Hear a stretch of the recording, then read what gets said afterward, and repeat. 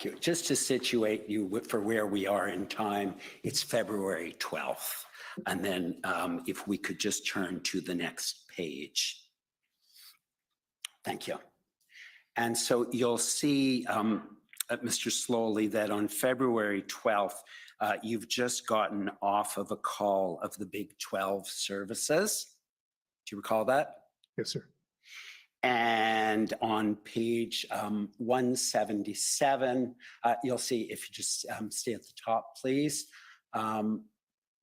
You raised a concern with the OPP that OPS was being compared to Toronto and the suggestion that OPS wasn't prepared, and you wanted to address that situation, and Commissioner Carrick asked that you go offline to have that discussion in a professional manner. You recall that? Yes, sir. And so you you raised concerns about the Toronto situation, and you also want to discuss the assertion that OPS was not prepared. And I want to read a passage just below Mr. Sloly and ask you to confirm whether that's accurate. And so if you can just scroll up a bit, please. Thank you. Chief, can't continue to compare Ottawa to Toronto. Also, we had a blind spot. Ottawa was not soft or something sold on civil disobedience. I'm not sure what that word is. Commissioner Carrick says, don't disagree with you, and then says, never any suggestion that the Toronto situation is like Ottawa. This situation was not caused by OPP. And if we could keep scrolling, please. The second bullet, you indicate to Commissioner Carrick, it sounds like Ottawa got caught off guard. We need a collective understanding of what we did good and bad. Want the message to be we didn't have the intel and couldn't prepare and have a message going forward. And then underneath that, Superintendent Morris says, Hendon report not perfect. This type of activity is novel. April 2020 saw messaging revaccination talk against, if we could continue please to the next page.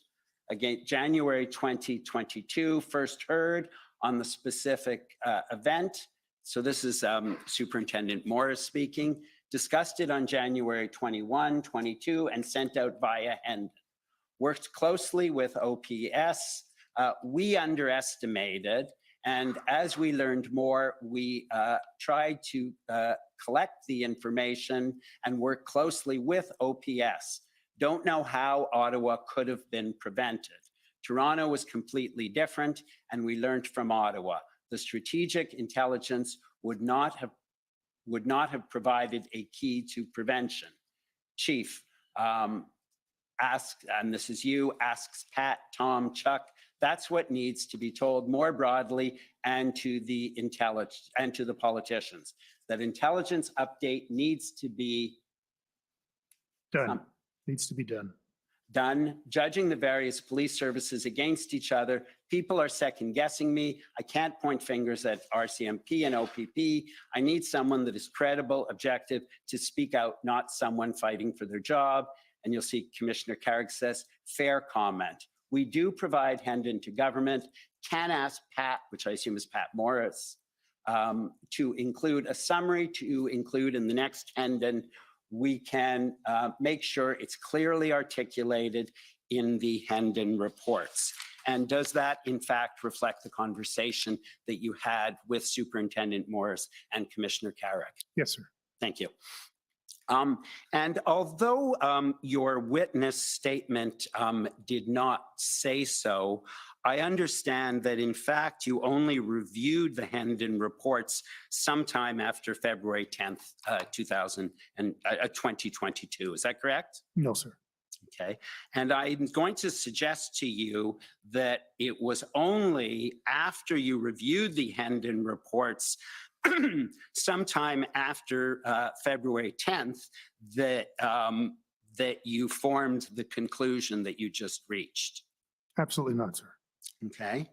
And I'm also going to suggest to you that none of the Hendon reports were ever forwarded by you to either Deputy Chief Bell or Deputy Chief Ferguson. My recollection is that I did, but I stand corrected if there's no actual evidence of that. Regardless, the discussions of the Hendon reports took place at literally every briefing. Right. I understand you couldn't find any record of that. And you read over the witness statement of Deputy Chief Bell. Yes, sir. Or Acting Chief Bell.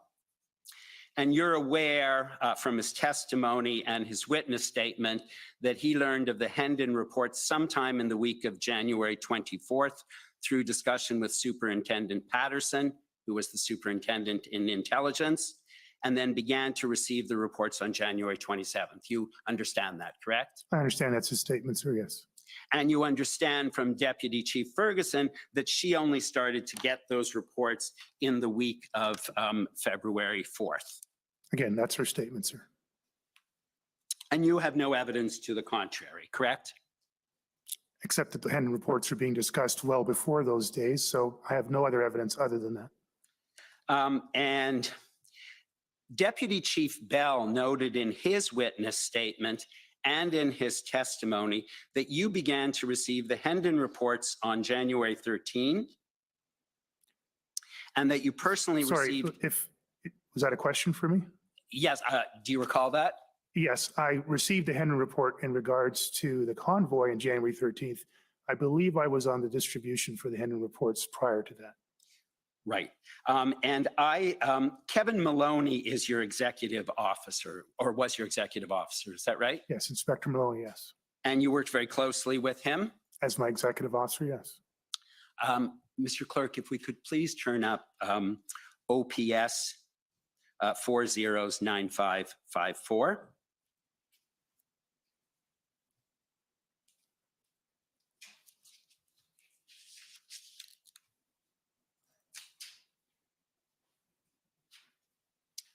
And if we could just scroll down to the bottom of the page, you'll see, is it Inspector or Superintendent Maloney? It's Inspector Maloney. Inspector. Inspector Maloney sends an email to Jamie Dunlop, to Superintendent Dunlop, and he says, hi, Jamie, there is apparently an Operation Hendon being run by OPP or RCMP. This is an intelligence-based operation that has apparently been producing daily briefings since the end of January. A couple of questions from the chief. Are you aware of this operation? Do we have an OPS representative? Is it integrated into our ICS model? Do we have copies of all briefing notes, especially from 5 and 9 February? The chief would like a copy of all briefing notes, past and going forward, sent to him and Christian Huneau. And so he made inquiries on your behalf about what the Hendon reports were. Yeah, no, I don't recall this email being asked to be sent. I do recall asking for, not specifically through my executive officer, but for all previous copies of Hendon reports. The rest of the bullet points, I'm not sure where they would have come from, but they were not my directions. Okay, so he sent this on his own. He may have been looking for background on his own. I don't know to what extent the inspector would have been briefed up on all these matters. So he says a couple of questions from the chief. You were the chief at the time, so I assumed he was talking on your behalf. I don't recall asking for these things in the way that they were asked for. He's tried to do his best to get that information, but I obviously knew all of those answers already. What I was looking for was all the copies of the Hendon reports. Okay, can we scroll up to the top, please? Thank you. And so Superintendent Dunlop replies, hi, Kevin, hope you are getting some rest. I am aware of Project Hendon. It's a provincial project of summary of intelligence across the province and national partners in regard to the convoy. I have not received any updates in the few days I've been assigned intelligence as it related to this occupation. But we'll make sure to forward everyone to the chief, and through this email, we'll ensure Inspector Bryden sends directly from source and not through the chain of command that may delay sharing. I personally have not received most of them. I started to receive them in November from Robert Drummond, and I note the chief is on the mailing list. I have a gap through the month of December and January, as I'm not directly in Intel, but started to receive a few from Mark in February. I'll forward those now. I asked Ken Bryden to have all reports forwarded to you dating from the first one. And you are, in fact, copied on that email, correct? Yes, sir. And so we heard from the OPP witnesses, and specifically Superintendent Morris, that he found it very odd that they were getting requests from your office for copies of the Hendon report when they had gone directly to you from January 13th onward. You heard that testimony. And I can understand why. My request was to my own folks to get past copies of the Hendon reports. Technically, we should have been able to get them from our own intelligence directorate, as you can see by the email from Mr. Dunlop. For some reason, my staff weren't able to get them from our own folks. And so I guess the request went on from there. I was not aware that we had sent a formal letter to Superintendent Morris for all these reports. We should have been able to get them from our own intelligence archives. But you had them. They all were sent to you. They were addressed to Sloly. Yes, sir. And I don't manage my email inbox. I have an EA that supports that. And for whatever combination of reasons, it wasn't available to my EA. And so a request went through to the intelligence directorate. And subsequent to that, for reasons I'm not fully aware of, it went over to Superintendent Morris. The point is, you're right. They were available inside the Ottawa Police Service, and my request was to the Ottawa Police Service, produce the Hendon report so I could start to have an archive of them and look through them myself. I'm not understanding how you needed an archive when every single one was addressed to you and in your inbox. I often deleted reports that I wasn't actually using anymore, and so I wouldn't have a complete access to them myself, and so I'd have to get assistance from my EA, sometimes from IT, to get past documents for a wide variety of issues. So your evidence is that you did receive them and you did read them at the time. No, actually, my evidence was I read most of them at the time in terms of line by line. Some of them I skimmed through, and some of them I would have forwarded on to different people for actioning items. And if I suggested to you that not only did you have them, they were unopened in your inbox, what would your response be to that? It is possible that some of them were unopened, depending on the day and how much I had going on. I might not have been able to read everything that came into my inbox. And so when your executive officer, Inspector Maloney, sent that request to the OPP, he did so without your authority. No, he has my authority to do a wide variety of things, including extending to seek information in order to accomplish his purpose. I don't give him directions and details on every aspect of what he does as the executive officer. I'm going to suggest to you, Mr. Sloly, that once you receive that email, this one here, you at some point decided that you could blame Deputy Chief Bell at the time for not planning for this event. That is absolutely incorrect, sir. And I really take offense to that notion. Thank you. Okay. If we could please turn up OPS 409565.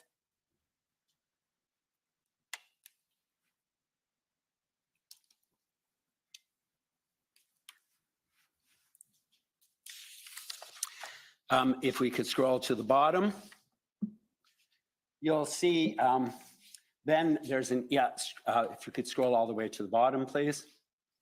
Just go up, I'm sorry. Okay, so you'll see above that email, the next email in the chain, which we just saw. And then if we can go above that, you'll then see Superintendent Patterson, and you're copied on that. Says, thanks, Jamie. Further to that, all of the Hendon reports were submitted to DC Bell for the intelligence briefings that were provided on a daily basis.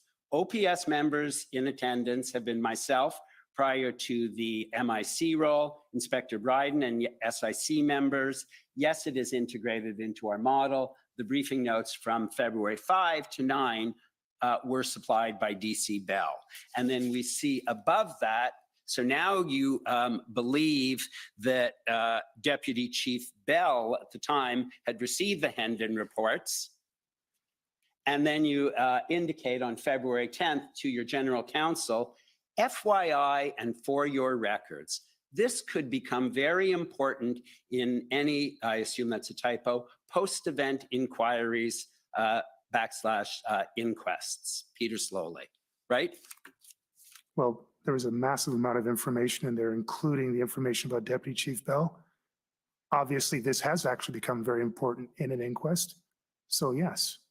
And so even though the OPP found it odd that your office was specifically making inquiries about what these Hendon reports were, and even though Deputy Chief Bell's evidence, which was not contradicted, was that he only began to receive them at the end of January, you're now saying this could become important. And could it become important, Mr. Sloly, because it will indicate that you received the Hendon reports or that Deputy Chief Bell received the Hendon reports? It's important, sir, because it provides a history of what the Ottawa Police Service received the Hendon reports and what they did with them in totality. Okay. And so you don't have any response, I take it, to Superintendent Morris, who was really quite puzzled by why you were asking for Hendon reports. I could appreciate why Superintendent Morris from the OPP would be puzzled about it. I want to talk about Deputy Chief Ferguson and Deputy Chief Bell at the time. And you've testified on Friday that there was a period of time when you lost confidence in your two deputies. No, I testified that the trust factor had taken a hit, but that I had not lost confidence in my two deputies. If I had lost confidence in my two deputies, I would have taken a much more firm and direct course of action. Okay. And so you lost trust, and that must have been very hard. I lost some level of trust, sir. Thank you. And that must have been very hard for you. I think that's hard for anybody, sir. And you decided that because you couldn't trust them, you needed to do certain things yourself. Again, just to correct, it wasn't because I could not trust them, meaning I had zero trust. But yes, I would have to then take some course of action to deal with that until efforts were made on all parties to rebuild that trust. And I stated that efforts were made. Thank you. And you also didn't trust Superintendent Dunlop as the event commander that they had chosen. No, Superintendent Dunlop was still part of a review that was going on for the Panda Games events, and it would not have been fair for him to be in that position until that review was completed. And so several of your most senior officers you had trust issues with. I had a momentary trust issue with Deputy Chiefs Bell and Ferguson as a result of the decision to put Superintendent Dunlop into the position of event commander without letting me know about it. And Superintendent Rayom, you told us, had been replaced as event commander by Superintendent Dunlop. And you indicated you were very angry about that, and you spoke to Deputy Sorry, Chief Bell. I did not indicate any such thing about my emotions, sir. No. Okay. You were not pleased with that decision. I was concerned because I was not made aware of the decision. And you spoke to Deputy Chief Bell and Ferguson about it. Yes, sir. And then you consulted with them about who should replace Superintendent Dunlop, because you said you didn't want him in the position. Because it wasn't suitable for him to be in the position, given that he was still under review. Yes, sir. But you did not suggest putting Superintendent Rayom back in as the event commander. I asked them for their opinions. His name was not offered back to me. Okay. So there's another one of your superintendents that you may have had some trust issues No, sir, with that's as well? not at all correct. Commissioner, thank you. My friend, Mr. Mijakowski, has more than one occasion this morning not stated the witness's evidence correctly, and I would be grateful if my friend could listen more closely and not suggest that the evidence is something other than it is. I'm doing the best I can. If I have misstated a word, please correct me. You've actually repeatedly misstated the words, so I appreciate Okay, well, it. wait. I'm going to have to interrupt. I think you should be very careful. You have on a couple of occasions done it. It happens, but please be cautious. I will, and I'm not doing it intentionally, but there's a lot of information, and if I've gotten something wrong and I haven't picked up on it, please do correct I certainly feel your pain. There's a lot of information. You've also, I believe, told us about not wanting to give too much information to the board because you didn't entirely trust them to keep things confidential. Again, that's incorrect, sir. That's not what you said? That's not what I said. You had concerns about sharing certain information because of confidentiality. There were instances where the board was documented board members were documented in terms of leaking information service information, board information that includes in-camera information. And we've also heard evidence about your perception that there wasn't political support to get the resources to you and that they wanted to see you fail. I've talked about the concerns that I had from comments and actions by various levels of government. Yes, sir. And Superintendent Party, you'll recall from the OPP, testified that you told him there were people in the ministry who wanted you to fail and that you had sources telling you that. I'm sorry, can you repeat that, please, sir? Superintendent Party from the OPP testified that there were people that you said at a meeting he was at that there were people in the ministry who wanted you to fail and that you had sources telling you that. It's not exactly right, but I was aware from people in the ministry that had made those suggestions over the course of my tenure as chief of police. And you expressed that to Superintendent Party, correct? That's correct, sir. And so I take it from that that there were also people you could not trust in the ministry. No, sir. That's not correct.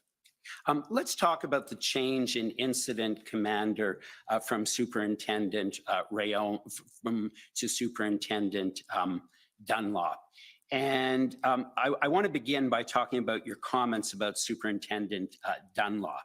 What I understood you to say on Friday, and perhaps I've written it down incorrectly, was you did not want him in the position because he had been the incident commander in the Panda game. No, sir. He was not the incident commander in the Panda game, but he was the superintendent overseeing, actually the acting deputy chief overseeing the area that was responsible for event planning and the event plan implementation on the day of the Panda game in 2021. My understanding was that you referred to him as the incident commander or the event commander, and so I've got that wrong.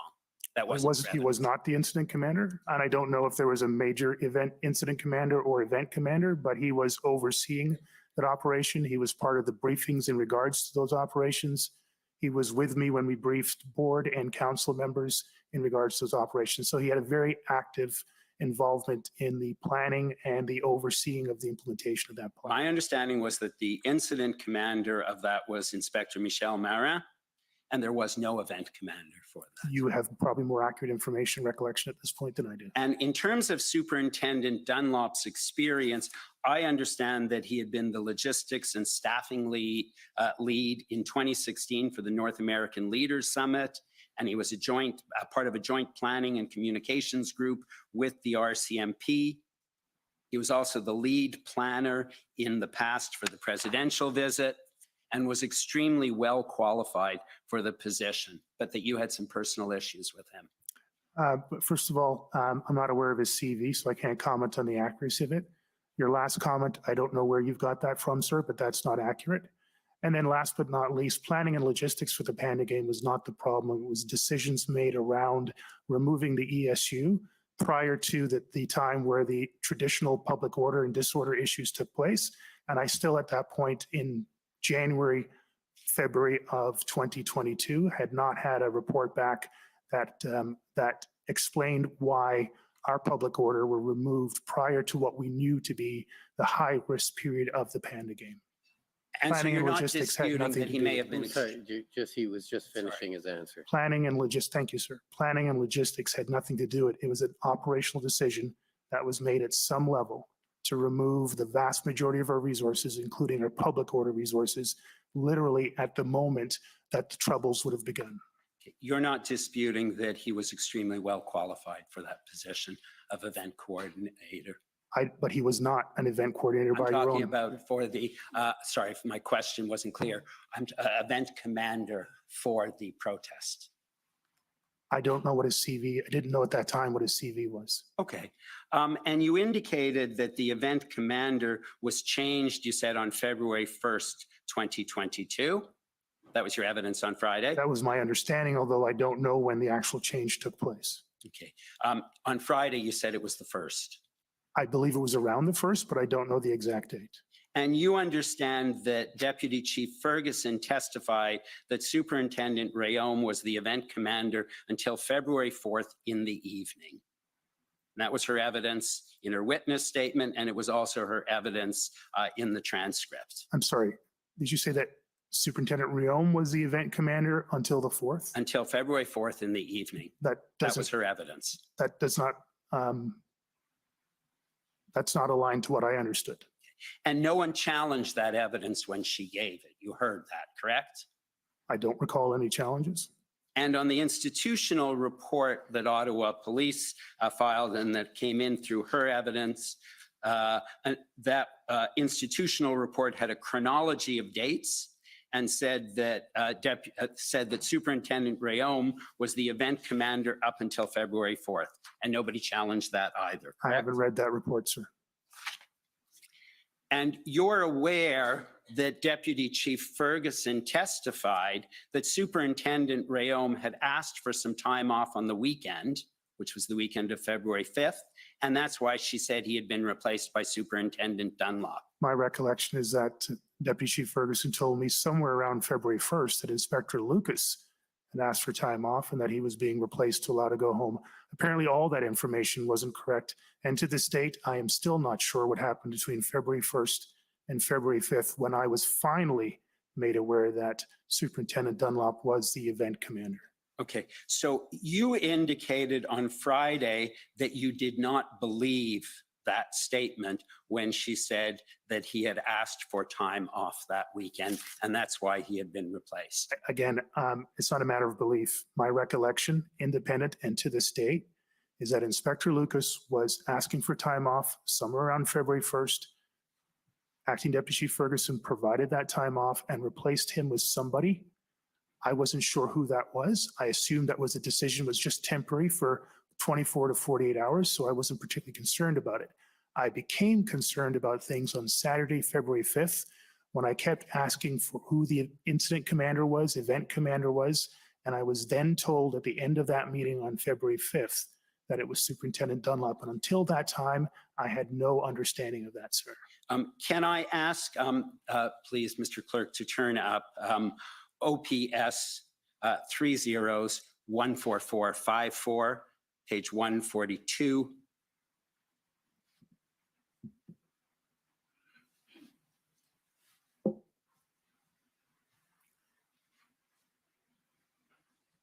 At the top of the page, you'll see Chris Rayom was the commander. Chris Sorry, Rayom, whose notes are these? Sorry. these are the same notes that we looked at before, Ms. Yuno's notes. Okay. And what's the date for this? February 10th. Chris Rayom was the commander. Chris Rayom, he needs time off. He needed time off. Decision to ask Jamie be there on Friday. Friday would be February 4th. On Saturday, Superintendent Rayom asked if Jamie, that would be Jamie Dunlop, should just stay in there. Decision to just keep. Thank you. I have no idea what the context of this telephone call that Ms. Yuno had with Deputy Chief Bell on February 10th. So that does not, those are not notes that she was taking on my behalf. Those are notes she was taking on her behalf, and I have no understanding of the context of this. And if that is correct, then what that would mean. Well, it's not correct, sir, from my understanding. If that was It's not correct, correct from my understanding. if I could ask my question, please.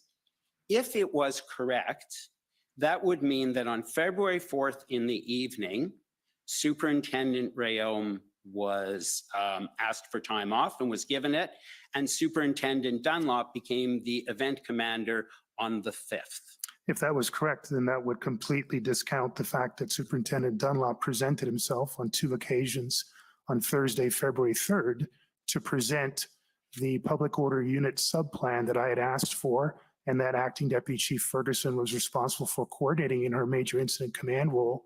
And so none of this makes sense, sir. Okay, and what also doesn't make sense, if we could please turn up OPS 30-14484, page 10.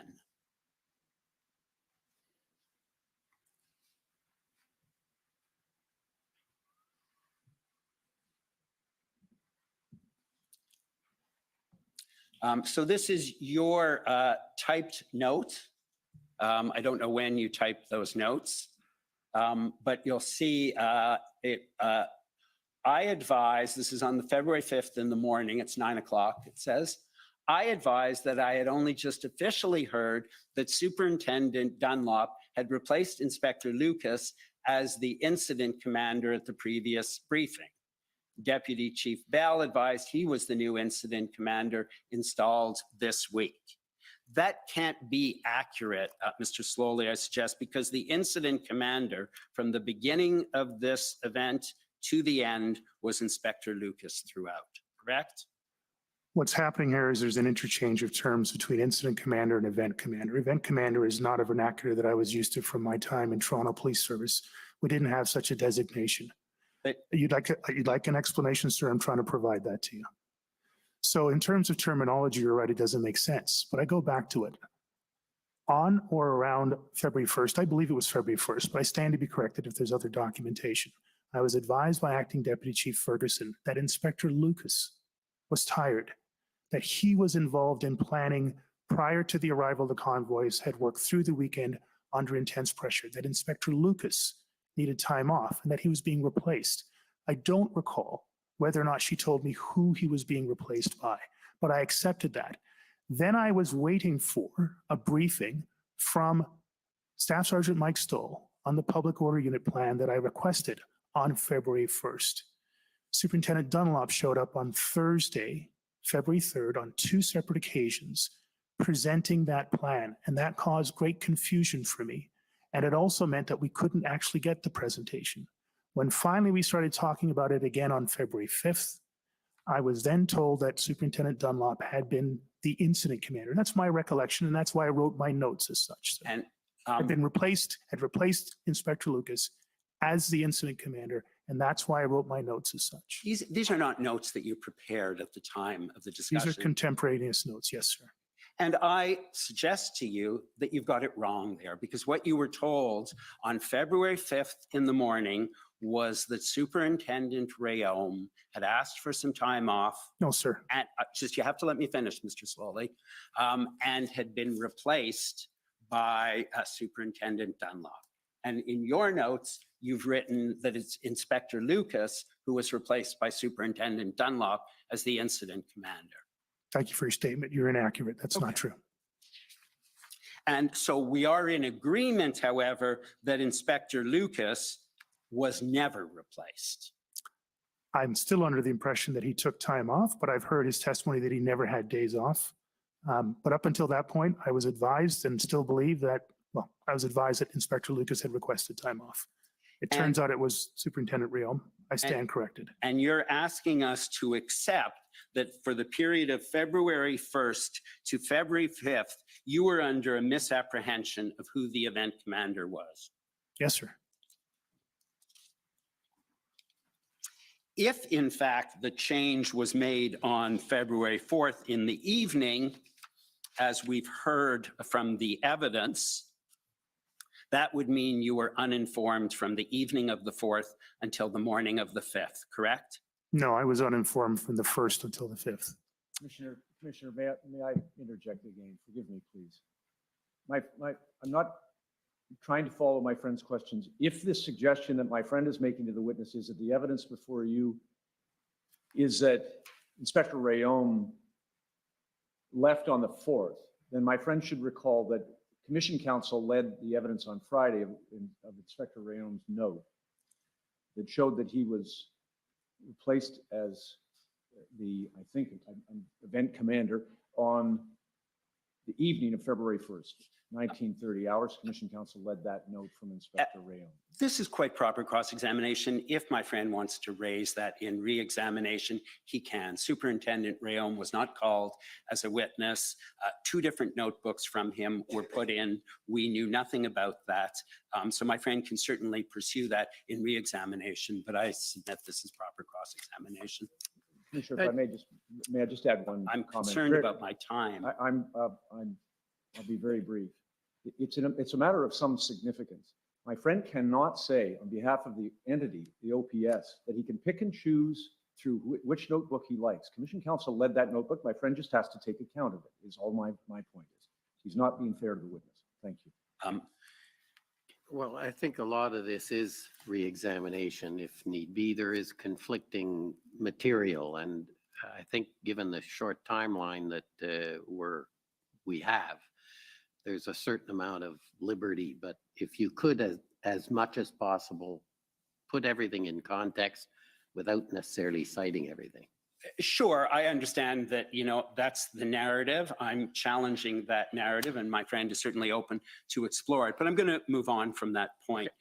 You would agree with me that as the major incident commander, Deputy Chief Ferguson operates at a strategic level, For the most part, sir, yes. and below her would be Inspector Lucas at the operational level. No, below her would be the event commander.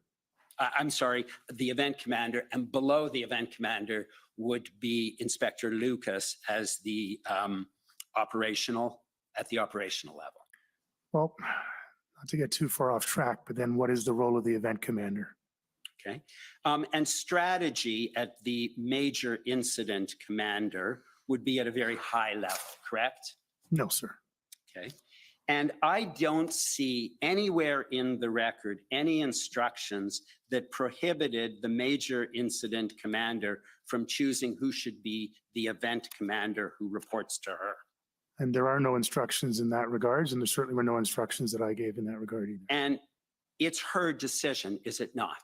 Yes, but as a strategy level contact and the direct contact to me, that I would expect such decisions would be communicated to me with an explanation that I could understand in a timely manner. And when you raised it with her on the 5th, you in fact told her that it was her decision to either keep Superintendent Dunlop in that role if she wanted to. Yes, and she'd be accountable for it, given that I had raised my concerns, yes. Sir. So obviously she had that right to make a decision as to who she wanted as the event commander. Yes, sir, and I retain the right of Chief of Police to make a decision if I felt that it was going in the wrong direction. But you also warned her that she'd be accountable for the decision to put Superintendent Dunlop into that position. I explicitly did so because it was such an important decision to make, yes, sir, but it's implicit in everything. And you would agree with me that it's somewhat of a threat that if things go wrong, you'll be blamed. Not at all. It's not a threat at all. It's simply stating the facts. This is an important decision making. We've just had an important discussion. We are in a significant public safety crisis. Decisions of this level are incredibly important. It's your decision, but you'll be accountable for it. Yes, sir. And that was on February 5th. And at February 5th, just in terms of what was going on the ground, things were not going well in the city of Ottawa. Fair? We were still struggling to retain control, yes. Right. And you were facing really unrelenting criticism in the media and on social media because people didn't understand what the Ottawa police were doing. The Ottawa Police Service was facing unrelenting criticism, and yes, as Chief of Police, that would come with the title. And that was very intense pressure on you, was it not? Intense pressure on everyone, yes, sir, and it was intense on me. And what Deputy Chief Ferguson confirmed with you was that in deciding who to replace Superintendent Rayom with, she had consulted with her colleague, who was the Deputy Chief and was experienced in the Deputy Chief role. And you were suspicious of Deputy Chief Bell for having had a conversation with Deputy Chief Ferguson about his thoughts on the skill set required to be the event commander. Sorry, you just lost me there. I'm not quite sure what you're asking or asserting. Sorry if my question had multiple parts. I'll try to break it up. Deputy Chief, you indicated that you you did not support the decision she had made to choose Superintendent Dunlop, correct? My first concern was that I wasn't advised about it. Then I raised the concern that he might not be appropriate because he's still under a review. And you also, she told you, as did Deputy Chief Bell, that he had consulted with her and suggested Superintendent Dunlop. And you weren't happy about Deputy Chief Bell giving his opinion to Deputy Chief Ferguson. No, quite the opposite. I was clear once I understood that it was Deputy Chief Bell's suggestion or recommendation to Acting Deputy Chief Ferguson. I turned to Acting Deputy Chief Ferguson and said, "You're the major incident commander. Whoever made the suggestion is irrelevant. You've made that decision. It's on you to communicate that to me." And she doesn't have the ability to consult with her colleague who's been in the deputy chief role to say, hey, what do you know about I never said Superintendent anything to that Dunlop's skill You set? just try not talk over them, and if you could try and tighten your questions a bit. I had no issues whatsoever with Acting Deputy Chief Ferguson consulting with Deputy Chief Bell on that occasion or any other occasion. In fact, I encouraged it repeatedly. And I suggest that on February 9th, so a couple days later now, you were pretty concerned that you would lose your job and be blamed for what had happened. Absolutely not, sir. Okay. And what you were looking for was to blame somebody else. Absolutely not, sir. Okay. If we could please turn up OPS 14454, page 131.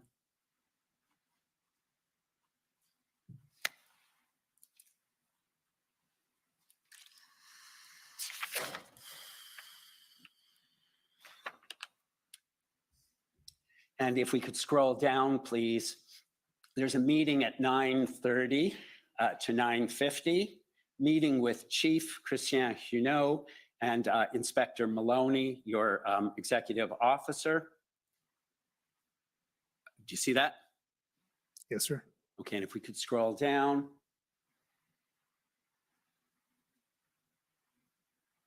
And so you'll see at the bottom of the page, sorry, just go up a bit.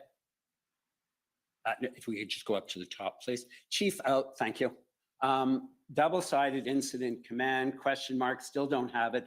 Chief outlines concerns over last week in the event he is shipped out. I'm sorry, I don't see that. Double-sided incident command, still don't have it. Chief outlines concerns over last week in the event he is shipped out. That indicates a concern you expressed again about this incident of Superintendent Dunlop. Again, not sure what double-sided incident command question mark is. That's clearly the scribe. I guess this is Christiane Huneau herself. Not quite sure what the point was. So that's an indication of some confusion on my scribe. Still don't have it. I don't know what that refers to. Chief outlines concerns over last week. That's definitely how the meeting started. In the event, he is shipped out. Again, that's her interpretation of what's being said. I can't speak to that. And by February 14th, I would suggest things were looking very bad for you in terms of media coverage and what was happening with the OPP and the RCMP. I'm sorry, have we left this meeting now? We have. Okay, thank you. What was your question?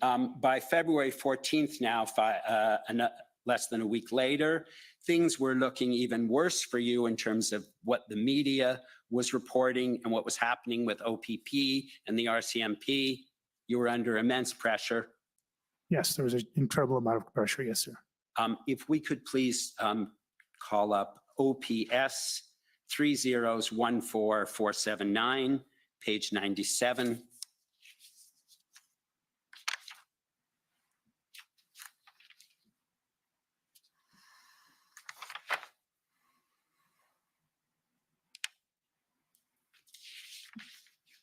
And if we could just go to the bottom of that page, please. So these are Deputy Chief Ferguson's notes. Advised, Chief is looking for emails to support we purposely left him out of the information loop on the demo coming. You can go up to the next page and then it ends. I'm sorry, I did not see what you're referring to before the page. I apologize. Advised, Chief is looking for emails to support we have purposely left him out of the information loop on the demo coming. Yeah, and again, if these are Acting Deputy Chief Ferguson's notes, I think I said several times on Friday, I can't understand why she was writing these things and what was in her mind, but if that's her interpretation, that is her interpretation. That certainly wasn't my intention at all. She said you were looking for emails to say that people intentionally left you out. I can see what she wrote. I certainly never gave those directions. I never sought emails for that purpose. I completely deny that assertion, as I have before and will continue to do so. And thank you. You can take that down or you can keep it up for a moment. I may go back to it. Thank you. You indicated that one of the concerns you had about Superintendent Dunlop taking over as event commander on Friday, you said, was he wasn't at the February 1st meeting you had with the POU, so perhaps he wasn't even up to date on everything. That certainly would have been a concern, yes, sir. And Superintendent Rayom wasn't at that February 1st meeting either, was he? No, he wasn't, sir. And neither was Inspector Lucas at the February 1st meeting. But they were assigned roles within the Major Incident Command structure and would have been properly briefed by all the members there. And I understand from Superintendent Dunlop's note that in fact he met with the POU group on the following day on February 2nd. You have no reason to disagree with that? I have no reason to know why he would have met with the POU group because he wasn't part of the incident command team. He was overseeing investigations. So that's confusing on its face. And I understand on February 3rd, the following day, there was a POU update that Superintendent Dunlop attended with you and the two deputies at 10:15 that morning, at which the three options were presented. Yes, and Commissioner, I just want to be clear. Superintendent Dunlop had no functional role in the incident command system on February 1st, 2nd, 3rd, 4th. I only became aware of his involvement on the 5th, the Saturday. My understanding on the February 1st meeting in Canada with the Public Order Unit officers was that I had invited the Major Incident Commander, Acting Deputy Chief Ferguson, the Incident Commander, Inspector Lucas, and the Public Order Commander, ESU Commander, Staff Sergeant Mike Stoll. There were a number of other people who were there who were within the Incident Command System, PLT members, external Public Order Unit commanders, everybody that should have been there was there, with the exception of Inspector Lucas, who said he could not be there.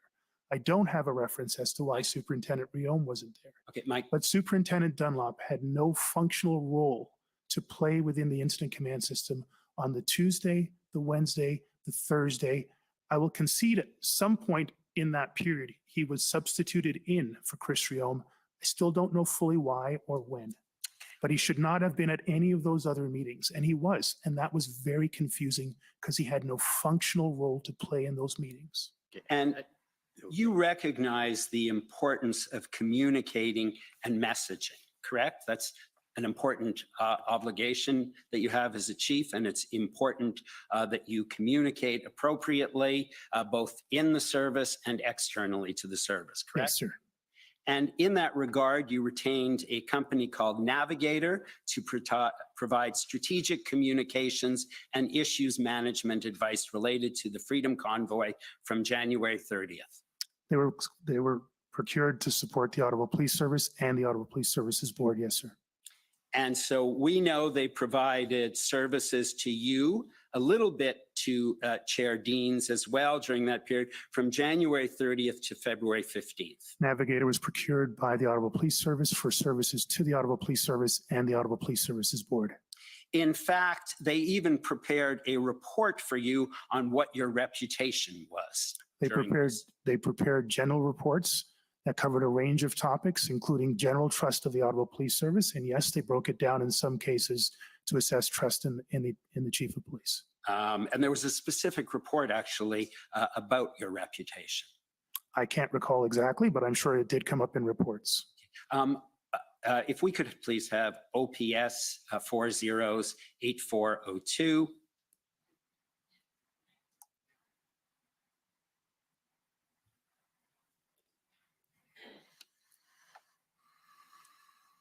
You'll see that is a reputation audit performed of relevant media, social media, and political commentary relating to Chief Sloly's reputation across local media, national media, and social media. You reviewed that report, I assume? I don't recall. There were lots of reports that came across my desk, sir. What you say and how you say things can be very important, correct? Yes, sir. And my understanding is OPS spent $185,000 on Navigator providing communication advice for the period of January 30th to February 15th Most of it related to meetings and with you, correct? That's not correct, sir. If we could please turn up OPS 30-14934.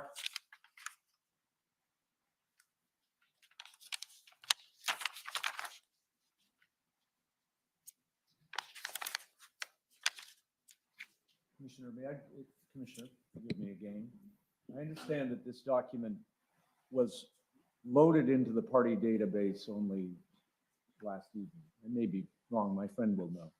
But it's a document, obviously, that we have first learned about minutes ago when our friends emailed to say they were going to put this document. It's, in my respectful submission, not appropriate to put to the witness for the first time in cross-examination.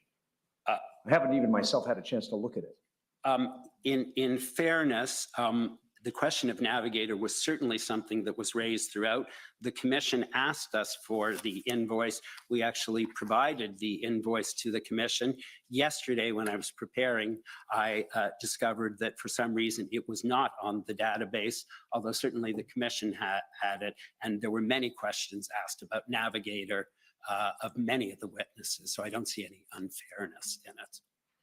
Well, I think let's see where it goes first and give him some time if he needs it.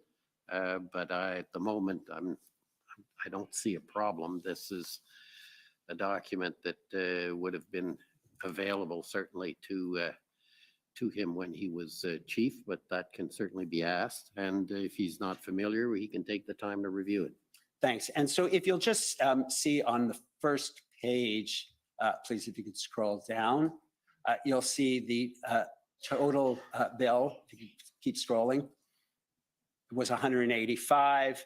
And you'll see from the invoice that it covers January 30th to February 15th. You heard Deputy Chief Bell say that he stopped using them when he became acting chief, interim chief, correct?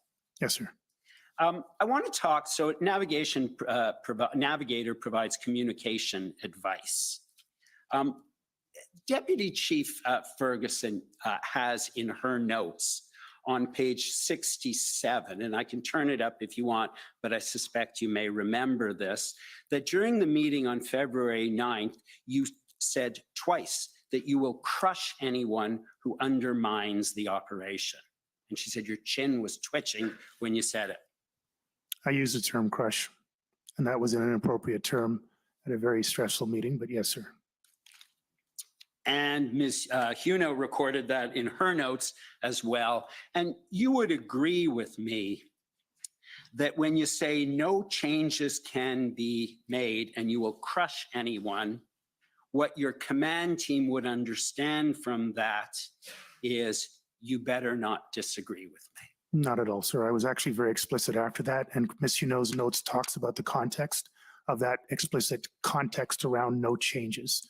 The notes are very clear. There's no changes to the strategic direction, the framework, the changing of major positions within the incident command team. It was not said as a blanket statement that there could not be any operational, tactical, or even strategic changes, but that we were to communicate carefully, we were to act as a committed and coordinated team and demonstrate that continuously going forward. In fact, what the notes say is no changes can be made to the command team unless you approve it. Which notes are you referring to, sir? Deputy Chief Ferguson. Well, I haven't seen it. You need to put that up on the screen, and I contest Deputy Chief Ferguson's interpretations of my comments on many occasions. Well, unfortunately, she seems to have taken her own interpretation and great liberties with those interpretations on a regular basis, and I've stated that in my evidence in chief. And Superintendent Abrams testified from the OPP. And you recall that the OPP had an inspector, Don Ferguson, who was working with the Ottawa Police. Sorry, you confused me. What question are you asking? Sure. I'm moving on. I'm asking you something else. We're talking about communication. You recall Superintendent Abrams testified?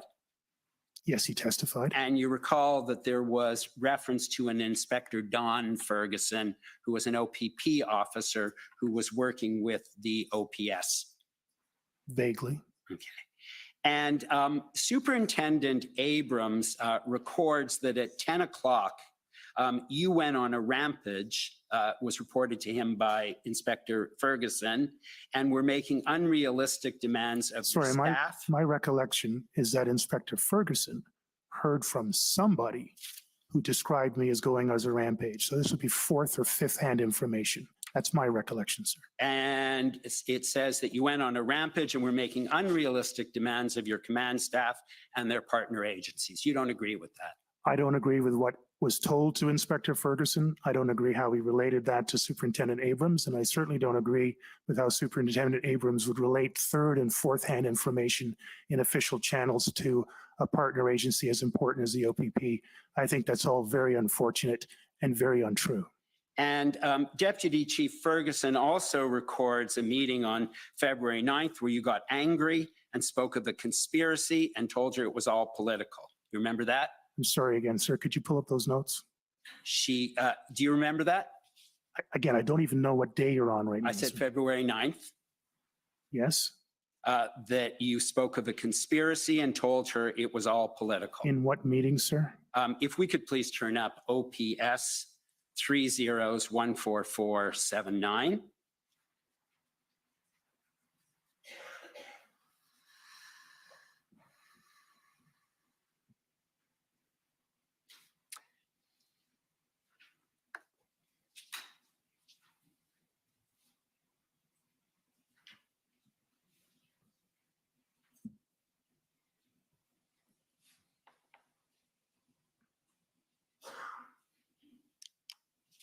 Oh, I'm sorry, I didn't give you the page.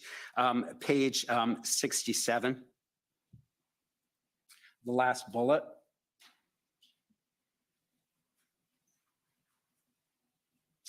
Or you can actually go above. Talked about the plan for briefing the embedded cell of planners and commanders. And if you could keep scrolling down, please. And he spoke of a type of a conspiracy that is happening at provincial and federal levels, and that this team is being handled by their political masters, and promoted the idea that they're not really there to help, advised that they were asking us not to bring the I advised that they were asking us not to bring the politics into our operations. He got angry and told me this was all political. Again, I'm sorry, but I'm just amazed at the amount of liberties that an acting deputy chief, a superintendent, relatively newly promoted superintendent, would take in terms of interpreting my intentions, but none of this is accurate.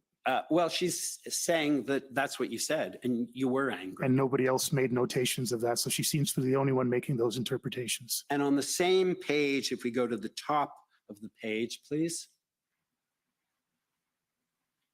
It said that morning, you called them all into the office after the morning briefing.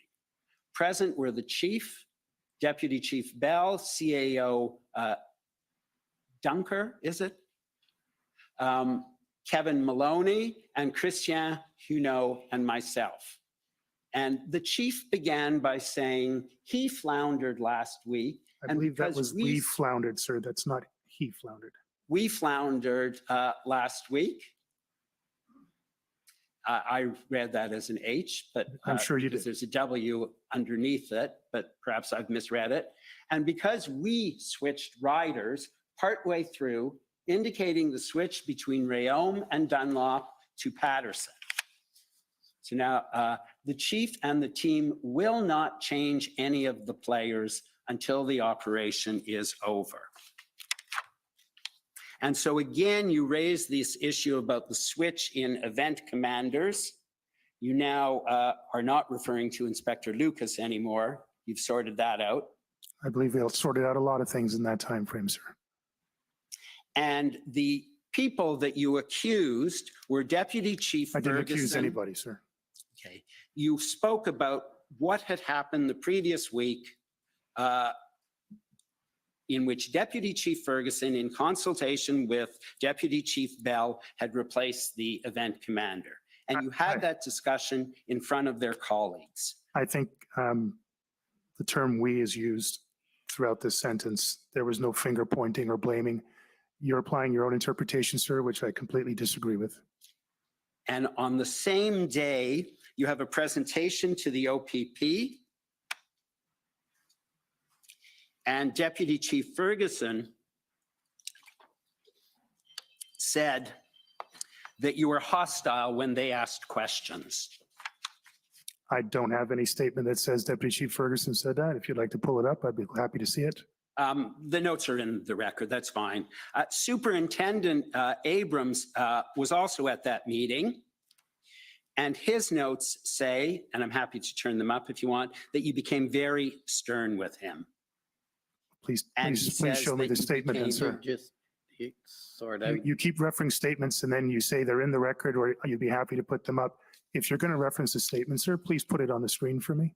Well, I'm trying to save time, but I need will, to see the turn- statements if you're going to question me about it. Just, please, let me control the proceeding. Sorry, Commissioner. So if you're going to reference a comment in the record, you should either ask him to confirm it. If he doesn't want to confirm it or deny it until he sees it, then you have to take it to him. But you can't, it's not useful to just say there is this in the record. I appreciate it, given the time constraints, I'm trying to do it, but I will call it up. It is OPP 400774.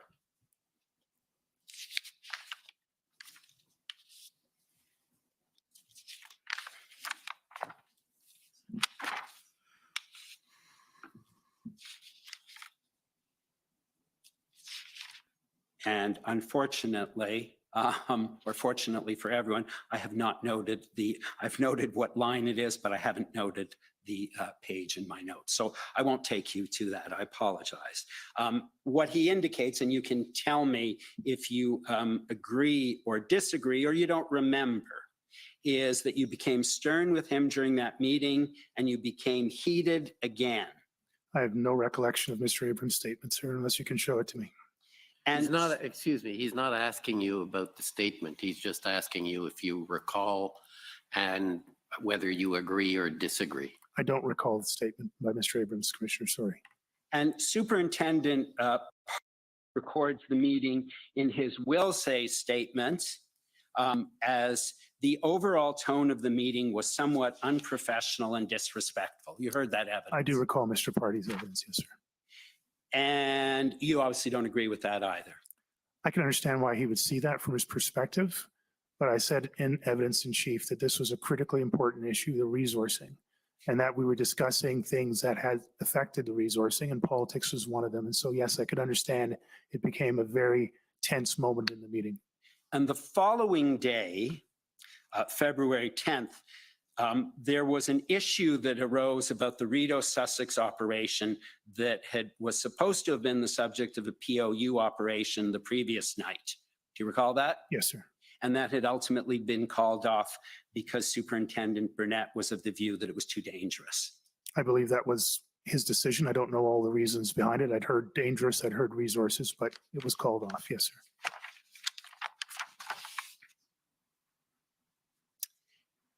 And if we could please turn up OPS 3014479, page 74.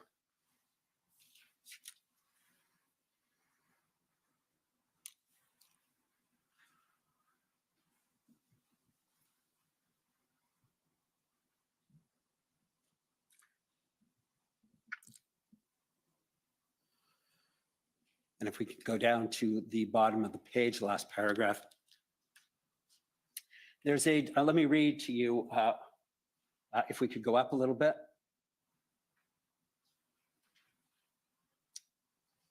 Okay.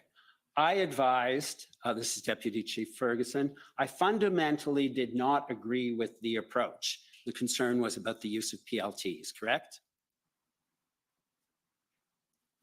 I don't know what she's referencing. I'll continue reading.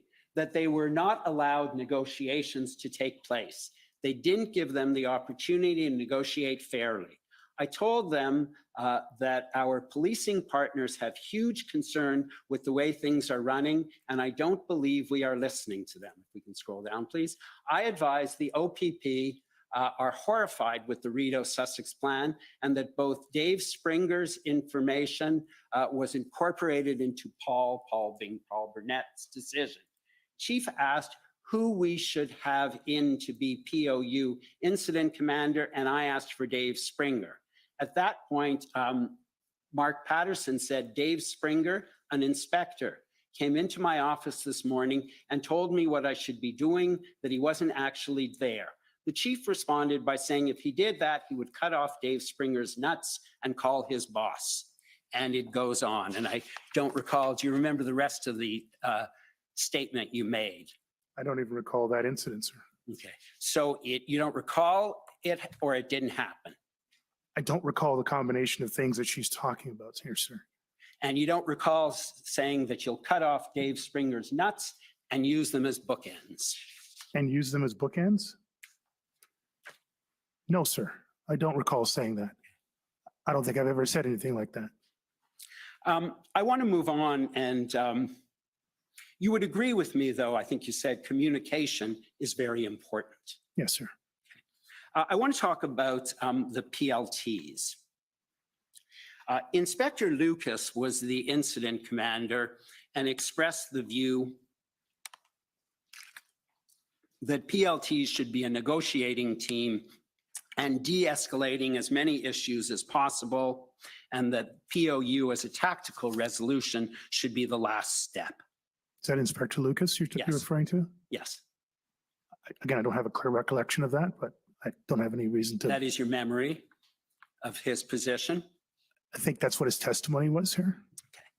And he explained in his witness statement that it was made clear to him after the first weekend that you interfered with his efforts to use the PLT to shrink the footprint of the protesters, and that both he and Superintendent Rayom, the event commander at the time, supported efforts to remove the protesters from the Rideau-Sussex intersection, and that it was made clear to him that Superintendent Rayom lacked the authority to do this and the chief's approval was needed. You remember that evidence? That was a lot of information there. I'll just be very clear, and I've said it again in my evidence. I never gave any direction in regards to PLT at any level, with the exception that PLT were critically important to all of our operations in this. I did everything I could repeatedly and demonstrably to support them, including bringing the PLT commanders to the February 1st meeting with POU. So I will say it again, sir, I have no idea where this narrative of I did not support, would not allow, and had to approve PLT actions. The only evidence I've heard so far is that someone assumes that that was my position. I gave no such direction at any time during my tenure as chief, and at no time during the entire events of the convoy. And Superintendent, so you disagree with Superintendent Lucas? Sorry, I disagree with the entire assertion that I had some position against the PLT and gave some direction that required my approval for any PLT related action. And you disagree because Superintendent Abrams was also very clear in his evidence on that point, so you disagree with that? Superintendent Abrams was very clear that he got his information third and fourth hand from sources that he never names as part of a rumor mongering mill. And Deputy Chief Ferguson also noted fundamental disagreements with you on the role of PLTs. And yet Deputy Chief Ferguson never points to any direction that I gave to that. If we could turn to OPS 405631, please.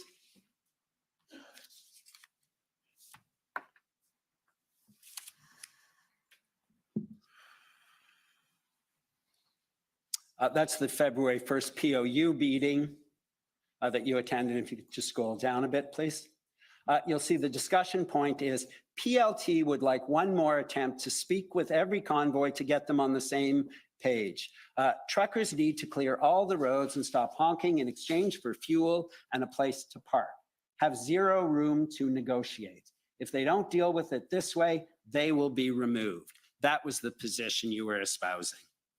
I'm sorry, sir, but this is a meeting with some 25 people in the room. There is absolutely no attribution to who said anything on this document other than meeting with the chief, and the chief wants something in writing within 72 hours.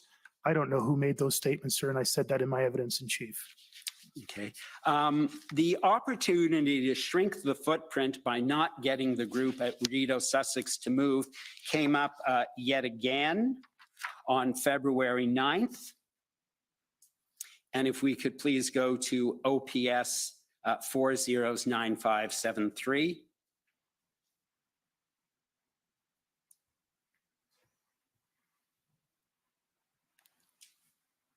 At page 2.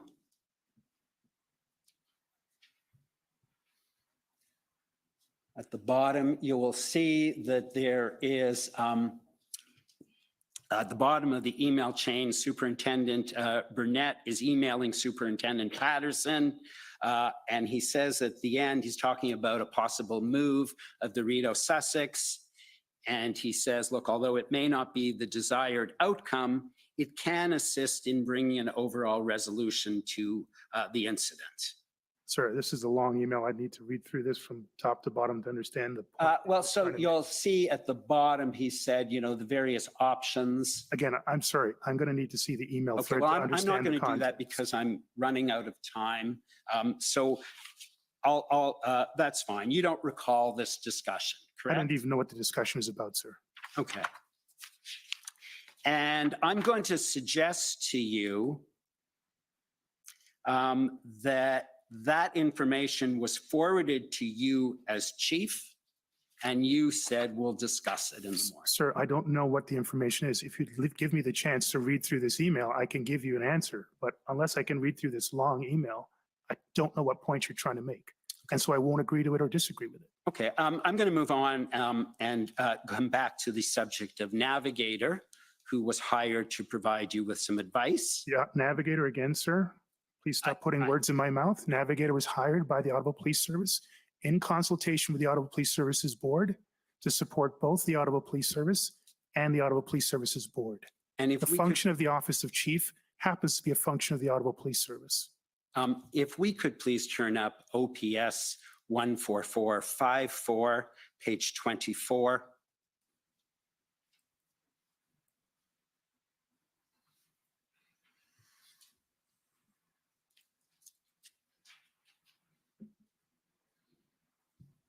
That's a meeting on February 2nd called Next Steps Meeting, OPS and Navigator. Present were Christian Huneau, the chief, John Steinbach, who is a communications person in OPS, He's the Executive Director of Strategy and Communications. Yes, sir. Aaron Kelly, Matthew Barrier, Jamie Watt, Amanda Galbraith. The last 4 names are from Navigator, correct? No, they're not, sir.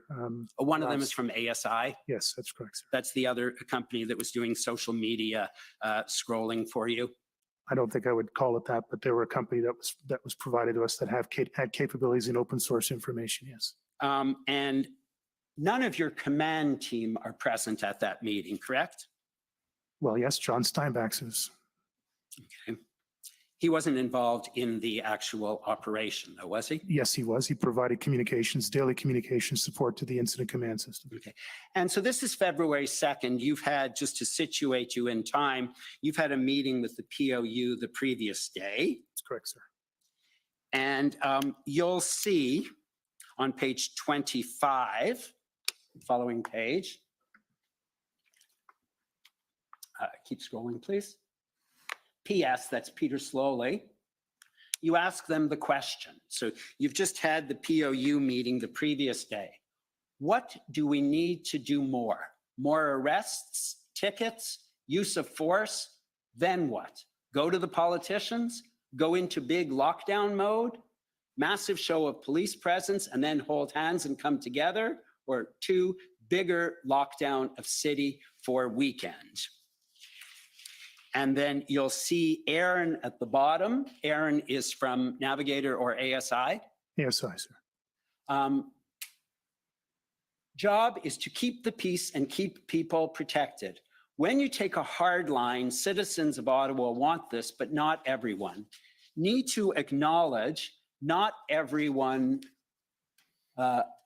represents or resonates as fringe group. This is a national problem, and Prime Minister needs to get us out of it. Jamie is also from Navigator. Jamie is, yes. People want to do our job. When does that begin and end? When is the chief's responsibility starts and end? And it then goes on, and then you'll see at the bottom, Aaron. Aaron is also from Navigator No, or again, ASI. Aaron is from ASI. We need to be honest, but the chief will lose the trust of people if the messaging exaggerated. And she then says, they need to go out and lay charges, but that may not be enough. Two-pronged approach. We'll lay charges and we'll do what we can. And secondly, but also recognizes it may not be enough. And I believe that it then goes on. Aaron says that you needed a communication strategy to show that this is beyond Ottawa. Do you remember that? Do you have that in the notes, sir? I don't have an Page independent record. 27. You'll see just at the top, we need a communication. If you scroll up, you'll see she says we need a communication strategy to show this is beyond Ottawa. That refresh your memory? I'm sorry, I'm just trying to find. Okay, thank you. Does that refresh your memory, that meeting? The notes refresh my memory, but, well, the notes are the notes. I don't have an independent recollection of it, but the notes are the notes. Page 29 is February 3rd. So that's the next day. And on page 30, again, it's another meeting with ASI and Navigator. Sorry, can you scroll back up again, please? Follow up again, Aaron, Jamie, Matthew, Chief, John, Amanda, and Christian, you know, correct? Yes, thank you. Page 30.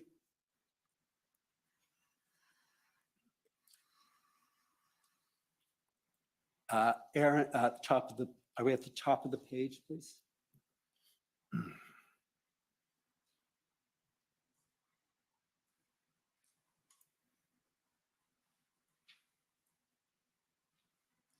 Let's just,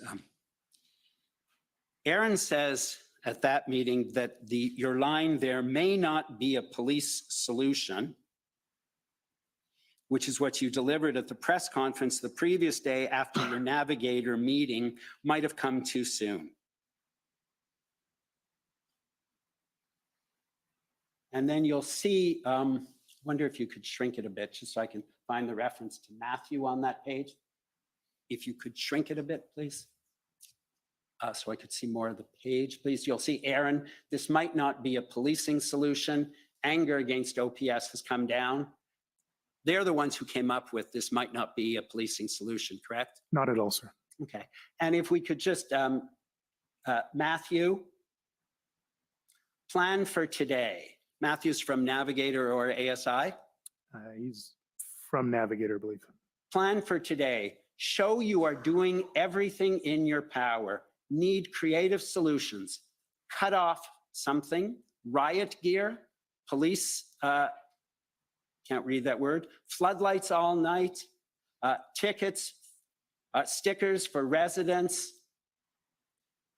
Tactics we are trying to do is that it looks like we are doing everything possible to resolve this.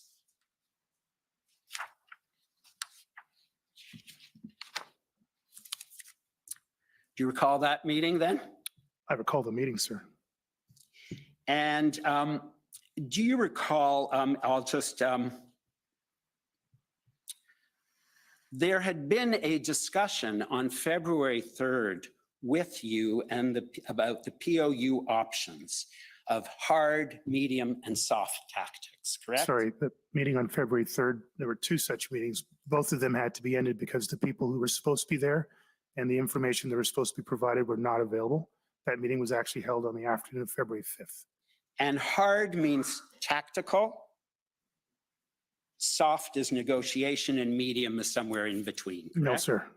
In any option, there will always be an effort of de-escalation, mediation, communication, engagement. OPS, if we could please turn up OPS 14479, page 32.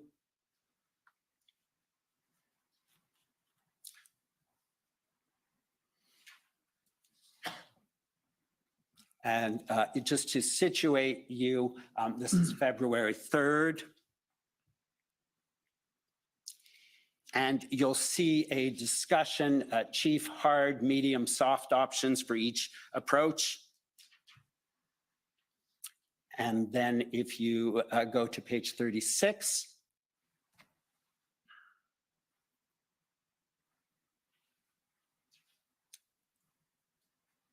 scroll down, please.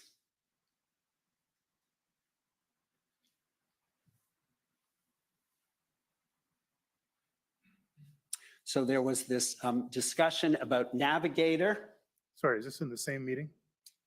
This is with respect to Navigator, But are we in the, I don't know what meeting we're in right now, sir. February 3rd. That's a date. What meeting are we in? February 3rd. You've just had a meeting with Navigator, and you've also had a meeting with Deputy Chief Ferguson and others. In fact, you told us you had two.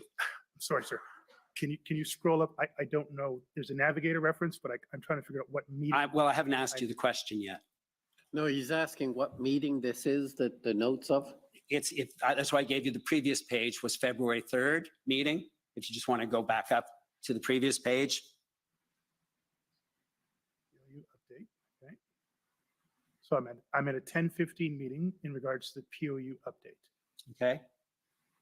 And then on page, the following page,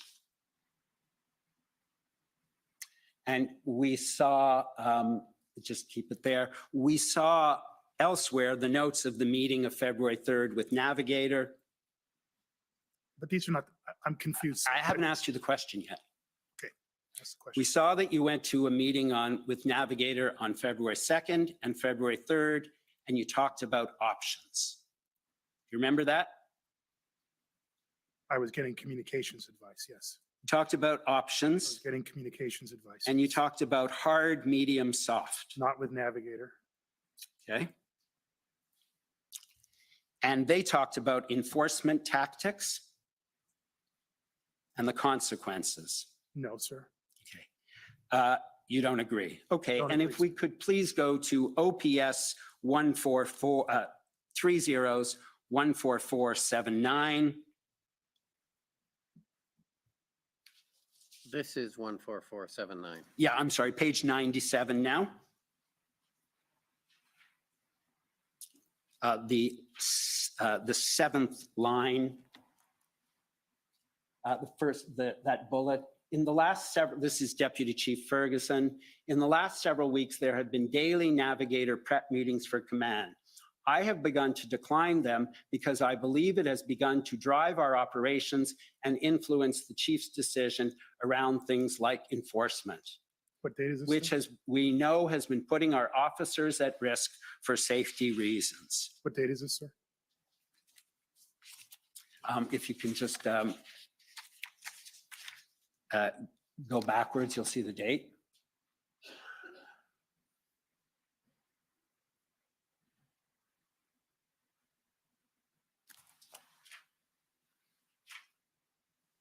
February 14th.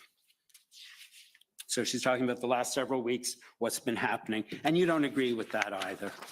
Well, what I'm concerned about is that my acting deputy chief in charge of, who's the major incident command, would have any reservations that weren't shared with me. I don't recall any time that acting deputy chief Ferguson came to me and shared those concerns, and that would have been an expectation of me, of her. And one of the messages we saw that you were getting from Navigator was the need to emphasize enforcement efforts of the police, to let them know that the police were not letting people break the law and get away with it. I think that was what we were hearing almost universally at that point, sir.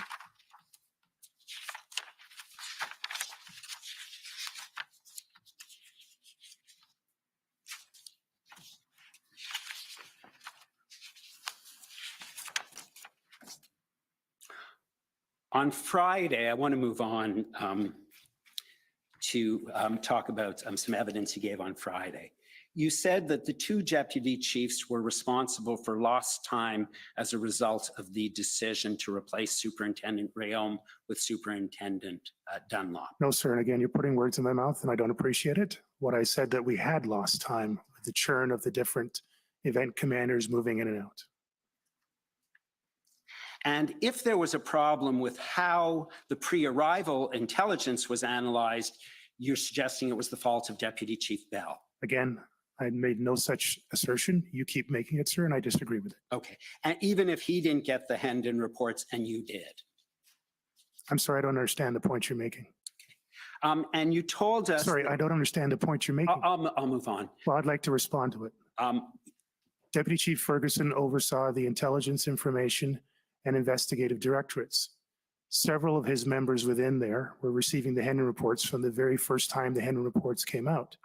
He was responsible and assigned to oversee the intelligence threat risk assessment that would inform all the operational plans going forward. Whether or not Deputy Chief Bell received reports is immaterial to me, as long as he had an understanding that intelligence was coming in from appropriate sources, was being reviewed appropriately, and provided in an appropriate timely manner to Acting Deputy Chief Ferguson for the operational plans. That was my only concern. And the Project Hydra plan was something actually that was Navigator and ASI came up with. Absolutely not, sir. So I should disregard that if that's what the notes say? There's a note around the naming of it. The plan itself is a concept of operations that I brought to the team that morning and laid it out in an 8-point structure, yes. And you said that if people on your command team had concerns about your Project Hydra plan, you would have expected them to raise it, correct? You recall saying that? In what meeting, sir? That's what you said on Friday. If anybody on your command team had concerns about your Project Hydra plan, you said you would have expected them to raise it. That was your evidence on Friday. About the 8-point structure, yes. And we had probably a 2-hour meeting, well, a 1-hour meeting to that function. Okay. And even though you had just said you would crush anyone who did not agree. Again, to be very clear, the notes that Christiane Huneau took talked about not disagreements with every aspect, but the overall structure, the removal of significant leadership within the incident command. It was not a blanket statement. And in fact, the entire meeting on the Friday, sorry, now I'm confused about the dates and times. The meeting where Hydra came up was the February 9th, I believe. Yes, February 9th, the morning was an open planning session with the incident command team, all of the executive team in the room, to get a roundtable effort to pull that plan to the highest level possible before the 12 o'clock meeting with the OPP and the RCMP. And if you didn't succeed in resolving the demonstration, it was because the ministry wanted you to fail and delayed in sending you resources. I'm sorry, what's the question? I'm asking if you agree with that. That was a statement. Are you asking me a question? Do you agree with that? No, I don't, sir, not at Okay. all. And if the OPP superintendent reported that he heard you tell your commanders to say they want to double the actual number of resources they needed, he misunderstood that. He misunderstood, and he also misrepresented it to his command staff. And if David White, the city solicitor, said that the police told him that there wasn't a public safety concern on January 3rd after his phone call with you, he's got that wrong too. I don't understand the context of what you just said, sir. Okay, well, you testified as on that on Friday. About You what, said sir? that did not reflect your view and he's got it wrong. Again, I'm just trying to get clarity. You keep jumping around dates, and I don't know what date you're on and what meeting I'm supposed to have said that thing. And so if we go to Sorry, OTT, I need to understand the point you were making around Mr. White. if we go to OTT 3029695,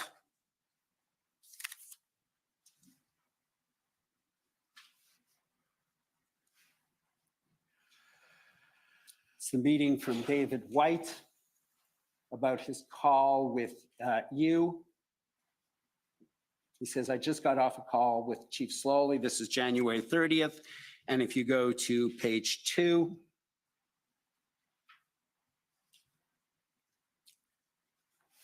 he talks about you were taken to this document, I believe, on Friday.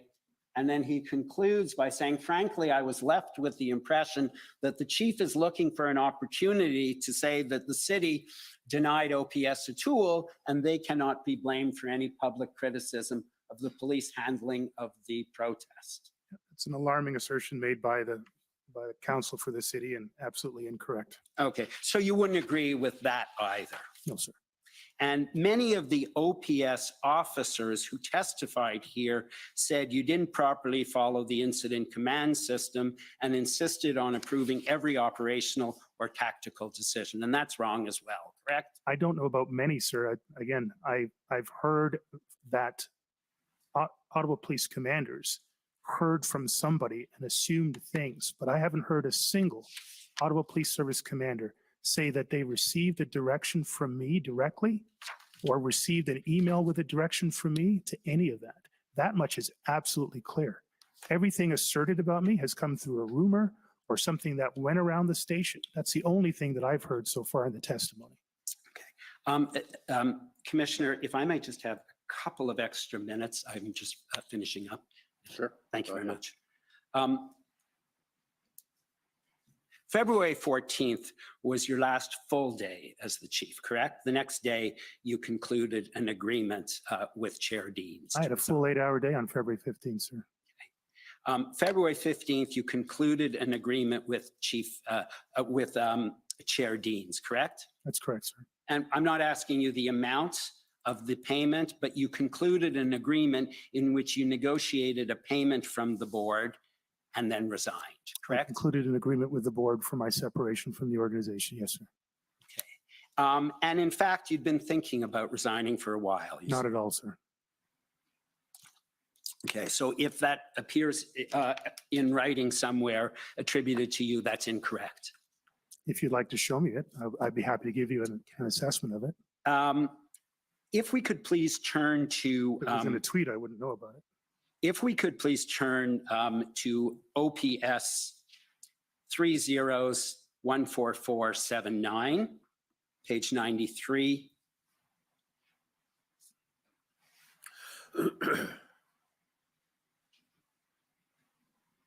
This you'll see is on February 14th, so the day before.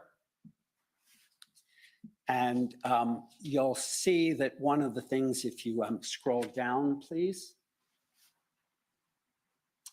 At 9 o'clock, command call. Chief finished with, we succeed as a team or we go down as one. Did you say that? I don't recall saying it, but that just sounds like a good old team kind of rah-rah talk. Stick together. Let's get through this together. And if we could please then go to OPS 14566, page 6. These are the scribe notes of Vicki Nelson, who was your scribe. And if we could please go to page 6. This is February 14th. If you could keep going down, please, the last 3 bullets. Thank you. This is you. OPS has a long-standing incident command system. We can do Canada vary, but then when there's something that's longer, the incident commanders don't have the base of level of expertise to draw on. When we get something we don't expect, we don't act well. At the onset, we didn't have core group of senior commanders who have the skill sets we needed, which caused me to go through the different levels of management. And if you could please go up to the next page. The third area to discuss, this is your discussion with Chair Deans. Some persons took the opportunity to use this for their personal agendas, which were not aligned to the mission and objectives. I can absolutely prove that significant changes were made to the command team, which was withheld from my knowledge for days, which caused us to miss opportunities. This includes acts by both DC Bell and Acting Deputy Chief Ferguson. Do I have evidence to prove it was deliberate misconduct? No, I don't have that evidence at this time, but it's all formally documented if needed. Cannot and will not blame on this entirely on these members, but it has affected the outcome. And so although you said if you succeed as a team, it's as a team effort, and if you fail, it's as a team effort. And I guess, Deputy Chief, Mr. Sloly, I apologize, you would say that I guess you failed as a leader then. So you're making a whole bunch of jumps around here. Sorry, you'd like me to answer your question or your assertion? No, please go ahead. Thank you so much. So every day in some way or the other, I made comments around team, and I used a variety of terms that are familiar to me. Yes, I would make that. I was asked a direct question by the chair of the Police Services Board if we encountered any problems, and I gave her a good answer, a full answer, and that answer is consistent with my evidence and my statements that I've produced and the interviews that I've had with Commission counsel.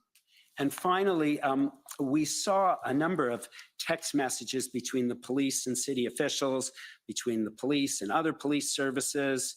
We've seen text messages from the OPP Commissioner Carrick with you. Those were provided by the OPP. You did not provide any text messages, correct? I'm not sure what was requested of disclosure. On May 26, 2022, a representative of OPS provided you with a USB stick of your records from your emails. And at that meeting, you returned your phone to her. Do you remember that? Sorry, Remember giving her back your OPS phone? who's the person? Sorry, you just got Do me. you confused. remember somebody bringing you a USB key and you with all of your emails? The Ottawa Police Service provided an amount of information to allow me to prepare for the commission. Yes, sir. At the time, you then returned your cell phone. Yes, that's correct, sir. Correct. And all of your texts had been wiped off. The phone had been wiped. Yes, sir. And so we don't have any of the texts that you exchange, except to the extent they've been produced by other parties. No, sir, that's actually not correct. I handed in my phone the day of my resignation to the IT services. I asked for it back after so I would have a time to communicate with people until I could get a new phone. And there are no text messages that we had provided. The IT department could have and should have secured whatever content was on that phone, sir. My understanding is they were wiped. No, they weren't, sir. When I handed in my phone, it was a complete phone. They had all my passwords. They had it for, I think, several days before I asked for it to come back to me. That was the opportunity for the Ottawa Police Service to retrieve any information on that phone. And as far as I know, they should have had all that in their archives anyway. Thank you very much, Mr. Sloly. I appreciate your answers. Thank you. Thank you, sir. Okay, thank you.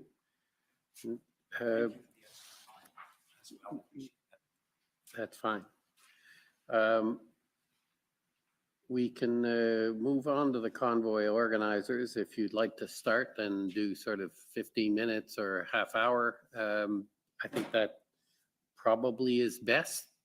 But if it is a problem, then we can take the morning break now.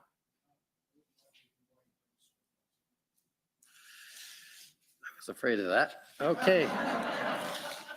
Shouldn't have given you the option. My problem. Okay. Well, we're going to take the morning break for 15 minutes and we'll come back with the convoy organizers then. The commission is in recess for 15 minutes. La commission est levée pour 15 minutes.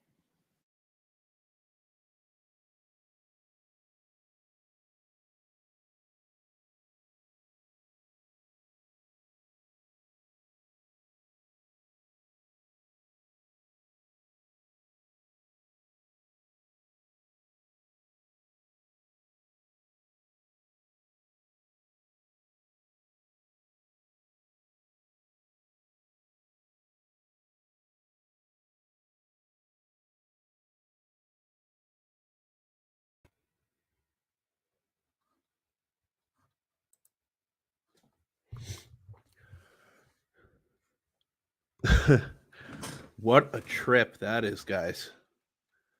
How's everyone doing today? Sloly's not looking too good right now. That's for sure. Joe Dolan says one thing we can agree on is mostly all of them are liars. Yeah, I think it's very fair that we can all agree on that. A couple things I was taken down there. So like Sloly says to one superintendent, I will crush anyone who does not agree with me. Then tells Springer that he'll chop his nuts off and use them as bookends. It's looking like, it's painting a very clear image of how divided this police force was. And, like, I was just thinking to myself, who was the extremist there? Because as far as I heard, you know, that was us. And it's clearly not being painted that way anymore.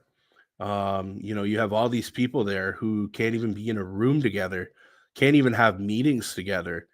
They have so many different issues with each other.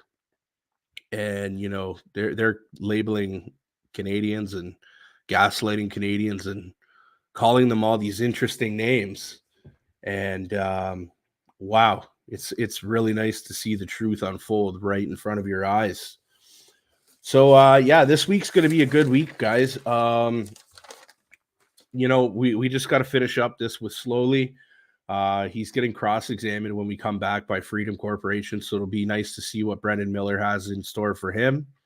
I would imagine, and we'll see what happens, but unfortunately, I have a suspicion that people like the Freedom Corporation, people like the JCCF, people like the CLA are not going to have as much time to cross-examine Chief Peter Sloly, which is not fair and very unfortunate. But we'll see. We'll have to take it as it comes and see what happens from there. So this week after this happens, Bridget Belton's going to be up there this week. Chris Barber's going to be up there this week. Pat King's going to be up there this week. Tom Marazzo's going to be up there this week. Keith Wilson's going to be up there. Tamara Leach is going to be up there. Jeremy McKenzie's going to be up there. Danny Bulford's going to be up there. James Bowder from Canada Unity is going to be up there. Steve, I don't know his last name, but that group that they call Farfada, and they were trying to make it look like they were this other extreme identity group, and I actually put in a little bit of research last night, and Farfada stands for leprechaun, and there's not too much that's extreme about them at all. They're just apparently another group of patriotic Canadians who went there to stand up for their rights. Carol says that Jeremy is in a Saskatchewan jail. Carol, you are right. Jeremy is in jail. Jeremy is going to be testifying, though. I can tell you that much. They're not going to. I don't think they're going to fly him to Ottawa and he'll be testifying. He'll be testifying via Zoom, I'm sure, and I'm sure it'll be a big orchestration. I'm sure they'll bring him out in his jumpsuit and shackles and put it all over Canada TV, because when you haven't actually done something wrong, demoralization is what the punishment is. Dragging you through the media is what the punishment is. Trying to make you into something you're not. Trying to instill fear into you, so when you do get out, you don't just jump back into speaking out. And I can't speak for Jeremy, but I don't think he's going to be someone that they'll be able to silence. He's got a fire burning in his heart. He's got a lot of passion, and he really cares about what's going on in this country. So I don't think that's going to shut him up whatsoever. Yeah, so looking forward to see what comes out of this. Just a quick review. What's happened so far. We've had all the police officers, these big wigs, except for, Commissioner Brenda Lucki, testify now. And there hasn't been any officer testify that states that we have met the threshold of the CSIS Act Section 2, which you need to meet one of the four different categories to enact the War Measures Act. And there's nothing even close. And you're seeing a lot of distraction going on right now where they're talking about everything else. But there's no reason that this should have happened. And that's a good thing. Even Justice Rouleau threw me through a surprise. When he keeps, you'll notice he's asked a couple times now, you know, did you guys have a plan that, after you cleared this protest, where could people go and protest? And we know there was no plan. They didn't do that. They failed to do that. And that's something that should have been done, for sure. Trisha Trudeau says to start protesting near the jail and show him support. I understand where your heart is with this, and I understand why you would want to do this, and I get it. Unfortunately, what happens is when things like this happen, they use it against the people, and they've already been trying to break Jeremy, which they won't do. He was already in a cell segregated because he wouldn't take the PCR testing. So, when you go out there and you start making a lot of noise, I can assure you that he feels the repercussions. And the only reason that I would suggest not doing that is because I remember when Morgan, his girlfriend, was in jail, Jeremy was asking other people to not go and protest there because it would hurt him. And I also recall when Jeremy was in jail last time that Alex was telling people, don't go and protest there. The lawyers gave them some information on why it's a bad idea and how it will only hurt them. So I don't think that's what they want done right now. So I just kind of respect, whatever course of action they plan on taking. But I do understand where your heart is, Trisha, and why you feel like you would want to do that. I just got to go for a bathroom break and grab myself a drink to watch the rest of the show. So you guys get yourself some popcorn, and the show goes on. And remember, Peter Sloly says he will crush you if you do not agree with what he says. All right, guys, we'll catch back up later. And Trisha, of course, you never thought of it that way. I wasn't, like I said, was definitely not trying to come at you. I know you would only have the sweetest intentions, but unfortunately, this is very real what's going on, and we can't give these people everything they want.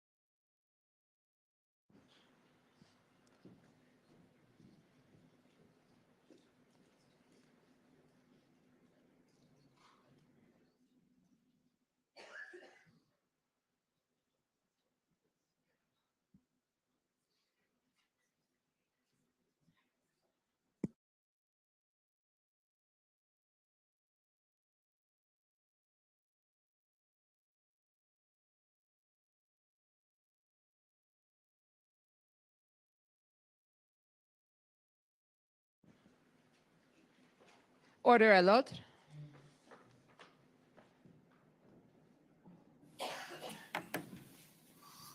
The commission is reconvened. La commission reprend.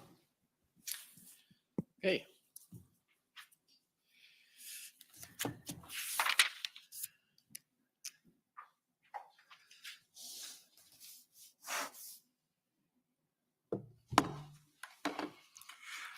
Good morning, sir. For the record, my name is Brendan Miller. I'm counsel to Freedom Corp, which is an entity that represents the protesters that were in your city in January and February of 2022. Can you just speak up a bit, Yeah. please? And first, thank you for your service, and I'm sorry for all the things you've had to go through since everything that's happened to you. It doesn't seem fair to me. But I just want to get into asking you some questions about some of the things you gave evidence about. I read the transcript, though I wasn't here on Friday, but you described the issue with respect to the protesters as assaultive behavior. And I just want to clarify, by that I take it you don't mean actual physical assaults under the criminal code, do you? Two things. Thank you for your questions. Two things. And I may have been guilty of it myself in chief. The pejorative term, the protesters, the convoy, it's not accurate. There were an amorphous group of individuals, collectives, convoys that in totality could be described as the protesters, the occupiers, but they were by no means unified in their mind or their intentions or their actions. Secondly, yes, I use the term assaultive in the broadest case possible, broadest way possible. It is my understanding that there was criminal code assaultive behavior by individuals in and around the protest areas of the city, but I can't tell you that they were specifically a part of one convoy or specifically a part of some group that had clearly established themselves as a major, if not a dominant factor. But there was criminal code level assaultive, threatening behavior that became the subject of criminal investigations. I don't know the status of those investigations. Okay. And it's fair to say, though, that though the OPS wasn't enforcing things for broken windows or anything like that, that, of course, if there was a physical assault in downtown Ottawa, no matter that the protesters were there, that incident would be investigated and charges would be laid where appropriate, right? Yes, sir, that would be my understanding. Nobody from the OPS held off and wasn't enforcing the criminal code. They still were doing it in full force and effect. Is that fair? They were, with the caveat again that officers had maximum discretion to assess whether or not, A, there was a need to make an actual arrest, B, whether or not that arrest would cause an escalation in public safety issues for the public, for those participating in demonstration, including the officers and other members themselves. But there was an expectation that they would still capture the evidence necessary and, if possible, pursue charges by law, provincial, or criminal federal statute at a later appropriate time. Right. And would it surprise you to know, it's already in evidence, that in the time period between the start of the protest and when the invocation of the Emergencies Act came about, there was a total of 5 charges for assault in total? I don't know the statistics, sir. Thank you. So the second thing I want to talk to you about is the barricades that went up when the protest arrived, and I just want to get some clarification on that from you. I understand that the city put up the cement barricades, or whatever they have a term for the type of barricade, but they put up the cement barricades where the vehicles were parked basically in the first few days, and that those barricades essentially would prevent any other vehicles from getting into where they were parked on the roadways or from leaving. Is that fair? Again, my understanding is there may have been cement barricades used to close or redirect traffic routes even in advance of the convoys coming in. Certainly, I think as a general statement, once the quote unquote red zones were established, that those red zones were largely demarked by barricades. I believe in the first weekend, there was a combination of different types of barricade usage, including the use of city-owned vehicles at some locations. And there were points along the red zone where there might have been a police vehicle and police officers either alone or in combination with a variety of barriers and barricades. Right, because this commission has already heard some evidence, and even from the incident response group reports, that individual protesters with vehicles were wanting to leave but couldn't because they were barricaded in. Did you hear about that? I don't recall the specifics. I do know that there were, on 2 levels, it would have been difficult to navigate through what had been established after the first weekend, and that would require some level of communication and assistance. But that there were several occasions throughout my tenure as chief of police where I was made aware that people wanting to leave within those zones were able to leave with some facilitation by the officers. Because I understand that they weren't, and there's going to be evidence from our clients that that was a problem. They would ask to leave and they wouldn't remove the barricades. Did you hear anything about that? Nothing specifically, but I could understand that there would be challenges in doing just that, logistical challenges. But I do recall specifically being told of a number of trucks, small vehicles, or individuals that were able to indicated they wanted to leave, and then were able to, through logistics, to facilitate their departure. Small numbers is what my recollection is, but there were instances. Okay, thank you very much for that. And already in evidence is that on January 30th, 2022, you requested of Stephen Kay at the City of Ottawa to obtain an injunction, and you recall asking for that. Is that right? Can you just give me the date again, sir? January 30th, 2022. It was a phone call and then a follow-up email. again, my recollection is that at the Ottawa Police Service started to consider a range of options, injunction being one of them as mitigation options, Yes. post-incident response options. I don't know when the first communication would have went from the Ottawa Police Service to the city. And that might have predated that January 30th call with City Manager Steve Kanellakis, but I do recall that phone call with Steve Kanellakis. Right, and do you remember, I can put it up in front of you if you like, it's just a bit of bothersome, I'm hoping not to do it. Do you remember following up with him with an email, just reciting your call and what you asked him? And he was then going to get back to you? I don't have an independent Okay. recollection, sorry. Okay, I don't need to put it up. But after you had that call, I take it that you had some ideas for the terms of what the injunction would look like if it was obtained, and you told him those things, I take it? Again, there were very loose ideas at that point. We were still just trying to figure out what had landed in our city at that point. Okay.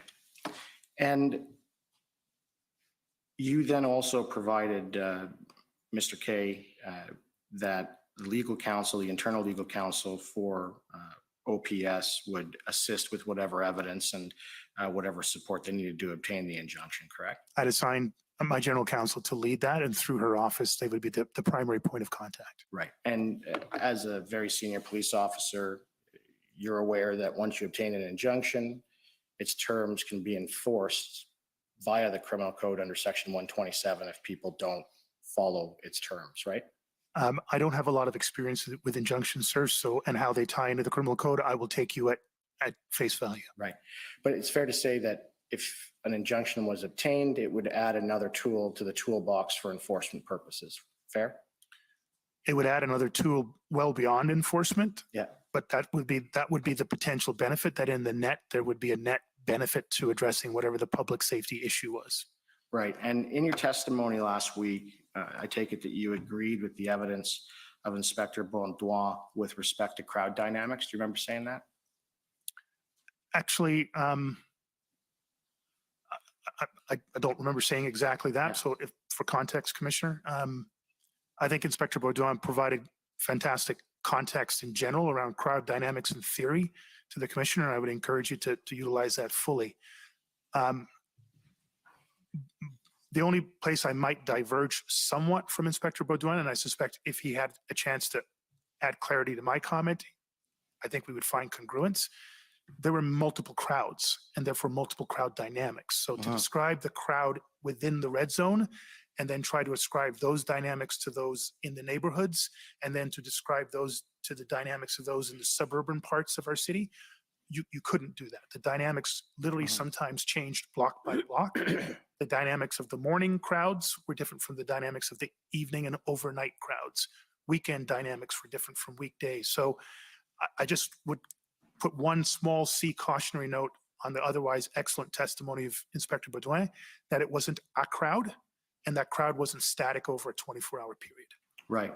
But in his evidence, and I think you're in agreement with this, Inspector Baudouin talked about what has been referred to as the 80-20 rule. Do you remember hearing that? I'm not sure he said 80-20 rule, but I understand the breakdown of dynamic of percentages, rough percentages that he was using. Right. And just to reiterate that, it's presumed that 80% of a crowd in a protest are law abiding. Is that right? I think that's a general comment, yes. And then the other 15% are what I would call on the fence. They could go either way. Maybe they're influenced, but there's that 15% factor. That's what he was describing, sir, yes. Yeah.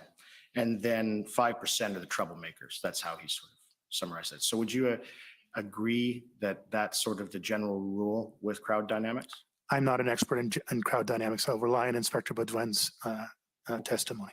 So if an injunction was obtained, I take it, I know you were just spitballing ideas at the time, but I take it that two of the terms for that, the major terms, would have, of course, been that the trucks that were blocking roadways due to where they were parked would be removed. Would that be fair? Sorry, can you just repeat? So if an injunction was to be obtained, I take it that you would have been looking for two important points. And the first I'd put to you is that the trucks that were blocking roadways due to where they were parked would be removed. Is that fair? Unfortunately, no, sir. And it's only in this context. Pursuing a city injunction that led to that, I would first need to know that I had a reasonable reliability on the resources necessary to execute such an injunction. And quite frankly, I think until, well, certainly past my last day in office, I didn't have those resources. Right. And of course, the OPS simply cannot go out and get an injunction themselves either, can they? The city does. Police officers and police services don't apply for injunctions. That's not happened. That's correct, sir. Right. And so it's fair to say that you were relying upon the city of Ottawa to obtain an injunction if one was going to be obtained. Yes, sir. Right. Now, I take it though, if the city did go out and obtain an injunction, if the 80% rule was applied and that injunction was served on protesters, it's fair to say that some of them would have left after being served the injunction, right? I think it's fair to say that, yes, some would see that as a reason, if they needed one, to leave at that point. Absolutely. And so what I'd like to bring up now is OPS document OPS 00004927, please.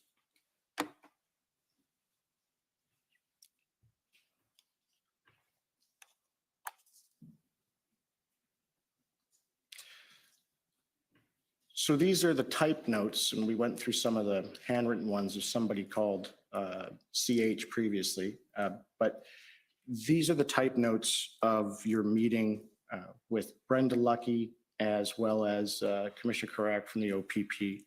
So if you can just take a minute, I'm sure you've seen these. PS is you, is that fair?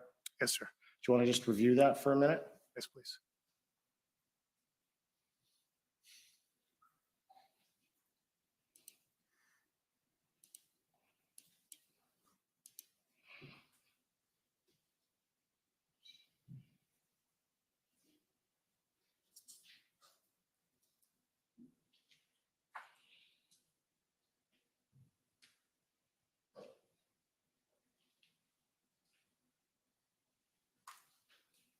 Madam Clerk, if you could, or Mr. Clerk, if you could scroll down to for me.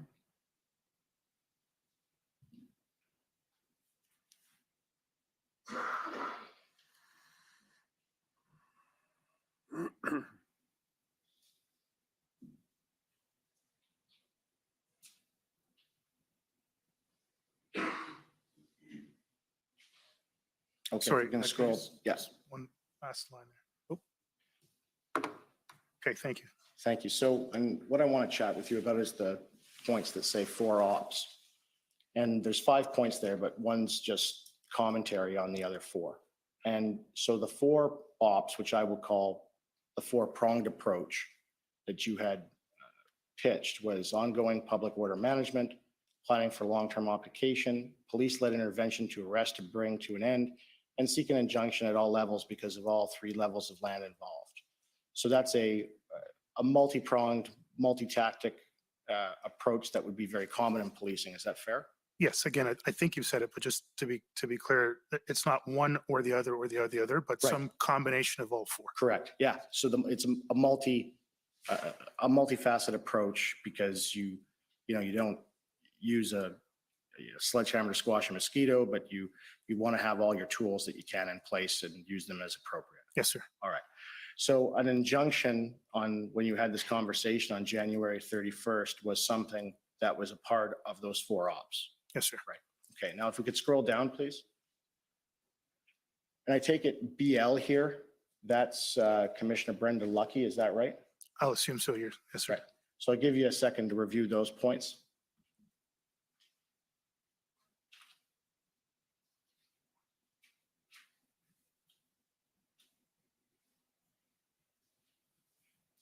Yes, sir. Thank you. Thank you. And so is that those points first, are those accurate from what you recall from that conversation? From what she said? They're accurate.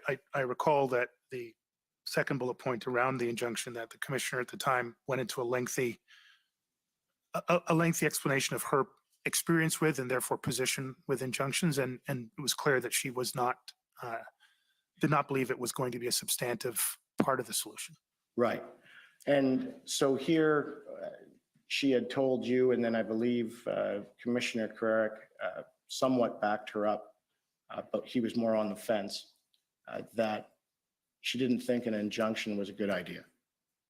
Yes, that's correct. Okay, He was not as emphatic, but was not far off our overall theme. right. And so it's fair to say that at this point, this is the first time someone has told you not to go the injunction route. Is that right? Again, I wouldn't use the language told. Neither commissioners directed me. Right. They provided their perspective. Okay. But even after this meeting, I haven't seen anything in the records that you ever changed your advice or anything to the city. You still were in support of them getting an injunction if they wanted to do so, but it was up to them. Agreed. Again, just with the almost the inevitable caveat that no matter what you do, whether it's a discussion around a declaration of state of emergency, an injunction, if we don't have the resources, it could be even more problematic. Right. And so I then want to take you to another document, if I can. It's the one that my friends have been referring to, if I may, just a second. And that would be OPS 00014454. It's the long set of notes. And I'd like to go to page 24 of those notes.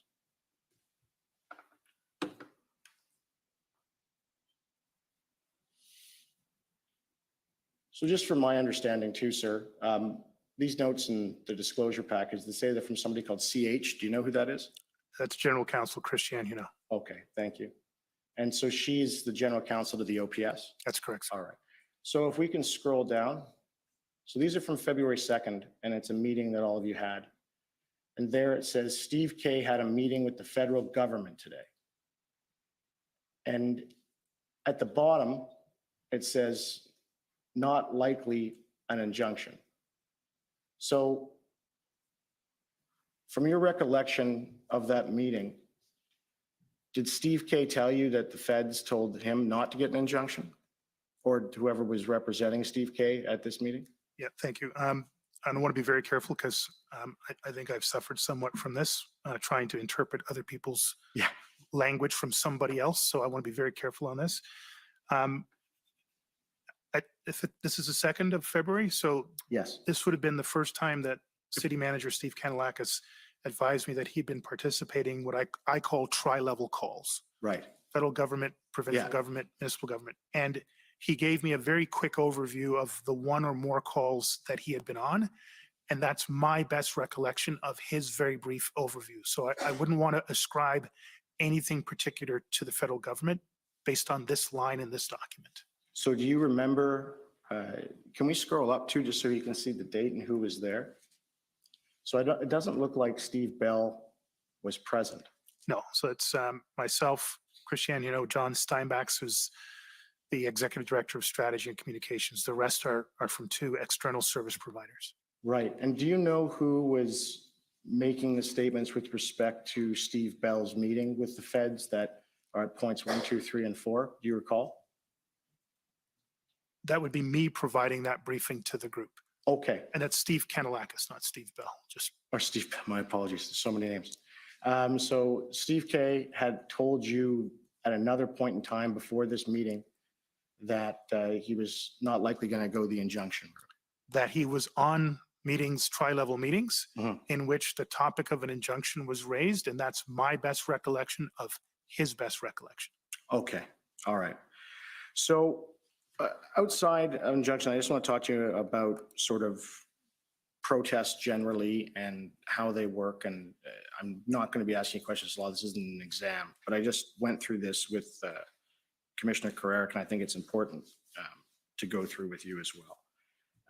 Can you agree that in sort of general protest law and enforcement and criminal offenses regarding the same, you basically have 3 types? You have lawful protest, which is protected under the charter. Then you have an unlawful assembly, and then you have a riot.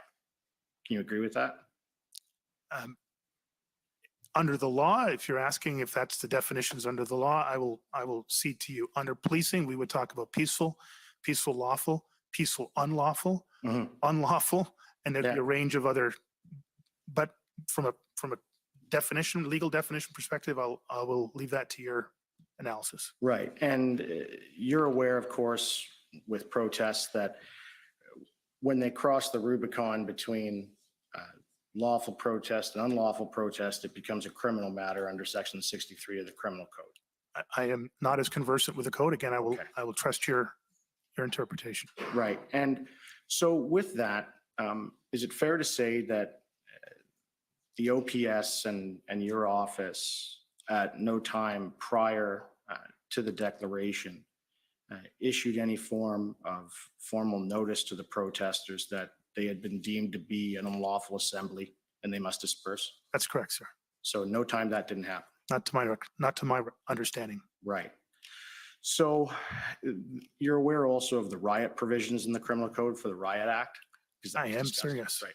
And so that requires that even if a general riot isn't happening as recognized in law without the declaration, that if a sheriff, a mayor, or a justice of the peace or judge of the Ontario Court of Justice goes out, says this set of words that end in God save the Queen, or now God save the King, and it's then deemed an illegal gathering and people are ordered to disperse. You agree that's what that does? Yes, sir. Sorry, I'm just, So when it was written, it was probably in an age where people might hear those words. exactly. Everybody in the area would hear those words. yes. Right. And so there was never a declaration, of course, as a riot, and there was no formal declaration that there was an unlawful assembly. And therefore, the protesters who were there, who were sitting there, no one in authority, it's fair to say, told them that they were doing anything illegal. Is that fair? Again, I will cede to the legal definition of it, but I couldn't agree that that would be the case given the massive amount of social media, mainstream media coverage of what was happening in our city here and across the country. I think it'd be very hard to believe that any individual could not understand that there was a level of unlawfulness and public danger and risk, heightened risk, at any point from January 29th onwards. Right. And so that brings me, interestingly enough, to my next area. And I heard your evidence or read your evidence about misinformation. And it's fair to say that on social media in particularly, and even in the news, there was a whole bunch of misinformation about the protesters. Is that fair? About everything that About had to do with it. Yes. Right. So for example, there was reports in the news that there was an arson committed by the protesters, and I understand that was investigated, and it turned out that wasn't true. Yes, sir. And there. Sorry, Yeah. the investigation was concluded after I left office. Yes. My yes, sir, is what I understood to be in the media, but not from the actual investigators themselves. Okay. And with the misinformation, did you have any idea about how the misinformation about the protests started? Did you do any analysis with your intelligence bureau on that? No, sir. Okay. So Not that I'm aware of. They may have made such attempts, but I wasn't aware. All right. So I want to bring up a document. I gave notice of this earlier today, and I don't know if the feds are going to object, but I wouldn't be surprised.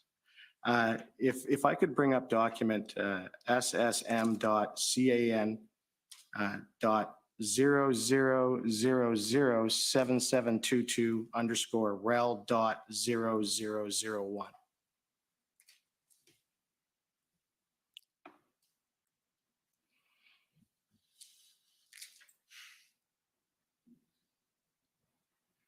All right. Wow, what so this far they're is, letting it sir, happen. This is a text message from a fellow by the name of Alexander Cohen. Are you familiar with him? Doesn't ring a bell, sir. Okay. He's with Minister Marciano's office, Minister of Public Safety, and it's between him and Mary Liz Power. Are you familiar with Mary Liz Power? Again, the names aren't ringing a bell. Okay. She's with the Prime Minister's office. So I'm just going to read that to you for you so you have an understanding. And this is from about the 24th, on or before the 24th of January. And it says, I got a quick response. People are into it. Let me know if your boss is too. Happy to help however I can. This is what I sent through though, by the way. Hi, I just had a chat with Alex at PS, meaning public safety, who had a bit of an interesting idea. As you saw in the pod goals chat, the truckers convoy and some of their more extreme comments in brackets, i.e. calling for a January 6th style insurrection, close brackets, are getting more coverage in the media. Alex was surveying whether there'd be interest in his boss doing some media on this eventually. He was chatting with Mediciano about it right before he went into the cabinet retreat. Now, I can tell you the cabinet retreat was on the 24th. That's how I know it was before the 24th. I think there could be an opportunity to get in on this growing narrative of the truckers, particularly with the research that LRB is doing into their backers. My thoughts of the framing here would be similar to what PM/Blair, meaning the Prime Minister and Minister Blair, said last year when January 6th occurred. Holy The first fuck! thing is, our democracy is something we need to nurture and protect every day. Now, that text message then continues, and I'd ask Mr. Clark if you could bring up ssm.00007722_REL.0001.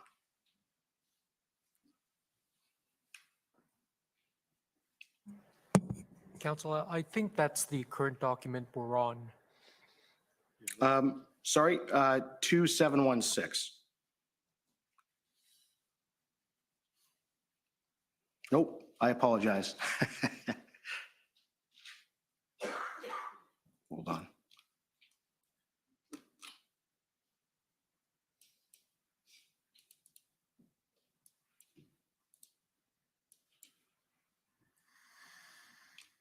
Well, I've got the name of it wrong. I think I got the wrong number.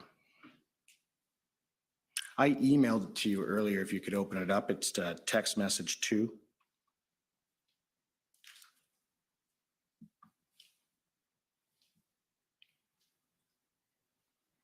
It just says text 2.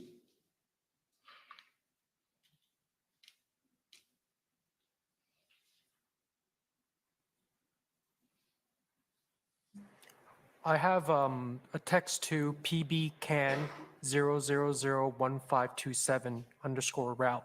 We can see if that works. I'll let you know if it's the right one.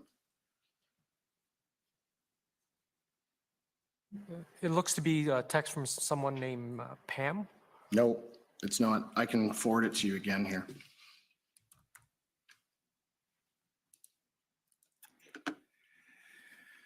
I've just sent it. I wonder if there's a reason why they can't find this right now. I think that's why it's good to have these things done in advance and not last minute. True. Mr. Clerk, it's Eric Brousseau. I think I've opened the document that my friend, I think, sent you, and I think it's 7724 would be the second text message that he's trying to refer to.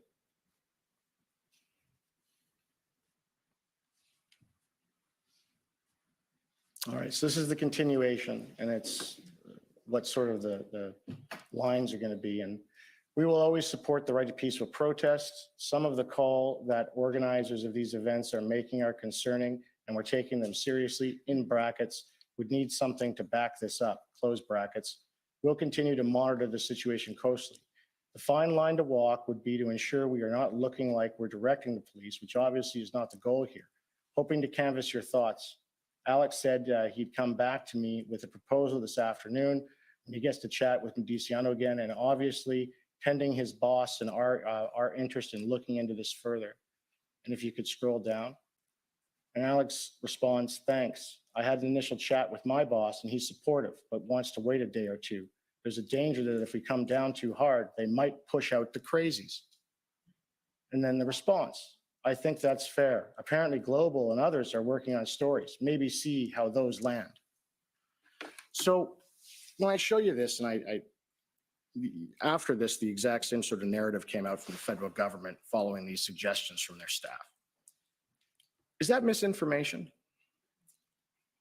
I'm sorry, I can't really comment. There's just not enough context to know who these people are, what they represent, what information or influence they have. Right. Okay. Well, and then just moving on to a last area I'd like to question you about, and this is sort of on the fly. I sat here and listened to the evidence with respect to the notes that Deputy Chief Ferguson took. And all of those notes were about you. Now, I've only been doing this for 12 years, but I've never seen anything like that with officers keeping notes on one another. Can you explain to me how odd that is, or would you like to elaborate on that? Because to me, officers keep notes on an investigation. They don't keep notes on their chief, and they don't keep notes on their colleagues. It's for investigative purposes. Do you have any concern with what happened there? In my 30 years in policing, I've never seen anything like that myself. Anything else? Well, I think my evidence, Commissioner, is that her extreme editorial license that she took was extremely problematic for me and reflects on her, not on me. Mm-hmm. And would you agree that it's in police training that officers are taught to make notes, and whatever they write is, for court or for proceedings typically, and it goes and it's used. If you don't have something in your notes, it goes against your credibility, and if you do, it supports your credibility. You're probably familiar with that. Except for the last part. Yeah.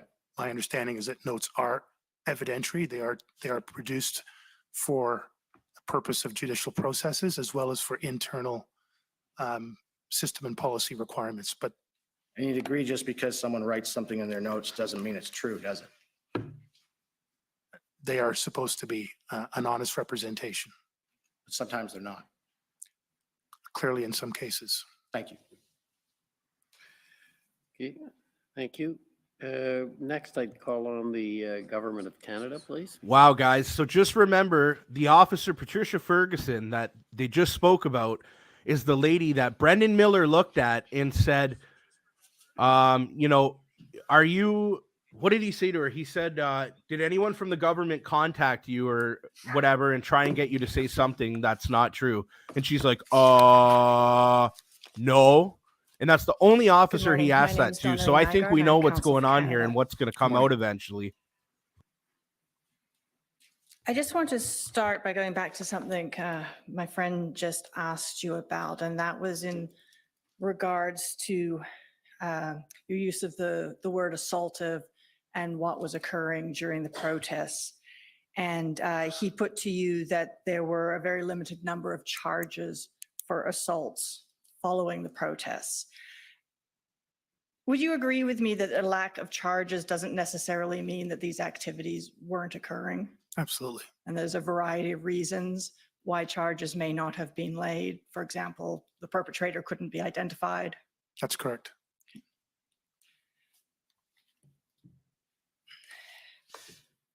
There's been earlier in the hearing, and I'm not sure if you watched all of this evidence, a lot of discussion about the resources that were provided to OPS from the RCMP and when they were provided. And I just want to go over some of that with you to try and provide a little bit more clarity around that question. So starting at the beginning, on the first weekend of the protest, there were, and you were aware that there were 2 public order units of the RCMP stationed in 2 different locations in Ottawa, one at Parliament Hill and one at Rideau Cottage. They were not under OPS control, but you were aware that they were there, correct? I understood there were 3 RCMP public order troops, but they were all assigned to protection services that were under the RCMP's mandate and not under the control of Ottawa Police Service. But you were also aware that if something were to arise, those units were there and would come to the assistance of the OPS, correct? That was my understanding, yes. And in fact, after that weekend, you sent a note to Commissioner Lucky and also to Commissioner Carrick, and perhaps we can pull that up. It's pb.nsc.can.401396, the underscore relativity, etc.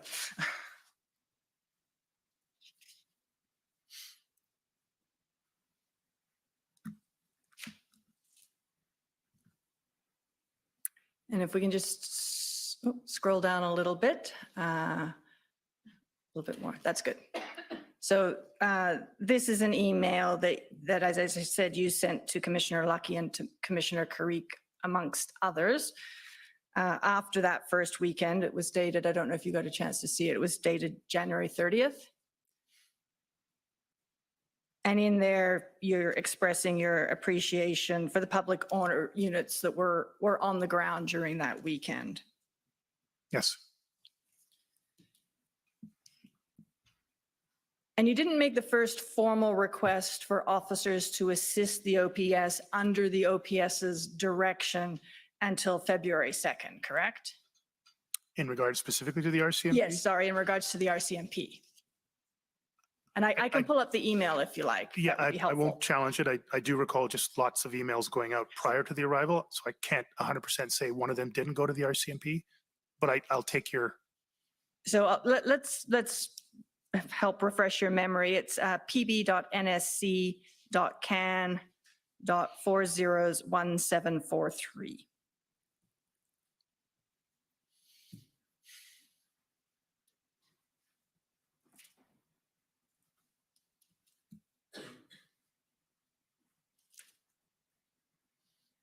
And if we can scroll down to the first email in the chain, please.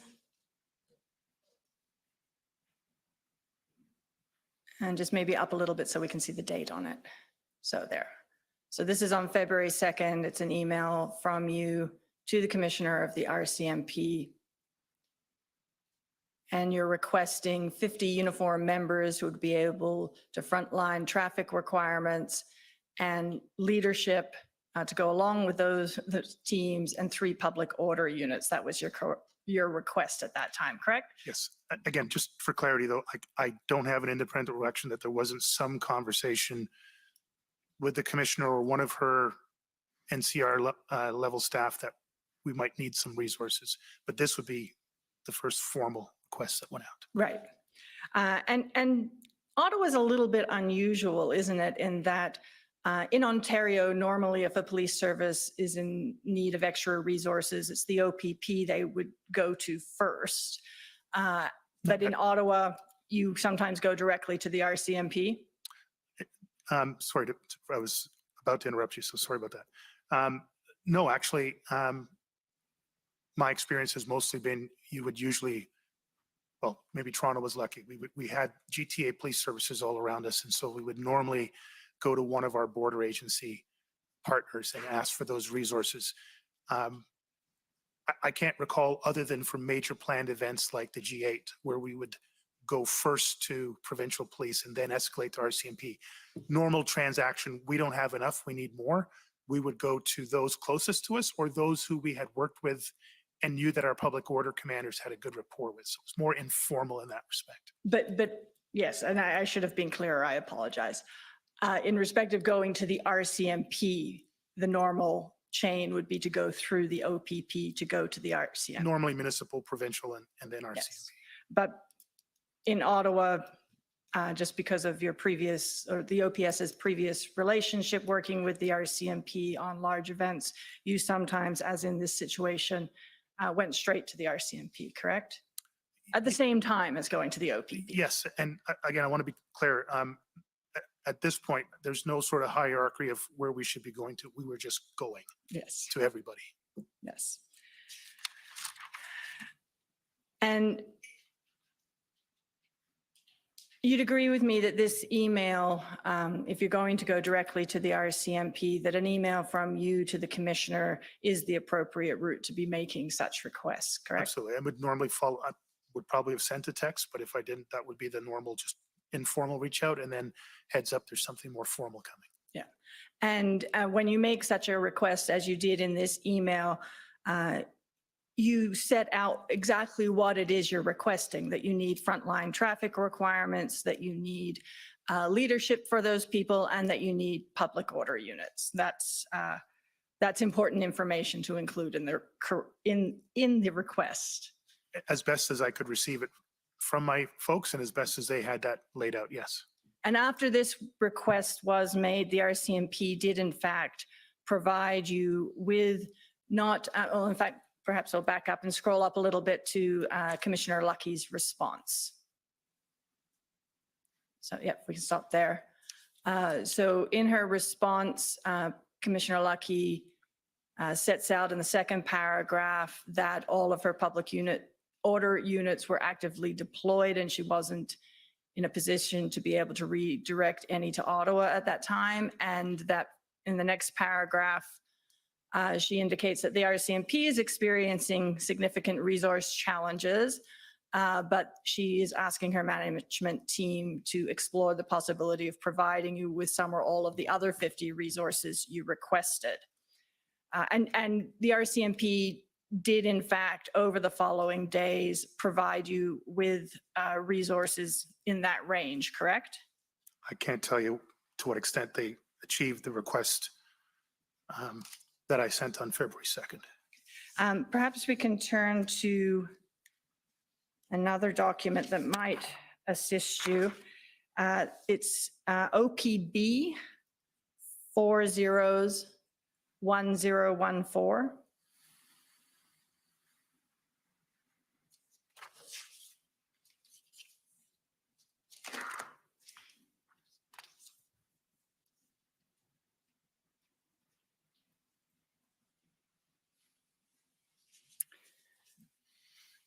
And maybe I'll start by asking, have you seen this chart before? Yes, I've seen this framework. I can't say I saw exactly this chart, but this was an effort towards the last week of my time in office to try to identify all of the resources that were available to us over the course of the days of the convoy-related events, yes. So this is an OPS produced document? I believe so. There may have been some support from our integrated partners, OPP, RCMP, to help to build this document out and then obviously provide the content and verification of it. Right, and this document came to us through the OPB, so I assume at some point you provided it to them. OPSB, the Ottawa Police Services Board? Yes. Yes, I believe there was a point where a version of this document was sent to the Ottawa Police Services Board. Okay, so if we can just have a look at this document, it's broken into two parts, and the top part of the chart is, as I understand it, the public order units or public order members that are provided, and the bottom part of the chart is regular members. Am I interpreting that correctly? Yes. And there's a note down the bottom that external public order deployments are incomplete between January 30th and February 9th. But if we just focus for a moment on the regular members that are provided, and the RCMP are listed at the top of that bottom part of the chart. Yes.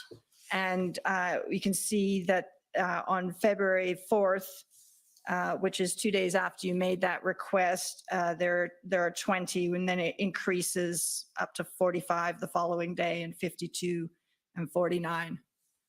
That's correct.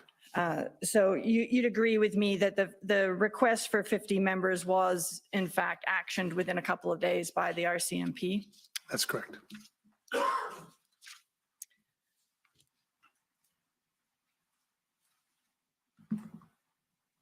And as was set out in Commissioner Lucky's response to you, you weren't provided with any public order units directly under your control at that time.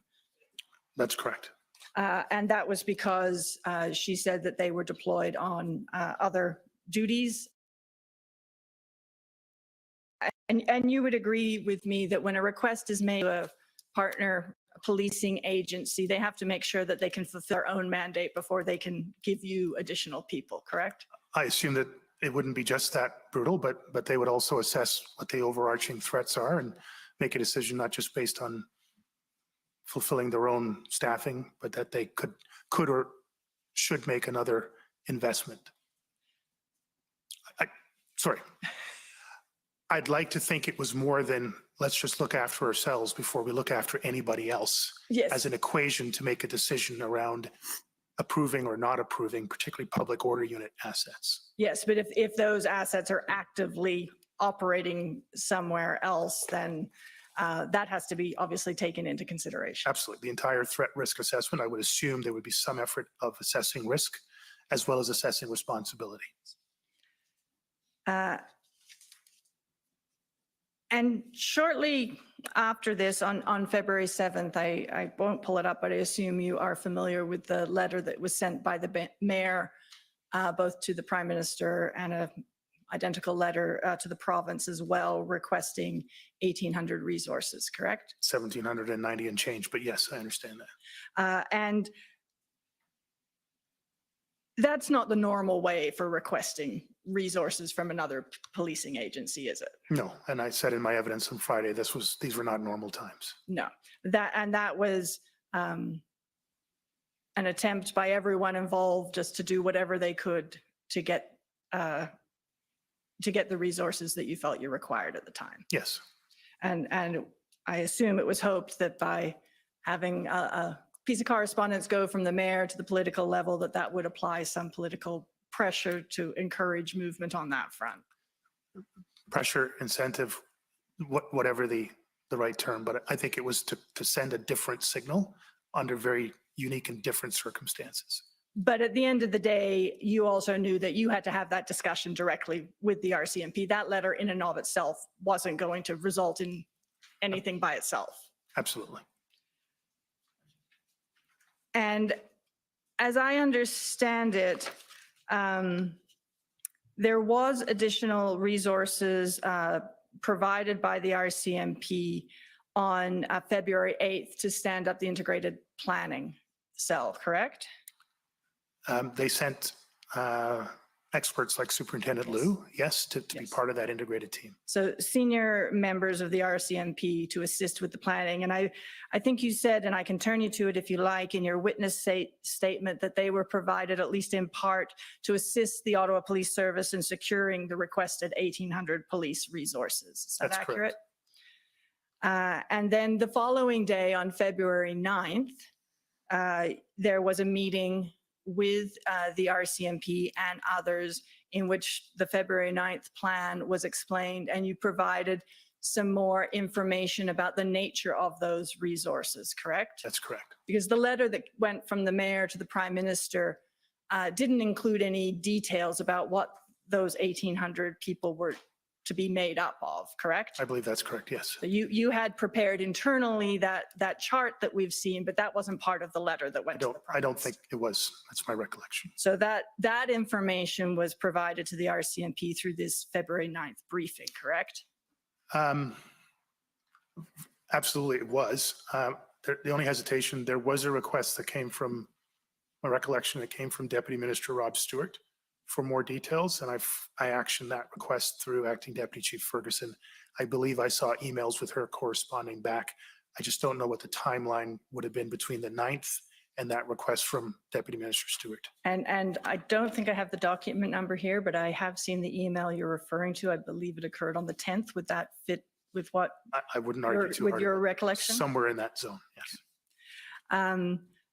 And so on February 9th, the resource ask was explained in a little bit more detail, because you would agree of just a number of 1,800 isn't something that people could actually act on because they don't know what that is comprised of. Yes, sorry, I am going to back you up one day though. February 8th was the first time that the Ottawa Police Service met with the members of the integrated planning team, and that was at RCMP headquarters Yes. in the afternoon. There were discussions. I wasn't there for the whole meeting, but I understand there were discussions around what that 1,790 would look like. The meeting carried on over into February 9th, and then there was a much deeper discussion with more information provided around the staffing levels on the 9th. Right. And if we can go back to that chart that was OPB 1014, or 40s 1014.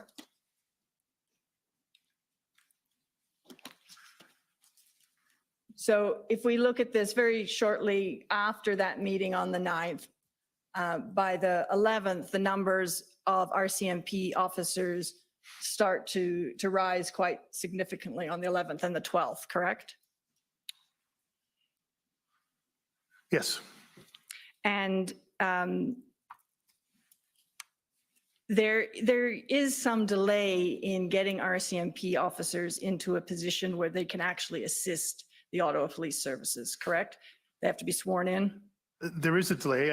Again, just sorry, as I'm recalling, somewhere around, well, it was February 5th. I received correspondence from Commissioner Lucky that the RCMP were providing 250 officers. And I actually think I made that announcement at the public board meeting on February 5th that I just received this communication.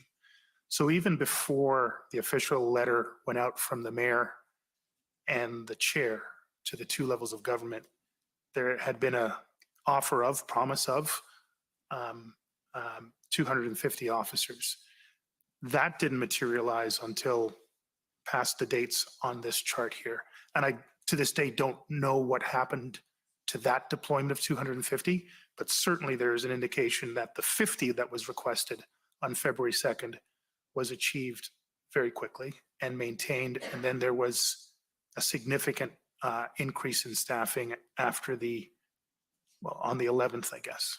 But you'll agree with me that if the RCMP provide a certain number of officers, they cannot all work every day. So you need a pool, for example, larger than 50 in order to have 50 people working every day. So I'm not sure I understand what you're. So if the RCMP are going to have supply to the OPS 50 boots on the ground on a given day every day, that's not 50 individual officers. It has to be more than that in order to cover off 50 boots on the ground every day. If a police service is sending me 50 officers and they'll be operating under our incident command system, then my expectation would be that we would not just deploy them on a day shift, we'd deploy them on an as needed basis. And some of that 50 would work daytime, afternoons, nighttime. But we would have 50 officers, 50 human beings who are capable of being deployed under the direction of the Ottawa Police Service Incident Command System. I think we're saying the same thing, but I'm not sure we're saying the same thing. I'm not entirely sure we're saying the same thing either.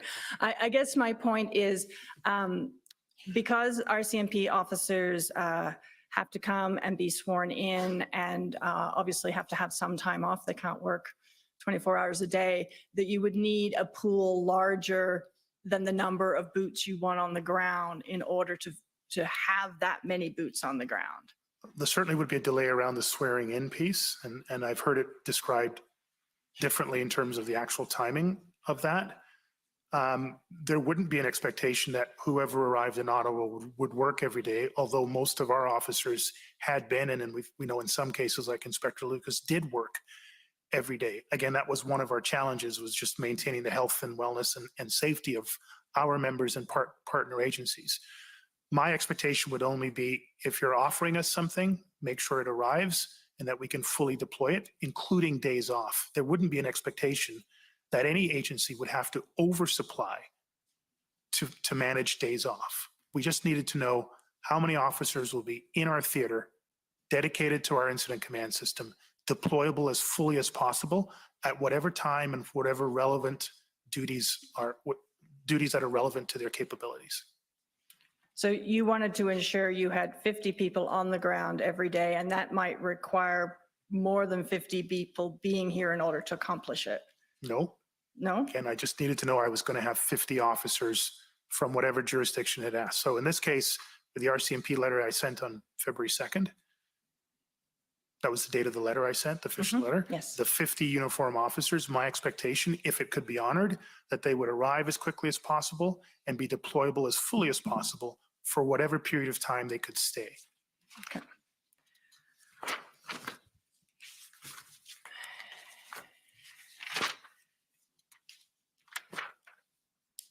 And I want to take you to one more document on this, which is PBNSC CAN 403118.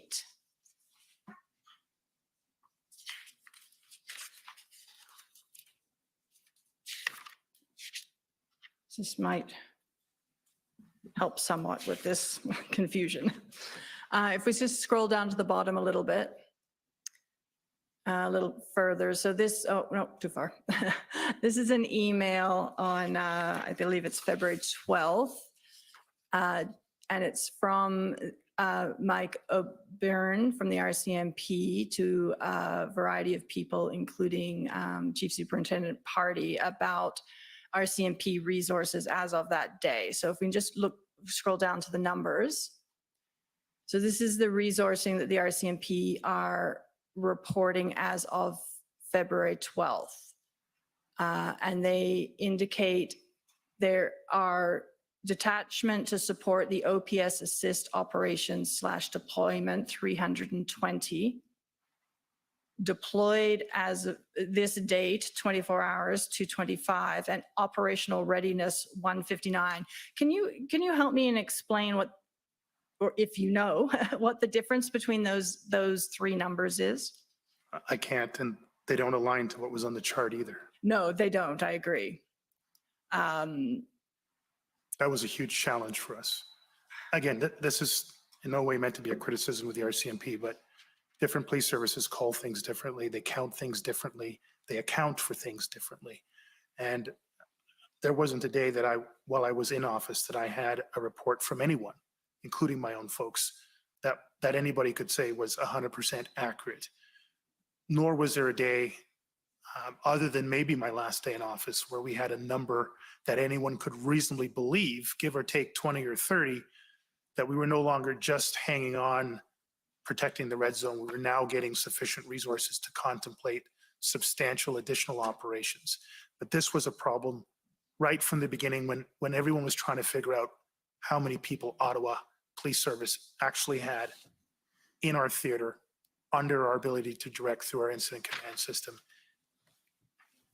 This is probably very accurate for the RCMP purposes, but not particularly helpful for us to understand what we actually had in terms of Ottawa Police Services. So you responsibilities. can't help us with the difference between deployed and operational readiness? No? Okay. Certainly, there were not 225 RCMP officers deployed to the Ottawa Police Service under our ICS on the date of February 12th. The numbers on the chart we just saw don't bear that out. Well, they don't match up with the numbers in the chart, but you just said yourself, even your own numbers couldn't be guaranteed to be accurate. Yes, but our numbers were plus or minus 10, 15, 20. These are very different numbers. 320 detachment to support. Again, I don't know what the term means. These are substantially different numbers. Okay. So I want to move on to another issue. And that's the tow trucks. And you would agree with me that obtaining heavy tow trucks in particular was a significant issue throughout these events, correct? Second only to getting extra police officers, yes. And on Friday in your testimony, you commented at one point that towing was happening throughout, but I take it that you were referring to towing regular vehicles with regular tow trucks, not heavy tows, correct? I stand to be corrected, but I do recall having information that we did tow heavy trucks, not in the red zone, but in other parts of the theater around the red zone. But my understanding was that there were some successful efforts, minor successful efforts to tow heavy trucks. And do you know where those tow trucks were obtained from? We had a number of contract tows. I believe we had city-owned heavy trucks, but so I don't know exactly where they were obtained from. I think we had some 3 or 5 heavy tow trucks through logistics pre-staged for that first weekend, and I'm assuming it was some combination of those heavy tow trucks that did the towing. But in any event, it very quickly became, particularly with the heavy tow trucks, a problem to get them to cooperate, correct? Absolutely. And I think the first reference that I have seen in relation to this is on February 4th. And if we can pull up OPS 406270.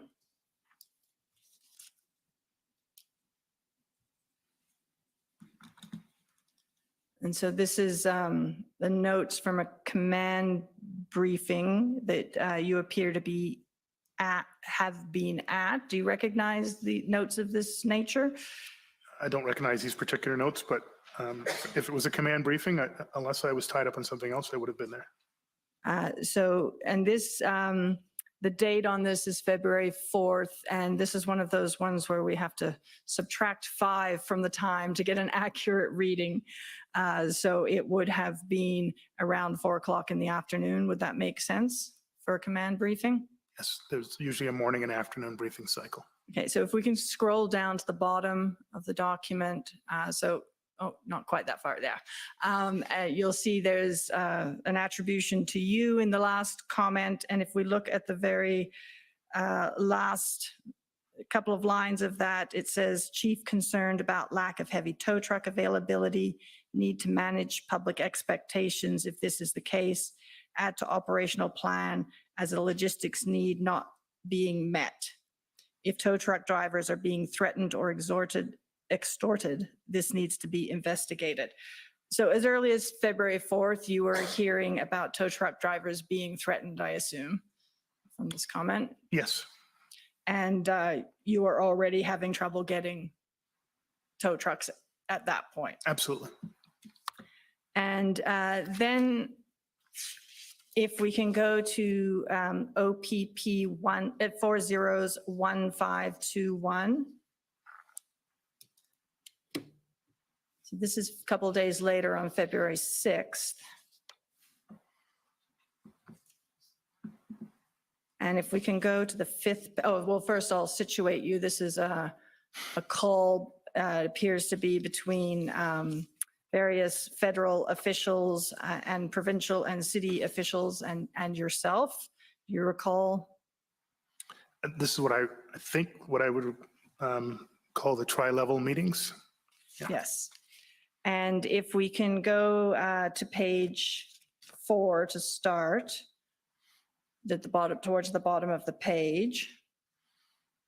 And you can see there's these comments are attributed to you. You're talking about the RCMP officers being sworn in. And then if we can scroll down a little bit, about 3 bullets down on the next page, you say Ottawa Police Service has 2 city tow trucks supporting, and they are looking for other heavy tows. So at that point, it appears you had 2 tow trucks. Now we've heard that OCC Transpo had 2 heavy tow trucks. Are those the tow trucks you're talking about? I honestly don't know.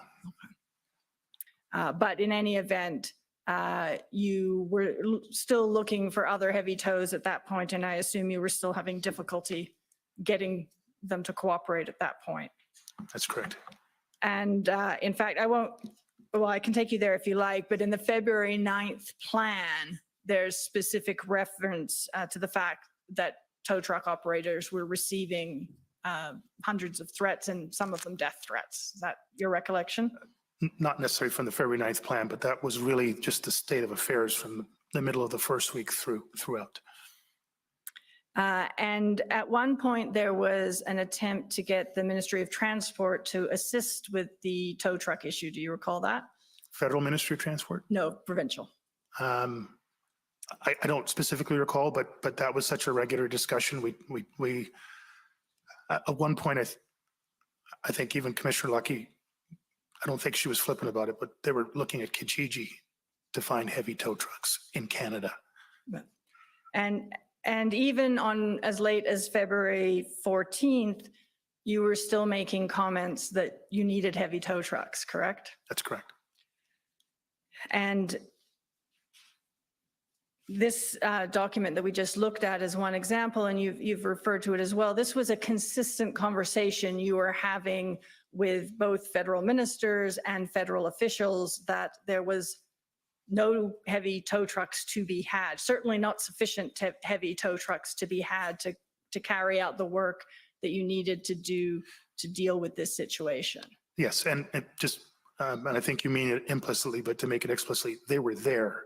It's whether we could predictably count on their ability to support our operations was the gap that needed to be closed. They physically existed. Yes. Our ability to engage them reliably, predictably on scale was the challenge. Because they were not cooperating, they did not want to participate. They were intimidated for a wide variety of reasons. The sum total effect was we could not access them predictably on scale. And that was a consistent message you were giving to your federal partners. Yes. And at no time did you tell them, problem solved, we've got tow trucks. Not from me.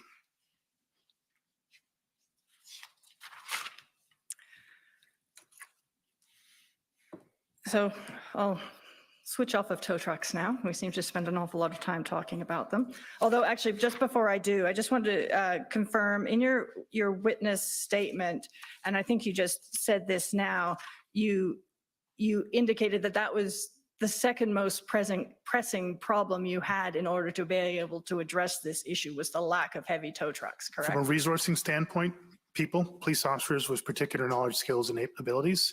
Secondly, from a resourcing standpoint, tow trucks. There were other issues that were challenging, but those were the two main resource issues. So I want to turn to the issue of negotiations, sort of broadly speaking, in dealing with the situation in Ottawa. And there's been quite a bit of discussion about the work of the PLTs. And they were involved in various negotiations throughout this piece. But these weren't negotiations to resolve the entire thing. They were, I'm correct about that, right? They were negotiations to deal with particular issues within the protest. Well, technically, anything that could move us towards a safe, successful end was designed to get us to a safe, successful end, and PLT always has that role. I couldn't tell you that any one PLT negotiation, there was a huge expectation that that in of itself would resolve the entire theater of risks and issues that we were dealing with. I think that would be unrealistic. Yes, exactly. In any circumstance. Yes. So they were working at smaller goals, working towards the larger goal, correct? Working at smaller goals in support of the larger goal. Yes, absolutely. Yes. For example, one of the things we've heard about is the Confederation Park negotiations, which resulted in Confederation Park being cleared. So that's correct. An example of one of the smaller goals towards the larger objective. However, all of those smaller goals that they were working towards during this time, even the Confederation Park success didn't result in a significant shrinking of the footprint or a reduction in the number of protesters. It dealt with some important issues like getting people out of Confederation Park, but those people didn't leave, correct? They were important contributions, but none of them on their own were sufficient enough to end successfully and safely the entire events taking place. And even the negotiations that the mayor brokered was along that same line. It wasn't going to resolve the entire situation. It was an attempt to solve a particular problem, the awful circumstances that the residents in the downtown core were facing with the trucks in their neighborhood, correct? That was my understanding, yes. And to your knowledge, there were no trucks that left as a result of that negotiation, although they were moved around. I don't know. I believe my understanding there was some that departed the theater, but again, I don't have any independent recollection. There was certainly a lot of movement, and my understanding was some of them left the theater, whether they went outside of the city limits or just left the downtown core. I can't tell you. And some of them refused to move at all during that attempt. That is correct? my understanding. And you were asking for these large numbers of resources, the 1,800 that you had requested, because although you thought and hoped that you would be able to shrink the footprint of this protest through some of these tools, there were significant elements within the protest that you knew weren't going to voluntarily leave, correct? Certainly that's part of the considerations. I go back to the February 1st meeting with the Public Order Unit commanders, where during the sort of open discussion phase of what's our understanding of what we're dealing with here and what's our best estimate at this point, I think barely 4 days into it, as to what it's going to take to substantially remove the red zone and bring about ultimately a safe, successful end. It was at that meeting where the scale of the resources really became apparent, where public order commanders from 4 or 5 different agencies within a relatively short confab unanimously came back and said it's going to require every public order unit officer in Ontario and much more from across Canada. I did quick math in my head. We all looked at each other. That's somewhere between low ball 700, high ball 1,000, maybe a little bit more than that. that scale, I think others have said, unprecedented. Add in patrol officers, add in investigators, covert officers, civilian dispatchers, crime analysts, your number goes towards 1,800, ultimately, I think some 2,200. But the scale was clear. Absolutely. But my point was, at some point, even using a measured approach and using the PLTs to their utmost ability, at some point, given the nature of this event, there was going to have to be some enforcement action, correct?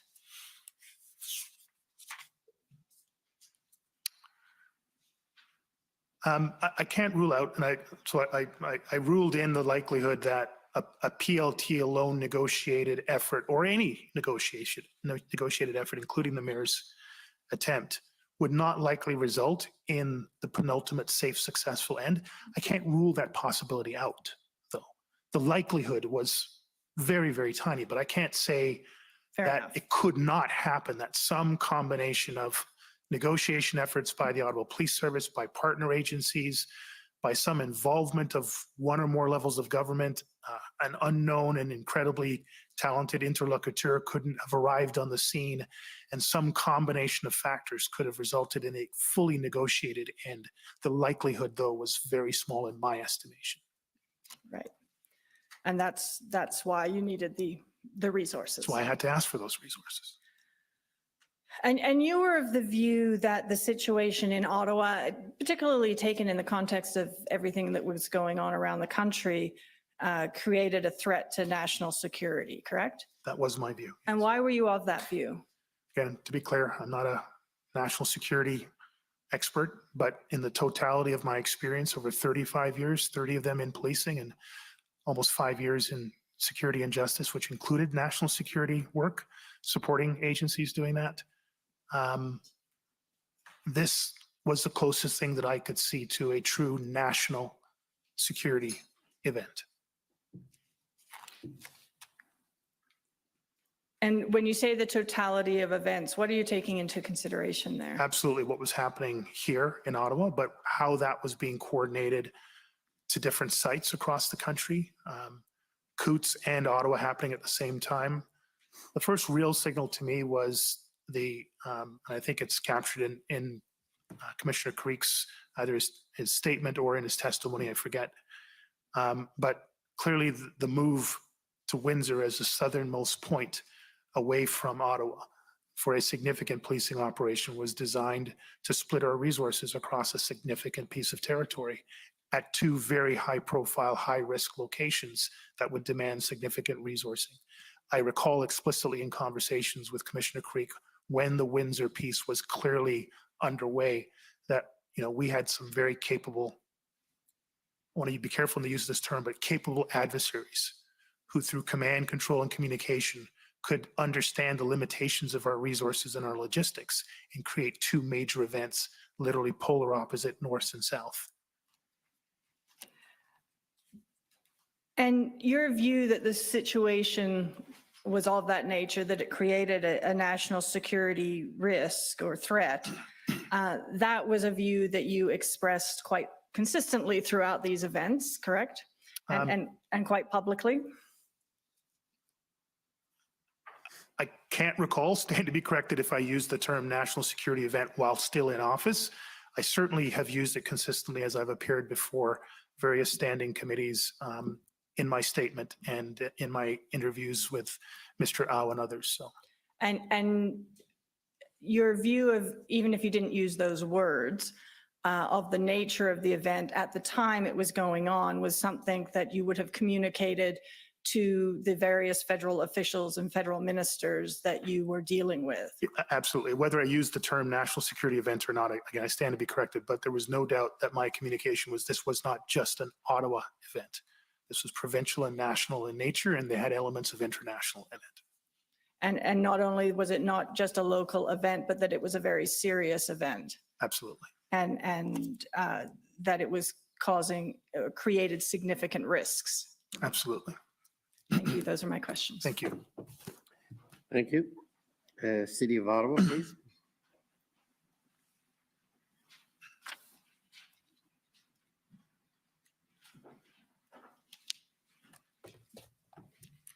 Good afternoon, Chief Sloly. Good afternoon. Sorry, Mr. Sloly, my apologies. My name's Anne Tardif. I represent the city of Ottawa. Thank you. So I want to start by confirming what I hope is an obvious point, and that is that the Ottawa Police Service was the lead agency with respect to the events that bring us here today. It was till my last day in office, and it's my understanding that it was until the end of these events here. Okay, thank you. And the only reason I raise that is in your witness summary, you indicated that the city saw OPS as the lead agency, and that's of course because it was the lead agency. Yes, that's correct. Great, thank you for that. Okay, now we've heard evidence already that obviously OPS would provide some briefings and messagings to the city in advance and during the demonstrations, correct? That's correct. And my understanding, and for reasons you've already gone into, is that in general, those briefings were at a fairly high level. Is that fair? Either with the mayor's office, his staff, and whoever they invited to the meeting, or at council meetings where we were invited to make presentations and answer questions. Okay, thank you. And I realize I was unclear, Mr. Sloly. I meant that the information provided would be at a fairly high level. Yes. Yeah, okay, great, thank you.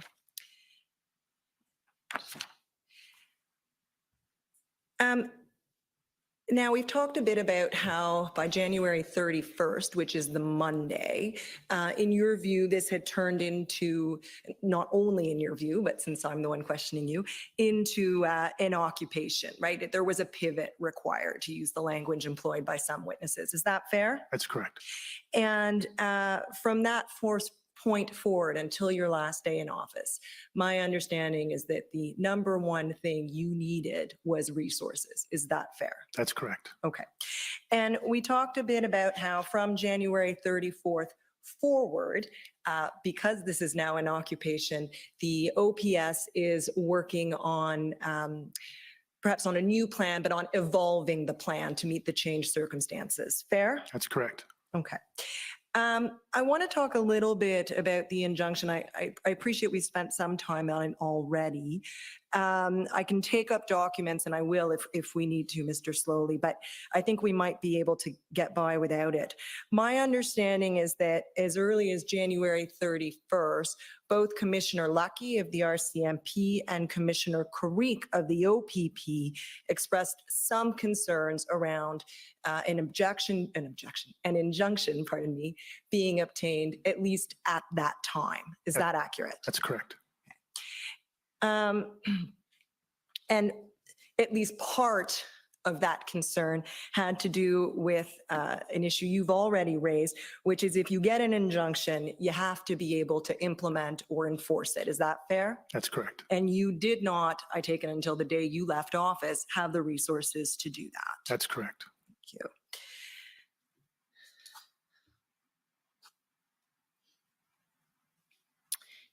All right. So if we could then bring up OPS 30-14454.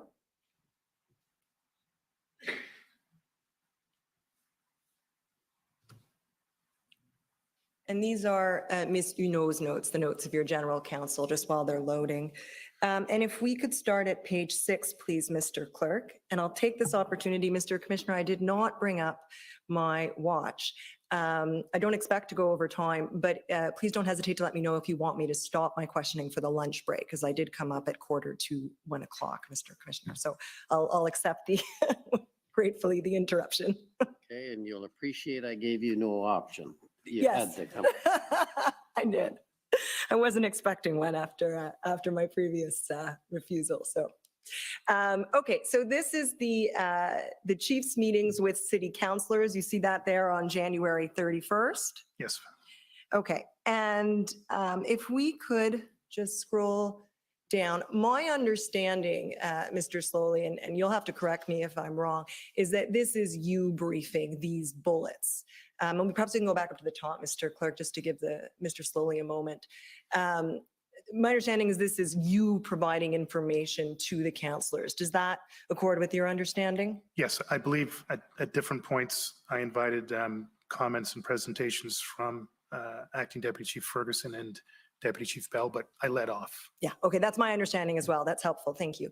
And you'll see there, so we're January 31st, the fourth bullet down, increasingly volatile and aggressive. Do you see that? Yes, I should have started a point above. We've already talked about this, turning from demonstration to occupation, correct? that's correct. And if we scroll down then to page 7, right here, little bit, well, before we just stop there, and you'll see there it says, the crowd is turning and officers getting swarmed. Do you see that? Yes.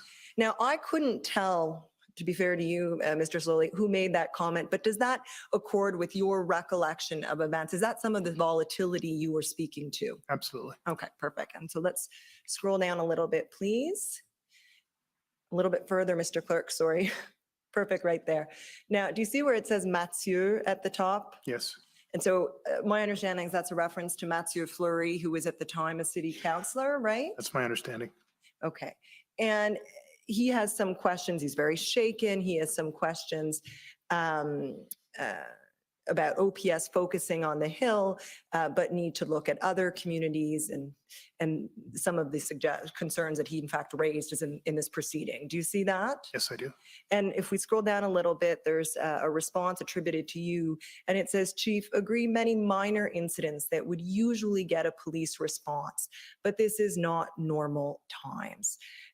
We'll look at new areas, but call for more resources and complexity. So does that sort of accord with what the service was able to do? You know, there were some minor issues, minor incidents that would usually get a response, but you simply couldn't up until that point because, again, you lacked resources. Yeah, I do want to clarify something, and this may not be going to your point, so I apologize Oh, that's fine. if I'm taking your time. But certainly, Commissioner, was something that I had to make adjustments about. Minor incidents in the vernacular of a police officer is, okay, it's not a homicide, it's not a shooting, it's not a sexual assault, it's not an assault called bodily harm. It's a mischief, it's a hate incident, it's a threatening behavior, someone yelling at someone, take off your mask. In the pantheon of incidents, it's minor in policing. But to a community member facing that, that is a major incident, that is traumatic incident, that is assaultive in nature, and it can have long-standing trauma. And I believe that that is the case. And I needed to make a shift in my language to be more clear about that.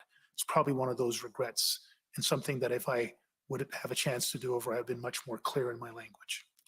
So I understood it in the way you've just explained it, but I appreciate that, Mr. Sloly. So with that explanation, those, you've called them here minor, you've elaborated now on what you meant, but those are the kind of incidents that you say would normally get a police response, but didn't over the weekend into that first Monday because the service simply lacked the resources. Fair? And if we keep scrolling down to page 9, ooh, yeah, a little further down. And stop there. And scroll up a little bit. Sorry, Mr. Clerk. Just up to where we see Menard. Okay, S. Menard is Councillor Menard. Do you see that, Mr. Sloly? Yes, I do. And I'll let you just read what he says. The point I'm going to draw your attention to is at the bottom. He says, 2 messages. It's peaceful, but violence if we proceed. Do you see that?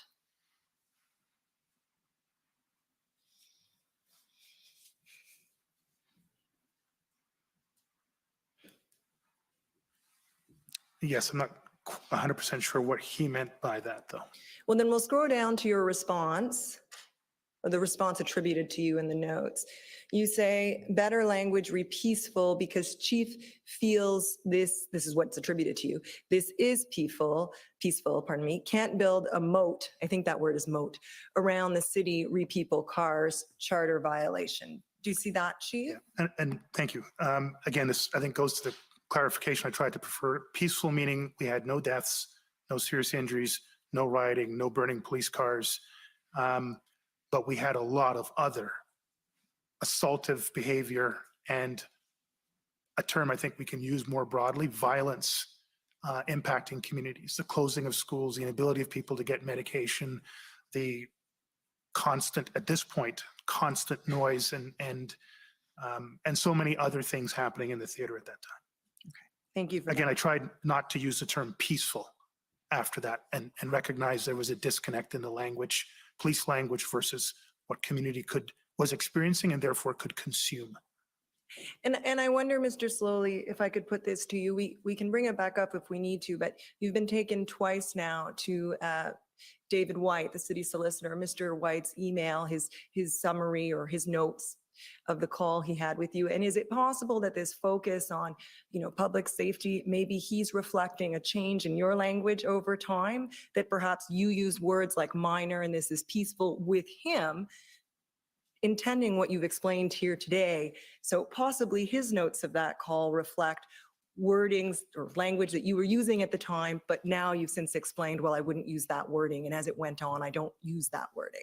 It's possible. I would have hoped that he would have asked for clarity on that because he expressed it in such a strong way that I would have assumed and hoped that he would have asked for clarification on that either before he wrote that email or subsequent to it. He never did, to my recollection. Okay, fair enough. Now, if we could go to page 10. And there should be, if we could keep scrolling down.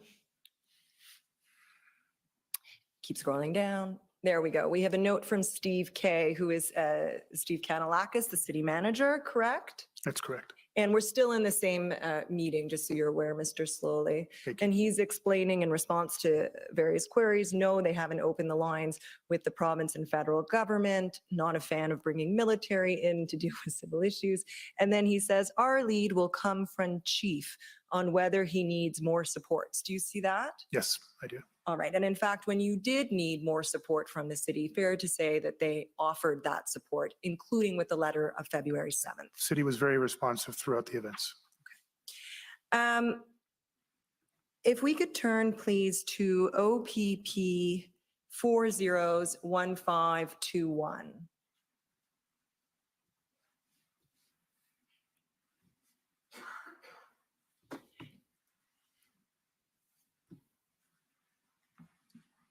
And you've already seen this document, Mr. Sloly, but these are notes. They've been produced by the OPP and I believe also the provincial government of a call on February 6th involving you and various federal and one provincial representative. You're familiar with this document? Not the document, but the meeting itself. The yes. meeting, fair enough. So if we could scroll to page 2, please. A little further down, a little further down. Perfect, stop there. And you'll see here you explain to provincial and federal representatives, and I should mention there's also a city representative on the call, that the OPS was successful in negotiating the resolution of the encampment at Confederation Park, correct? That's correct. And that had been, in fact, just that day or the day prior, right? Confederation Park was resolved February 5th into February 6th, correct? Yes. And if we turn to page 3, in big bolded words, so Mr. Clerk, you can just go down. Perfect, thank you. And that's where you advise that the service is compiling a list of resources that the service will require for the next 72 hours to 2 weeks to assist in managing the situation, and it will be exhaustive and provided to the mayor of Ottawa, correct? The only thing I would take some issue is the 2 weeks amount. That would not have been, we were not seeing it as a 2-week event. So that just may be a misinterpretation by whoever compiled the notes, but otherwise it's accurate. Sort of 72 hours till the end, if I can put it that way. Till the end, yes. Okay. And this is the list of resources you were preparing further to the direction provided you by the OPSB, the board, on February 5th, correct? That's correct. And you're giving them a heads up that this is coming, right? That's correct. Okay. And if we can go to page 4, please, of the document. Further down. There we go, Deputy Chief Bell. He's explaining on the 6th that the service has about, as of that date, 120 to 130 officers on the ground, and that's a combination of OPP, RCMP, and Ottawa Police Service, correct? I'm guessing that looks low, so I'm guessing that's Ottawa Police Service members. Oh, no, okay. He says, what date is this? February 6th. No, we should have had a lot more than that. You believe the numbers were higher? Yeah, because the 6th was the Sunday and that was a weekend. And so our numbers should have been a lot higher just based on the chart that we saw earlier on. Okay. So that's just, again, maybe just a transcribing challenge as opposed to the accuracy of Deputy Bell. Sorry. No, that's no problem. The 100 to 130 officers, would that have been per shift or both shifts combined? That would, if it was, it would be per shift, and then you double or triple that number, and that would be a more accurate number based on my recollection of Okay, weekend staffing. fair enough. And then at the top of page 5, the second bullet, second clear bullet, you'll see there, the additional support from OPP and RCMP, which was expected as of this date, will help provide relief to Ottawa Police Service officers who have been 12, I think there's a word missing, working 12 to 14 days straight, correct? That's correct. And the influx that was expected as of that time was really to help the service maintain its current posture. It was not to shift, it was not enough basically in the coming days to shift towards an enforced solution to the demonstration. Is that Absolutely. correct? Absolutely. We never reached those numbers until the final week. Okay. If I could take you to the bottom of this page, please. You'll see in the response from Chief Peter Sloly, you see that, Mr. Sloly? Yes, I do. And you'll see that first bullet underneath. He is concerned about the risk and efficacy of enforcement actions now. You say the powers of existing legislation are sufficient, but whether to enforce, given the dynamic risk situation, is the issue. And the number of vulnerable individuals, such as children and families embedded in the encampment, elevates the calculation for Ottawa Police Service, right? That's correct. And that's the same issue we've been discussing. That is that you can't enforce powers unless you have the resources necessary to do so safely. Yes, and the additional element in this, I believe it was around the end of the first week going into the weekend that I became aware of the presence of children and other vulnerable persons in the red zone in and around the critical areas. So it really was now two factors, the necessary resources to do it safely and lawfully, and then the additional risk factors of children and vulnerable persons in and around there that became even more challenging. If we could go to the bottom of page 8, please. Right here, yeah.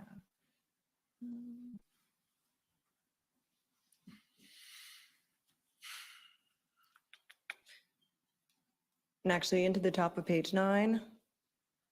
Keep going. There we go. And you'll see here their discussion again of the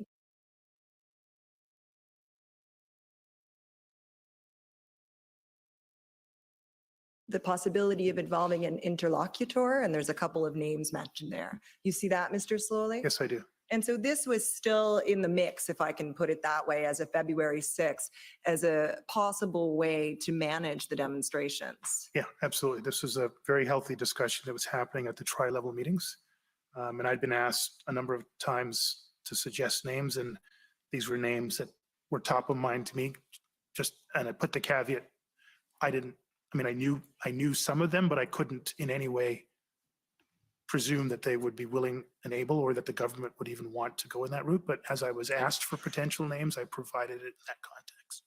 So is it fair to say that by February 6th, we've still got the notion of a negotiation strategy, perhaps involving an interlocutor on the table, but we're also looking at what a POU enforcement plan would look like? Because you've testified at some length that you were looking for a POU briefing up into this weekend, correct? So, yes. And if we need to go the enforcement route, then we're going to need resources, no questions. Yeah. And again, I'm sure you're aware, but even the enforcement route, just to be clear, still requires communication, negotiation, engagement, de-escalation. All of those things remain even in an enforcement public order focused option. Fair enough. But if you're going to end up, however long you get there, at the enforcement end, you're going to need those massive numbers of resources we've discussed, right? And was proven true. Right. And when we're talking about the involvement or potential involvement of a negotiator and interlocutor, fair to say that the person or the entity that the protesters really wanted to exchange with was the federal government, correct? I can't say that.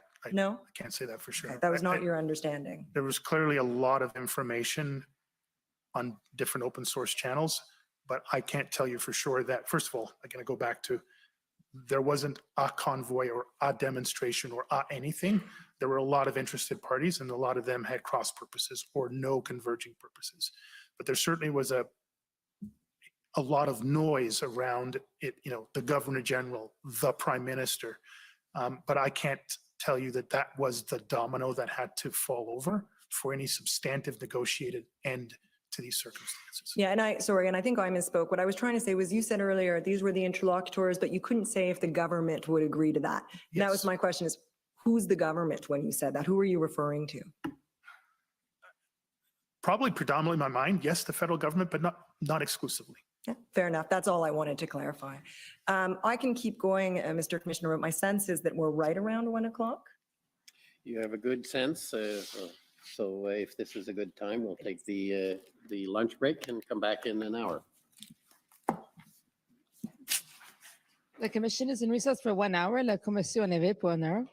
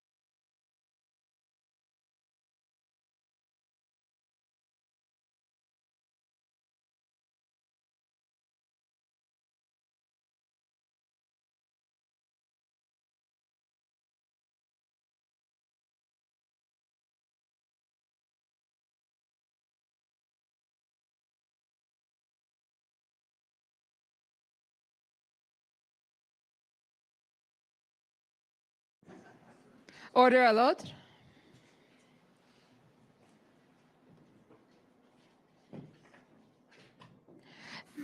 The commission is reconvened. La commission reprend.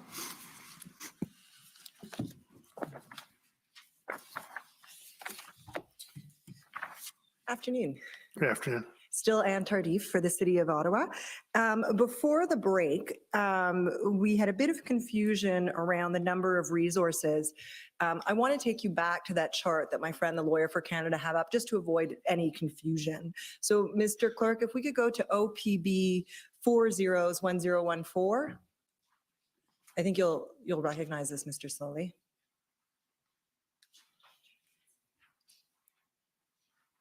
So this was the chart of resource deployments for the service from all agencies that was prepared, and some version of this went to the Police Services Board, correct?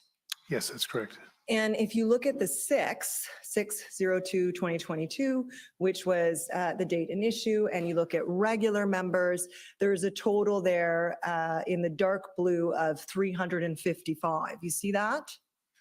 Yes. And the 2 days prior, which would have been the Friday and the Saturday, because of course the 6th is the second weekend of the convoy, the Sunday, are roughly the same number, 329 on Friday the 4th, 362 on Saturday the 5th, and 355 on Sunday the 6th from all services, correct? That's correct. And so when we saw in the minutes of that meeting that there were about 120 or 130 officers on the ground, that must have been, I'm assuming that must have been per shift. Again, I'm not sure where the number came from, but that would be the only logical explanation. Right. But these numbers are the ones that ring a bell to you and that you were referencing in your testimony before the break, correct? These were the most accurate numbers, although, again, none of them were ever 100% accurate. Okay. All right. Thank you for that. If we could now turn up OPS 408325.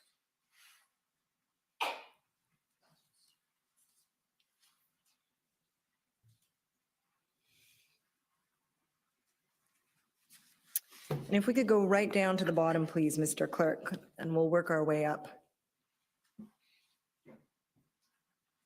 Right there. So this is an email, Mr. Sloly, from John Steinbach's, and you'll forgive me, I can't remember his exact title, but I do know part of it is communications. He's the Executive Director of Strategy and Communications. Okay, thank you. So from him to you and some of your colleagues at the service, and he says MO, which is the mayor's office. You can see that the subject line, mayor's office request. This is on Monday, February 7th. And he says, MO, mayor's office, called Chair Deans's office this AM, advising that we need to send a letter of request for staffing to our federal provincial counterparts prior to sending a letter to SolGen, meaning the Solicitor General and Public Safety Minister. Has this occurred yet? If yes, can we bundle them all and send over to Chair and Mayor? If not, Kevin and Michelle are on this email and can assist in drafting, organizing John. And so my understanding, Mr. Sloly, and I do see this email went to you among others, is that the Mayor's office wanted to ensure that the request had been made chief to commissioner, as it were, before they sent a similar request for 1,800 officers to their political counterparts. I don't have that understanding. I don't really recall the email, to be frank, but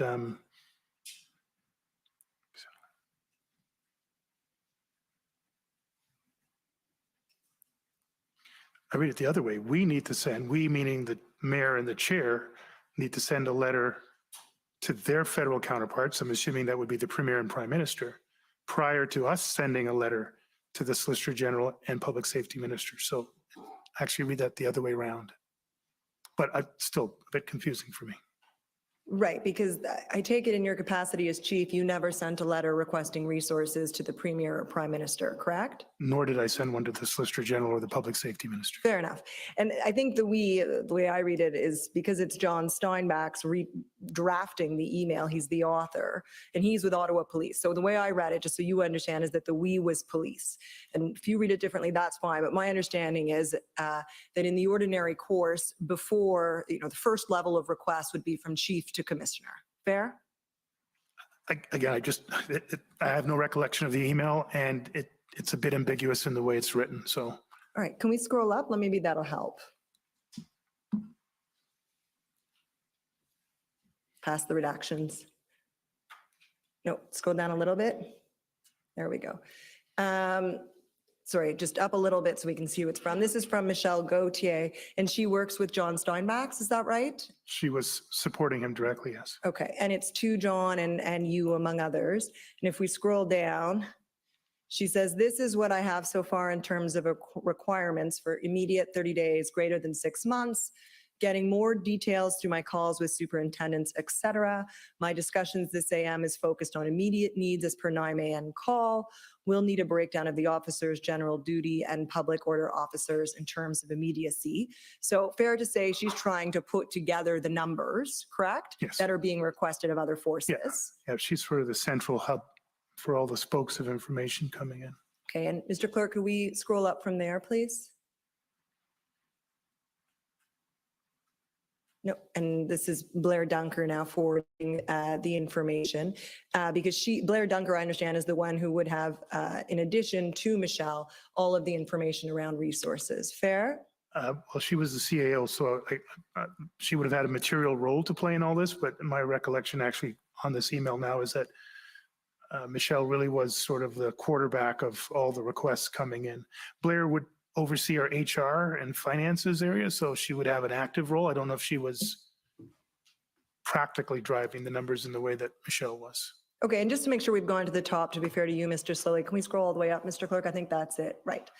And it ends with an email from Blair Dunker. So fair to say what we've seen here is the Ottawa Police, those involved in this process, quarterbacking the resource requests and trying to figure out what in fact they are, right? That's the emails we've just gone through? I think so, the back end of that process. Okay, and leaving aside this email, so I'm no longer asking you about this email, but my general understanding is that where the service requires additional resources over and above what it can provide, in the ordinary course, the request is made from chief to chief or chief to commissioner, correct? That's right. Okay. And I think you've mentioned and you've agreed that the letter from the mayor and the chair deans of the OPSB was uncommon, but that these were uncommon times. That's correct. Okay, fair enough.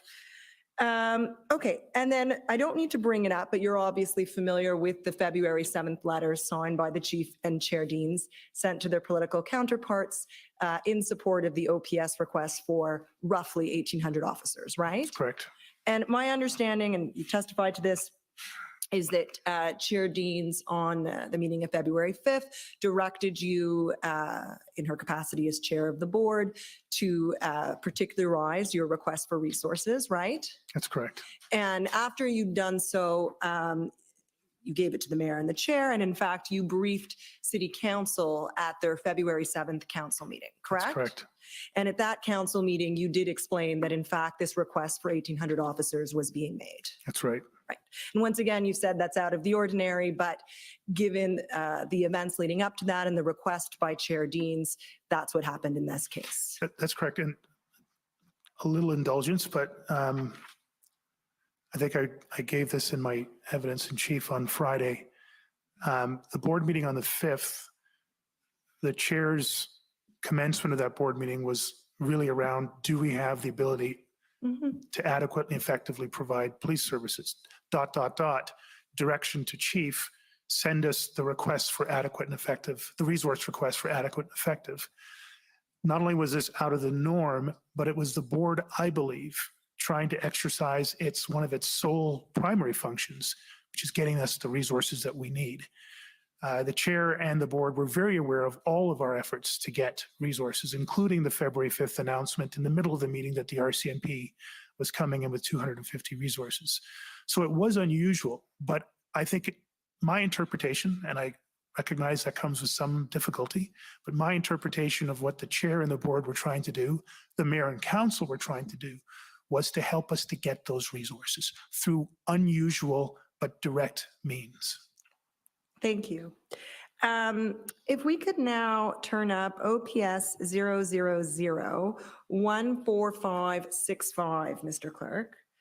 And while that's coming up, Mr. Sloly, you told us that after the the pivot to recognizing this is an occupation on January 31st, the service had to evolve its plan, right, to address these new circumstances. And my understanding is that the service did that, and we have seen, I don't need to bring it up, but we have seen as part of these proceedings a plan that's not what's on the screen now, Mr. Sloly, a plan that's dated February 9th and that's referred to as the 3.0 plan. You're familiar with that plan? Yes. So this is your scribe notes of that same day, February 9th. It's not the plan, but it's scribe notes of that same day.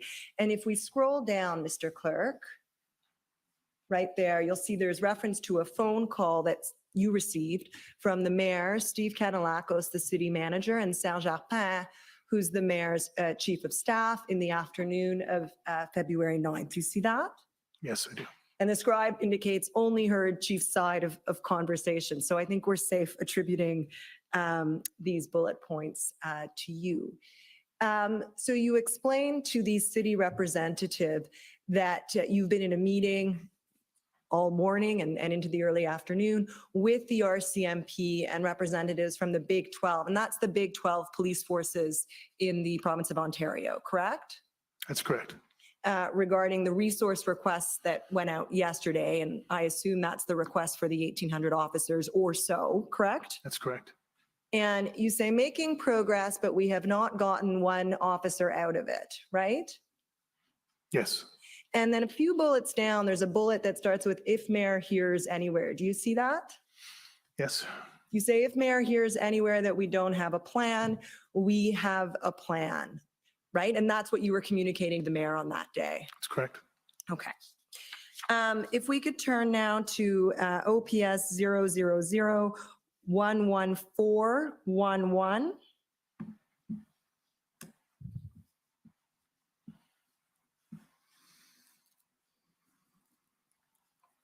These should be, yes, your scribe notes of February 10th.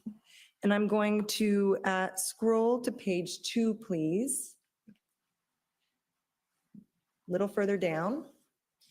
And then just the call with Steve Canelakos, Mr. Clerk, so we get perfect.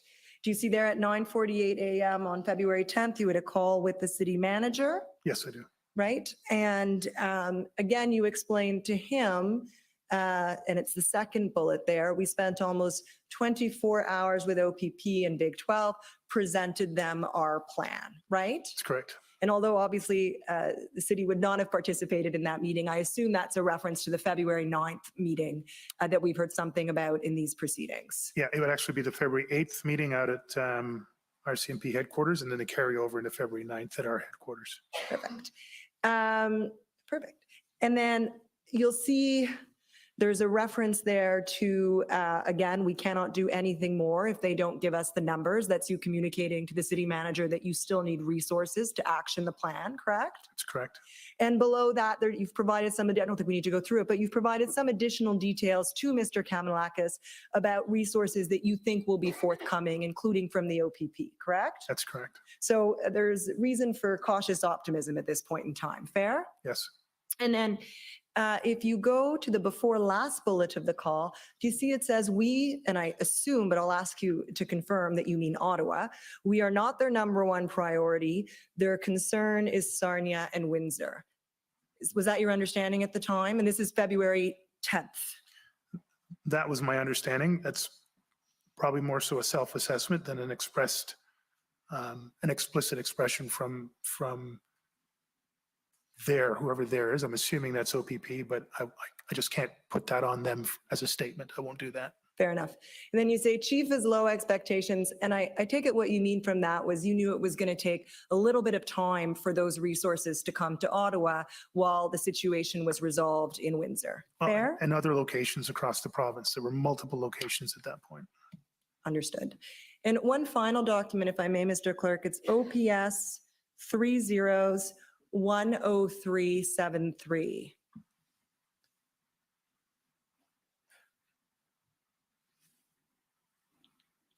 So these are scribe notes of a meeting on February 12th between yourself and other Ottawa Police Service representatives and Commissioner Lucky of the RCMP and Commissioner Karik of the OPP.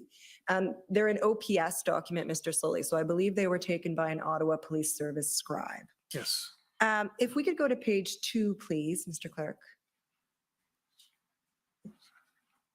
So do you see the comment there that's attributed to Commissioner Lucky, getting exhausted that someone cannot communicate with Mayor or Steve Kanalakos? Do you see that? Yes, I do. And I expect that we will be asking Commissioner Lucky what she was referring to then at that point. But given that you're in the meeting, I thought I'd ask you whether you recall that comment or a comment to that effect, and if you know what she may have meant by that. Yeah, I think there was a general concern, not just from Commissioner Lucky, about the accuracy of the numbers. And, from our standpoint, we were being promised more than we saw on the ground. And from the standpoints of other agencies, that I don't purport to speak for them, but that they felt that what they had said they were going to provide were there and available. The just numbers did not reconcile. By this point, the level of integration with the chief party-led team was substantially underway. And I think everyone was starting to feel that with their planning and logistics capabilities, what they were doing centrally for the province and even more for the country, that we would very quickly get to a greater level of certainty, if not 100%, but we weren't there yet. And I mean, as much as I could feel the pressure on people saying exactly how many people do you have, I'm sure Commissioners Karik and Lucky and other police leaders were feeling similar pressure. I take it from all of that, that's the expression that we got. Add on to that, when there are statements made in the public about this or that, then the rollback towards the chief of jurisdiction or commissioner of jurisdiction would have been substantial. So just an expression of that frustration that the numbers that the OPS was providing the city and the numbers that the RCMP and OPP were providing provincial and federal politicians didn't add up. An expression of that frustration. That's the way I took it. Okay. Thank you very much, Mr. Sloly. Those are my questions. Thank you. Thank you. The next is the Ottawa Residents Coalition, please.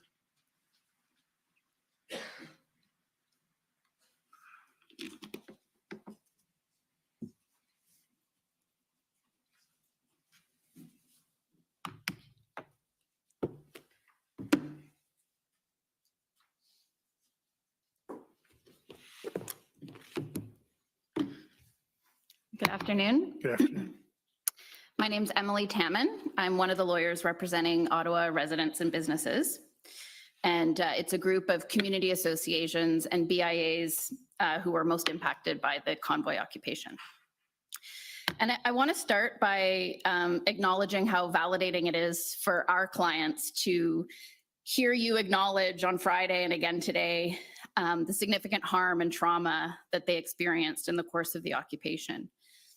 You were asked on Friday by my friend, Ms. Rodriguez, for the commission, whether the streets of Ottawa were more akin to a family fun festival or a tinderbox waiting to explode. And you'll recall, unless I'm mistaken, that you didn't hesitate in expressing the view that it was more akin to a tinderbox. Is that right? That's correct, ma'am. And with just a little indulgence, if you don't mind. Again, I'm always mindful, I've said this before, about pejorative terms. The overarching sense was a tinderbox, but there were clearly elements in areas where it was less so and elements in areas where it was far more so. I want to be careful about that. I think there were some genuine people trying to do some genuine things, and there was a lot of disingenuous people doing very dangerous things. So I just want to be careful about pejorative terms, but overall the sense was a tinderbox ready to explode. For sure. And the residents wouldn't be attributing their experience to any particular individual or group, but that was the reality you'd agree that they were experiencing within their community. Yes. And so I take it then you'd agree with me that as early as January 29th, when you had the opportunity to walk around and witness for yourself what was happening, that there was extremely loud and prolonged honking. Yes. That there were spewing diesel fumes from idling trucks. Yes. Blockading of streets. Yes. Threatening and antisocial or assaultive behavior, as you've described it. Yes. And a general sense of chaos and lawlessness. If I was a resident, yes, I would have that sense. Resident or business owner. Okay. And as the occupation dragged on and the significant trauma and victimization that local residents and service providers and city workers and businesses were experiencing were caused by a number of different things. And that would have included, again, the honking, the fumes. And I think you'd agree that also just living under the constant threat of potential fires and explosions as a result of fuel canisters being stored beside burn barrels and wooden pallets and fireworks, a tinderbox waiting to explode, as you described it. Yes, ma'am. And I believe you'd agree as well that there were a number of residents and workers and businesses who did experience harassment and intimidation by some protesters. Yes. And you've been very careful to say that you would never take away from someone's feelings. And so I take it then that you'd agree that there was a feeling among many in the Corps that they had been abandoned by their government and by their police. I understand that, yes. So I take it then that you would agree that enforcement activities in and around the red zone not only had value, but were actually quite critical for public safety. Absolutely, yes. And my friend from the Ottawa Police Service this morning put it to you that your interest was more about being seen to do something, and you disagreed with that, right? Absolutely. And that to describe them as small wins or a kind of pandering to residents really grossly underestimates the legitimate risk to public safety throughout that occupation, right? More than that, I think it disrespects the residents and businesses who are actively calling for that directly, indirectly through their counselors and through many other channels. Right. Now, my friend from the Freedom Corporation this morning put it to you that any and all complaints of criminality would be investigated and charges laid if warranted. And you agreed with that, but subject to the caveat that police had a wide discretion based on officer safety, right? And second caveat, that we would pursue those charges when they were more appropriate and safe to do so. Right. But you wouldn't have direct knowledge of incidents that were reported and not investigated, either due to the exercise of officer discretion or a simple lack of resources, do you? Not to that level of detail. That was the general briefings that I was getting, but exact incidents and that, not to that level of detail, no. Okay. And in fact, there were a large number of complaints, or there were a number of complaints made to OPS, which would have been difficult, if not impossible, to investigate because the location and or identity of the alleged assailants weren't known to the complainant, right? That's correct. And are you aware, or maybe you've heard in the course of these proceedings, that Councillor Mathieu Fleury made a report to the Ottawa Police Service regarding intimidation and harassment by protesters at his personal residence? Actually, I'm not aware. I was aware of something in relation to former Councillor McKenney, other public officials. Can't recall if I spoke directly to Councillor McKenney. I know I called another public official, a very high profile public official who was receiving some type of threatening behavior. A lot of public officials received, including myself, received direct threats as a result of all of this. And Councillor Fleury's evidence before this commission, in fact, was that he reported it to police and he never heard back from anyone about that complaint. So I think I put that to you as an example that, you know, there likely are unknown to you numbers of complaints that for one reason or another in a very chaotic environment were not followed up on or investigated. I would expect and hope that there would have been some occurrence taken, whether or not, meaning an occurrence taken of whatever the nature of the threat was from Councillor Fleury. Even if it didn't meet the criminal threshold, there would be a record of it, if not an active investigation into it. It's not meant for any solace to anybody, including Councillor Fleury, but I think when I left office, there was some 5 or 6 or 7 threats against me, and to this date, I haven't received a follow-up call yet myself. Right, right. And so I think ultimately then you'd agree that any available data regarding criminal activity, which was investigated and resulted in charges, is not necessarily a reliable indicator of the scope of criminality in the course of that occupation. That's correct. Okay. It's one of the reasons why within our requests, we requested additional investigators, crime analysts. We just couldn't keep up with the volume of intake. We needed extra dispatchers. So a lot of it was public order and yes, investigations, but the ability even to do intake of complaints, follow-up on complaints were significantly restrained during my time in office, I suspect for weeks, if not months after all the events concluded. So things like customer service and reliability of follow-ups were challenged always, would have been extremely challenged during that time. Right. Okay.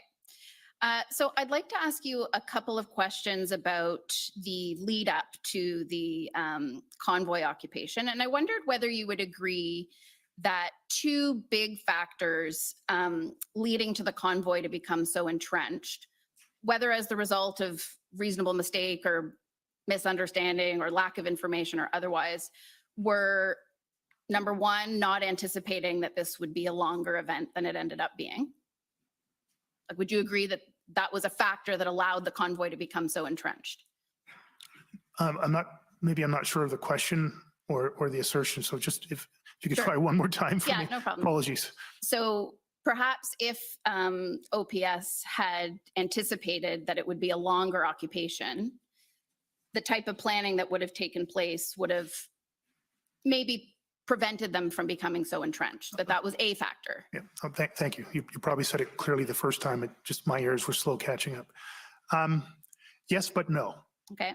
So length of time isn't the issue as much as it is the quantity of the people that would be staying. So it was clear to me in the week leading up that I was getting regular briefings from the intelligence threat risk assessment side of things, that there will be a small group of people staying longer, but that we had experienced those things in the past. There were well-established contingency plans and removal plans that would go through stages of days, weeks, sometimes months, and that our partners in the NCR were well-versed in how to do that. So there was always a sense that there would be a longer portion to the weekend demonstration involving a smaller group of occupiers. What we did not have, and to this day, I still have not been able to see, even in hindsight, is there will be a massive number of people who will remain behind for weeks, if not months, and they will be engaging in a wide range of social disorder and criminal assaultive type behaviors for that entire period. Right, and that's fair. You've been clear to say that that was also probably one of the missing pieces, was the number of people who would stay. And would you agree then, and again, not asking you necessarily about the reasonableness yet at this point, but that had the trucks not been allowed to enter the core, it likely would have been more difficult for the protesters to have become as entrenched as they did? Yes, but no. Entering the core, meaning entering Wellington Street and the immediate streets east and west of that. I have heard this even before the convoy events arrive, but closing down our core, closing down our interprovincial bridges for any reason are hugely problematic, and they create a range of public safety and community wellness issues. For example, I believe it was in the late spring of 2021 where there was a provincial order that related to the pandemic, that interprovincial bridges and access points be closed. There was very little, if any, material consultation with the Ottawa Police Service that of all the police of jurisdiction in Ontario had the biggest impact by that order. And it caused a significant staffing challenge. We did close the bridges to the letter in the first 24 hours, but the pushback was massive and immediate from the healthcare sector, from the business sector. Mm-hmm. Closing things anywhere in the downtown core, anything in the downtown core, it's going to cause a range of public safety, wellness, and economic impacts on the city. The concept of closing the entire downtown core, I think you've heard from other witnesses, would probably use as many resources as it took for the public order operation. Some 2,000 officers would have been required to come in, mm-hmm. and it took the better part of a week and a half to get those officers here. So the assumption that if we had known, we could have locked down the downtown core It would have still taken 7 to 10 days to get that many officers in here to execute that plan. And then the impact on the city of Ottawa and the greater Ottawa-Gatineau area might have been greater than the public safety problem we were trying to prevent in the first instance. Okay, well, I appreciate that. And so, but do you recall at the January 26th special board meeting of the Police Services Board, where Mathieu Fleury, Councillor Fleury, asked you about the possibility of at least holding trucks to truck routes, and that you indicated at that time, or he says that you indicated to him, that you had received a legal opinion that the charter would preclude that activity based on your understanding of the expected public safety risks at that time? I don't recall, I recall the truck route comment. I believe my comment was in relation to the broader discussion. Can we block the downtown core? Can we block them from coming into the city? And that was the context in which I gave my response. And again, if it was the 26th, I would have already had my legal advice from my general counsel. And by then, I think the 27th was when we requested external legal advice, which essentially supported the same position. And when you say external legal advice, are you referring to OPS Legal Services? OPS Legal Services sought external legal advice to bolster their own opinion that they'd provided internally. Not to bolster, but to validate one way or the other, their own opinion internally. Okay, but there doesn't seem to be any record of that internal opinion. Is that fair?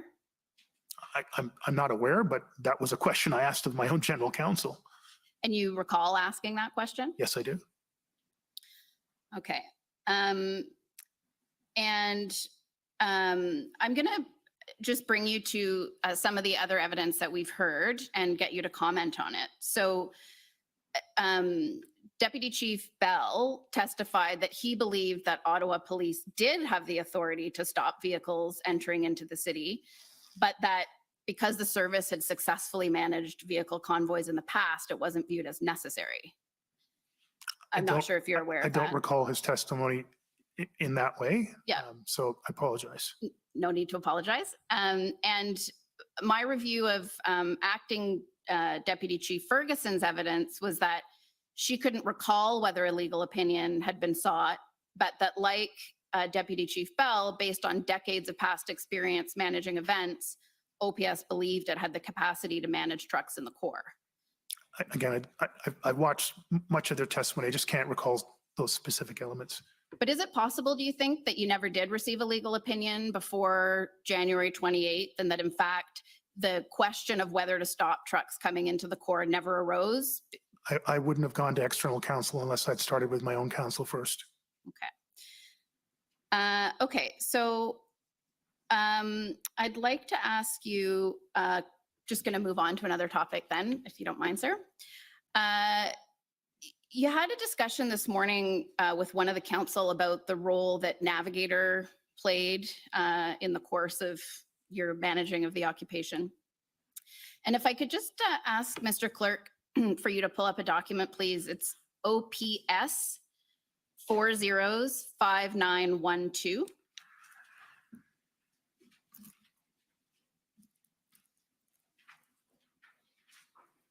This would have been on the Commission's list of documents.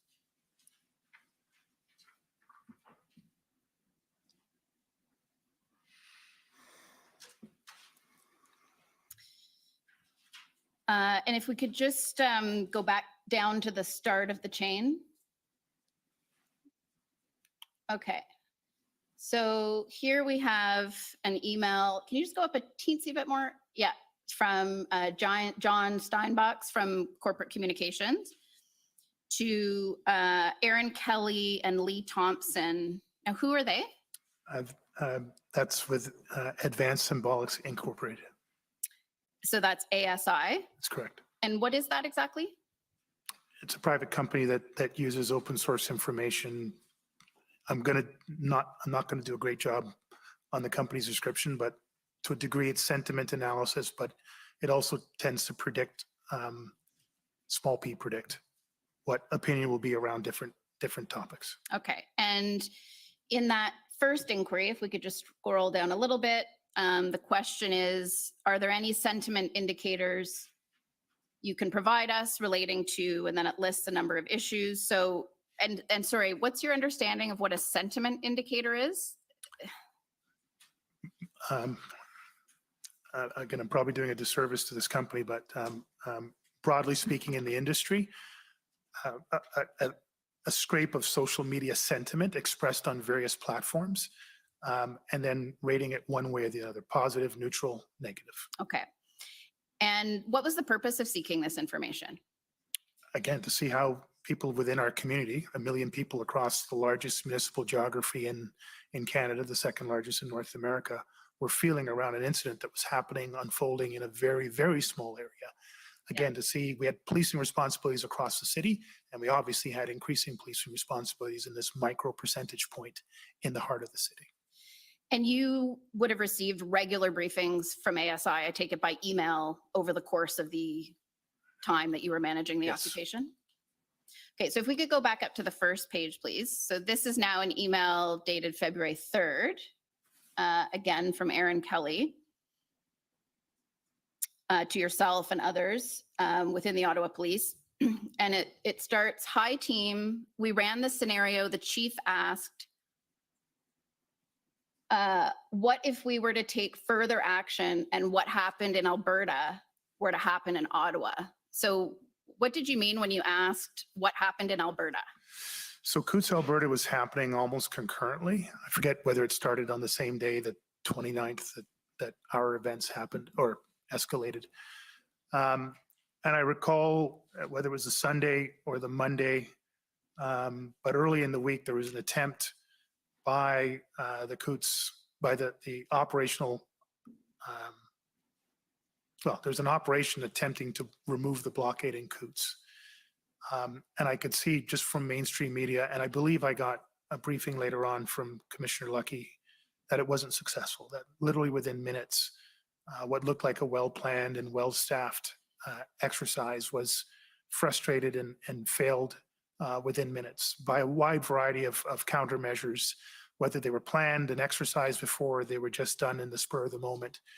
And my concern was that if that was on a 2-lane highway in a very rural part of Canada, with no other buildings on sides of the road and no density and no school zones or anything else, a much smaller footprint of vehicles and protesters and a proportionally much larger amount of available resources, if it failed so quickly, then any effort that we would do here could be extremely dangerous. So it was in that context that I asked that question. Okay, so you're asking for their assessment of what would be the impact on public sentiment vis-a-vis the Ottawa Police Service if there were to be a failed operation to dismantle the convoy or to... Yeah, I don't know if I put the emphasis on the failed, but just on the operation as a whole. Okay. But yes. Okay, fair. And so Aaron Kelly then goes on to say, having undertaken that assessment, currently under 10% of people in Ottawa are experiencing deep concern about how the trucker convoy is being handled. Most of these people are downtown. That wouldn't be surprising to you, right? That the people the most concerned were the people that were experiencing it. If you were to take an Alberta type action, you would get a 10% lift in public opinion from Centertown residents because they're happy you took action. But you would take a 50% hit from residents in other parts of the city who are currently not expressing any concern with the situation. If things went south, like in Alberta, then they would blame the Ottawa police for the misstep. So why would it matter what the sentiment indicators were for residents unaffected by and unconcerned about the Freedom Convoy? It really didn't matter to me at this point, to be honest. I'd already had my meeting on February 1st in Canada with the public order commanders. The level of effort that we would have to have, the scale would be, as I said, somewhere between the 700 range to the 1,000+ range to even begin to contemplate an operation that happened in Coots. So, I mean, I don't want to say it was too little too late. Whatever modeling was taking place here, it really was immaterial. The situation in here just required a scale that we couldn't contemplate a similar operation. So the circumstances on the ground were just changing so rapidly that you weren't even really contemplating an Alberta-like intervention by the time you received this analysis? Yes, and importantly to the point I think you were making, and if I get it wrong, I'm sure you'll correct me, but understanding, we brought in ASI to understand the budget implications. That's the original contract of ASI was around the almost year-long budget debate that happened throughout 2021, in which case the budget expectations and needs of a farmer out in the outskirts of Ottawa was as important as a condominium dweller or a business owner in downtown Ottawa. But in terms of, to your point, the people that were most directly impacted, traumatized, victimized, were the people living immediately within the red zone or around the red zone. And so while it was somewhat interesting to know how people felt more broadly, the victimization was happening in a micro location and the risk was happening in a micro location. 98%, 99% of what we were dealing with was within 1% of the geography of the city. And so it was an interesting exercise. It didn't prove fruitful. And the scale of the operation that ultimately was required made this a rather less than productive exercise. But you did continue to get updates from ASI throughout, kind of gauging. So in fact, if you scroll up to the very top, please, Mr. Clerk, you'll see, anger against OPS is down 10% from yesterday. You're trending in the right direction. So, I guess what I'm asking is, do you see why some residents might be concerned that there was a preoccupation with almost a PR matter when, they were going through something really tough? Absolutely, I can see why. And as I've said, Commissioner, to you and others, public trust is a direct equation to public safety. And what might look like a PR exercise to some is as rudimentary an attempt as we could in the crisis that we were having to get a sense of where public trust lay. I could look at crime stats up and down, but I can tell you can actually have crime going the wrong way and public trust going the right way. For instance, underreported sexual assault and domestic assault. When you can win public trust, what happens is you get an immediate spike in reporting. Right. And so sometimes a crime trend up is an indication of public trust up.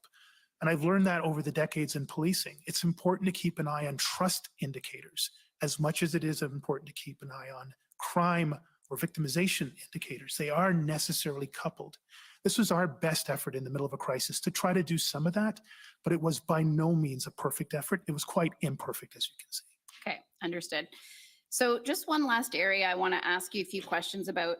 In your testimony on Friday, you indicated that misinformation and disinformation caused a number of causing challenges as far as policing is concerned, right? Yes. And you agree, and I believe you agreed on Friday, that there was a perception in the public that there were elements within your police service and other police services who were sympathetic or even supportive of the Freedom Convoy. Yes. Right? But if I understood your evidence correctly, it's your view that the public perception in that regard was based on misinformation or disinformation. No, I wasn't that black or white. It never is in my world anyway. No, I think legitimately there would be within communities that were directly impacted and those that were literally within line of sight would question a lot of things, again, without having background information or other context, would question those things. I know that there were complaints coming in, and every one of those complaints that came to my attention were assigned to our Professional Standards Bureau for a review, and any one of those reviews that showed misconduct were then assigned for proper investigation. During my time, I suspended one officer. I don't know what the status of that case is right now. So to any extent where there was a reasonableness to a complaint around not sympathy, but actions that in any way undermine our ability to keep the city and the community safe and bring about a successful, safe outcome, we took documented, formal, measured actions. Okay, and I appreciate that more detailed and nuanced answers, because certainly I think your evidence on Friday might have left the impression that you rejected completely that any high five or selfie or fist bump could be anything but a calculated effort at de-escalation. Well, and so that's not your evidence. I appreciate the chance to clarify that with some subtlety. The majority of it, I believe, were genuine officer efforts to keep people calm and situations calm, but I can't rule out that some element of that at some point could have been more nefarious. Okay, well, I appreciate that. And you're aware then, I take it, of reports in the media, and you may even be aware of this from your own tenure as chief that there are at least 24 current and former members of the OPS who have been identified as donors to the Give, Send, Go campaign that was raising money to support the convoy occupation. I've seen some media reports, but that information wasn't available to me during my time as chief. And are you aware of recent media reports that there's a review by professional standards into a member of the OPS intelligence unit, Sergeant Chris Keys, who authored a pre-convoy intelligence report that expressed sympathy to protesters against COVID-19 public health mandates, described the convoy protesters as mainstream and holding opinions that are, the views of the silent majority of Canadians. Are you aware? Have you read any reports of this? No, I haven't. Okay, and there is a document in the disclosure, that particular report that has been reported in the media as raising concerns about a perceived double standard between how left-wing, or as Keys describes them, professional protesters, and characterizing this particular occupation as more of a grassroots, real, authentic movement. Were you aware of any sentiments of that nature among your members in your time as chief? I was going to answer, but then you threw a little curve at the end. Okay. So I just want to make sure I don't answer the wrong question, but there is a point I would like to make to the commissioner and yourself. So if you can just repeat the last part, just so I get the question right. Well, I was wondering whether you were aware that there is at least a perception of a double standard and how some kinds of protesters, be they, associated with the defund police movement or Black Lives Matter or environmental protesters or Indigenous protesters on the one hand, and a movement like this one on the other. So I was not aware of any complaint or internal matter in regards to that member. Just I'll put that aside. But I think your question is important. Commissioner, I would just sort of engage you more directly with your indulgence. But this has been something that I saw during my tenure as chief of police. It was something that I saw during my time in the private sector. And it is something with less clarity, but in general, a trend in regards to intelligence gathering, threat assessments at local, provincial, national, international levels. There is a bias, and I've spoken very publicly about systemic bias in policing, not limited to systemic racism in every aspect of humanity. I saw this during my time in Kosovo and peacekeeping. After 9/11 happened, there was a significant shift operationally, politically, socioeconomically, geopolitically, to the threat that was posed by the various terms around radical Islam and Islamic-based terrorism. When I was in private sector, I was invited by Public Safety Canada to be the co-chair of a committee of citizens from across the country looking at online radicalization to violence and terrorism. And we received a briefing from CSIS, including senior RCMP officials, on the current state of the National Threat Assessment. And this would be the summer of 2019, 18 months before the arrival of the convoy. But this is also the time that we had the incel van attack in Toronto. This is also the time that we had seen a rise of right-wing extremism, white supremacy, and violent events south of the border, and increasing levels of violence and recruitment north of the border. Presentation that we got on the National Threat Assessment had no mention whatsoever, zero, of right-wing extremism and white supremacy. To the question that was asked of me, is this a concern of mine? It was a concern of mine in my days with the Toronto Police Service, in peacekeeping missions, in private sector, on a Public Safety Canada committee, and as a chief of police here in Ottawa. I would validate that concern. And just a final question, then I take it then that you would violently agree that in order to rebuild trust in policing institutions generally, but specifically here in Ottawa after the events of January and February of this year, that it will be important for the organization to sort of confront those biases straight on and not be shy to recognize when its own members fall short by engaging in that kind of unfortunate analysis? First of all, I'm probably out of order here, but your line of questioning has been excellent, and how you're probing is helpful for me. I hope it'll be for the commissioner. That's almost entirely the reason I was brought here, ma'am. Mhm. That's why they recruited me. Because I have an outspoken track record over decades, not just when it was popular to do so, to confront racism and discrimination in any form in policing, a profession that I dearly love and devoted my life to. But one that I know, not because so much of individual factors, because we're just human beings and we are incredibly imperfect, but incredibly imperfect human beings will build really imperfect systems.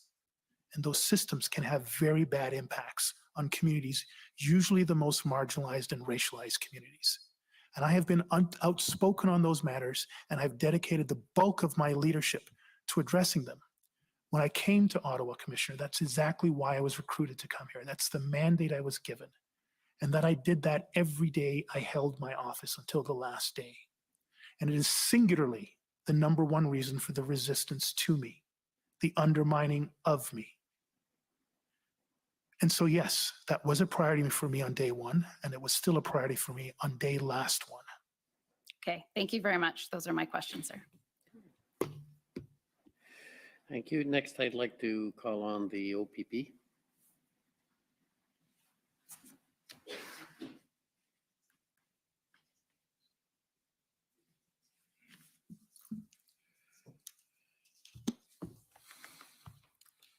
Good afternoon, sir. Chris Diana for the OPP. Good afternoon, sir. Just a couple of topics that I'd like to discuss with you. The first one relating to OPP assistance that was received by OPS during this time. As a general proposition, I'm sure that you would agree with me that the OPP provided a significant level of assistance to the Ottawa Police Service from the beginning to the end of the convoy's plural presence in Ottawa. Yes, sir. And even before the convoy arrived, the OPP was already offering to provide assistance, correct? Yes, sir. Now, we've seen text messages between you and Commissioner Carrique. Is it fair to say that you communicated with the Commissioner Carrique almost every day, if not every day, during the course of late January until the day you left? Yes, sir. So we can go, please, to OPP 4586.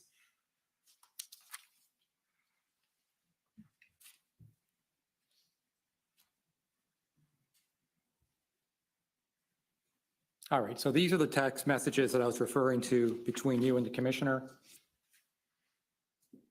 And it starts off, I believe the first one says, "Good afternoon, Tom. Just left you a voicemail. Please have a listen and call me back at your earliest convenience." That's January convoy arrived, correct? Yes, sir. And I take it even the day before, you had already established kind of a relationship with Commissioner Carrique where you felt you could discuss issues. Yeah, sorry, just one small, the 27th is the Thursday, 28th the Friday, 29th. Technically, the convoy started arriving on the 27th, technically in trickles. Yes. A little bit more on the 28th the Friday, and then the big wave tsunami on the 29th. Yes, thanks for clarifying. You are correct. I always think of it as a 28th because that's when a lot of them really started to come in. But I guess the point that I'm trying to make here is that even early stages before many of the people and trucks arrive, you've already got an established relationship with Commissioner Carrique? I had an established relationship with him throughout my entire tenure as chief of police. He was incredibly assisting on a number of issues. Yes. Okay, so if we scroll down, we got January 28th, which is the next day. My understanding, based on what we've heard before, is that the timestamp is actually 5 hours earlier than the time actually stamped. And that appears to be a text from the commissioner. "Hi, Peter, just checking in to ensure you have everything you need." Your response was to thank him for checking in. And your response is, as it says, "All good right now. We greatly appreciate the public order support. Please also keep the intel coming." That's on January 28th, correct? Yes, sir. All right, and so you're at this stage happy with how the OPP has stepped up and offered that kind of assistance as well as the intel? I very rarely use the term happy, but I am very satisfied. Yes, that's fair enough. For that first weekend, we've heard evidence prior that the OPP provided frontline officers in addition to public order unit members. Is that your understanding? Yes, although in fairness, I now understand the POU were not underneath our incident command, but they were certainly within the theater. Yes. we go down to page 3. We're looking for the time that's stamped February. So this is February 4th. We're looking for the time that's stamped 11:07. There we go. So this is to situate you. Sorry, this is February the 4th. It says, Peter, over and above the number of people we have supporting, checking in to ensure you are receiving the level of support and counsel you were hoping to receive from our POU, CIC, and PLT command group that is contributing to your concepts of operations and planning process. Scroll down. And you've asked for a quick call. Scroll down again. Okay, and so he was available at your convenience. So again, on February 4th, we're a few days into this now, the commissioner is again reaching out by text to make sure you've got everything you need, correct? Yes, sir. And that's consistent with how the commissioner was available to you throughout this time period. Yes, sir. All right, can we go to another document? I'm going to go back to this one eventually, but let's go to OPS 7455.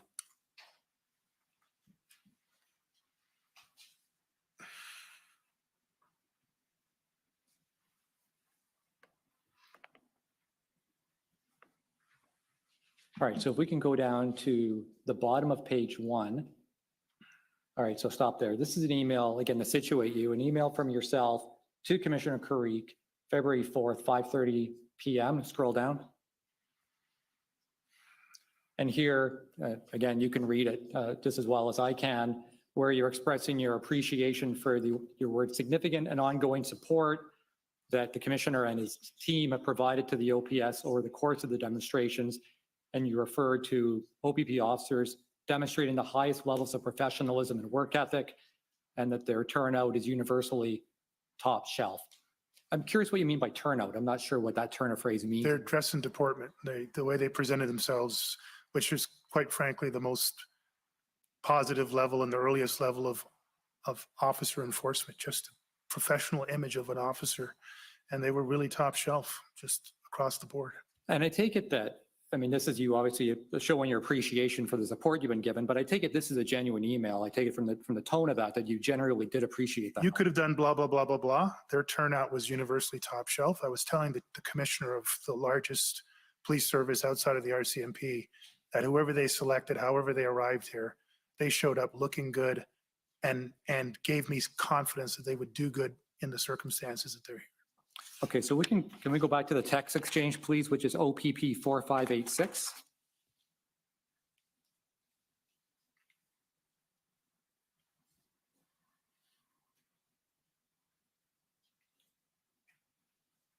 And let's go to page 6. So we're looking at, if you scroll down a little bit, we're looking for February 7th at the time stamped as 10:58. Right, so it says, hi, Peter, at your convenience, can we connect regarding operationalizing the request for additional police resources that the province received from the mayor? Thanks. Do you see that? Yes, sir. And your response, hello, Tom, I've consulted with Deputy Ferguson and the resource planning team will be established within the current OPS incident command. Inspector Palmer will be the correct contact point for your OPP team. So do you recall that exchange? I do. The gap in 3 hours is probably some other conversation that we had, but this is the understanding that we discussed an integration, a greater level of integration. He was going to send some of his best, not just planners, but operational leaders. Chief Superintendent Party's name was one of those, and I welcomed it, welcomed the support of expertise and experienced leaders, and welcomed the greater level of integration. And this is just me advising, yep, I got point people on our side to make this thing happen as quickly as possible. Yes, and you also indicated that this would be under OPS command. So I guess you're just being clear so there was no misunderstanding. that This is an OPS operation. And that's what we had agreed to in our conversations, that you're not coming in to run our shop, you're coming in to help our shop run at a higher level. And I take it the commissioner respected those jurisdictional boundaries at all times? Not only did he respect them, he understood that what we needed was help. We did not need, and I think I won't put words in his mouth, but I think his testimony ultimately said that there wasn't a need to come in. Right. And because we understand under the Police Services Act, the OPP just can't walk into another police service jurisdiction and take over, right? Well, it can't, and it shouldn't. There should always be a reason. Right. And there's only very limited exceptions that would even allow that under the Police Services Act. That's my understanding, sir, yes. And you felt at the time that the OPS was more than capable of handling this with extra help. That's correct. And I again, don't want to speak for the commissioner, but I believe that's what he shared with me throughout our daily calls, and nothing changed to my last day in office. And in addition, and I don't need that document any further, you're probably also aware that during this period of time, the commissioner also chaired various calls almost every day with Big 12 or OACP to help coordinate further resources, correct? Again, that was a phone call that Commissioner Creek and I had, I think it was the first weekend. A suggestion that I had made that we have some sort of a convened group of police leaders. I think I was focused mostly in Ontario. And as Commissioner Creek would often do, he said, you know what, let's get on that. We'll run that for you, Peter. You're busy. And then what he established was more than I requested and grew in a relatively short period of time. Right, and you may be aware, you may not have seen the document, it's an OPP document, but he sent correspondence out to other police services trying to integrate all that. Absolutely. I was very much aware of it without even seeing the documentation. I had that sense he was lifting that to the highest level possible. And so you understand, of course, that the OPP provided not only boots on the ground, but a lot of specialists as well, and services such as logistics, aviation, PLT, undercover, incident commanders, planners, POU. Yes, sir. And did you hear Commissioner Creek's evidence? For the most part, yes, sir. One of the comments he made was that when it comes to providing assistance, the OPP unfortunately doesn't have extra officers that he can take off a shelf and send where they're needed. Do you recall him saying that? I do. I feel his pain. Yes. And so he also indicated that every frontline officer that goes to help with Ottawa or Windsor or anywhere is taken out of a community where that officer would usually work. I had the same experience in Toronto where we had to move hundreds of officers on a regular basis to other jurisdictions, and they were not available for their primary duties in Toronto. And so you can recognize that when, and I believe the OPP's institutional report, and I won't pull it up, I think the maximum number of frontline officers on any given day was 463 on one day in Ottawa. You would recognize and understand the kind of strain that could put on the OPP and the other communities it polices. Absolutely, sir. All right, the other area I'd like to move on to intelligence, because I think one of the things we're trying to figure out here is kind of what happened and how do we do things better going forward. So we need to figure out what happened on the intelligence side. I've spoken about the different levels of assistance, but I'm sure you would agree that the Hendon reports and the daily conference calls on intelligence were another form of assistance provided by the OPP. Yes, sir. Well, I believe your evidence was, and if I misstated, please correct me, was that you became aware of the January 13th Hendon report, you received it. You understandably had a lot of other things on your plate at the time, and so you asked Deputy Chief Bell to conduct an intelligence review. Is that correct? No, well, it is mostly correct, but just I asked Deputy Chief Bell to oversee, not to conduct himself, the intelligence threat risk assessment. That would then inform Acting Deputy Chief Ferguson, who was assigned the role of developing the operational plan, an intelligence-led operational plan that was reliant on the intelligence threat risk assessment. The Hendon reports would be one of many things that would go into the intelligence threat risk assessment. And that made sense, of course, because Deputy Bell at the time was responsible for intelligence part of the portfolio. Yes. And Deputy Ferguson was responsible for planning. Yes. And if I get the chain of command incorrect, then please correct me. But under Deputy Bell, would it be Superintendent Patterson at the time on the intelligence side? I believe so, yes. Now, when it comes to Deputies Bell and Ferguson, you did give some evidence about a lot of the changes that were taking place and the challenges you had in senior command, COVID, turnover, other things. But neither had been in their positions for long, correct? That's correct. The transition had happened at the command level, I think second last week of December 2021. And then functionally it flowed down into the first week for superintendents, inspectors, and civilian equivalents. Yeah.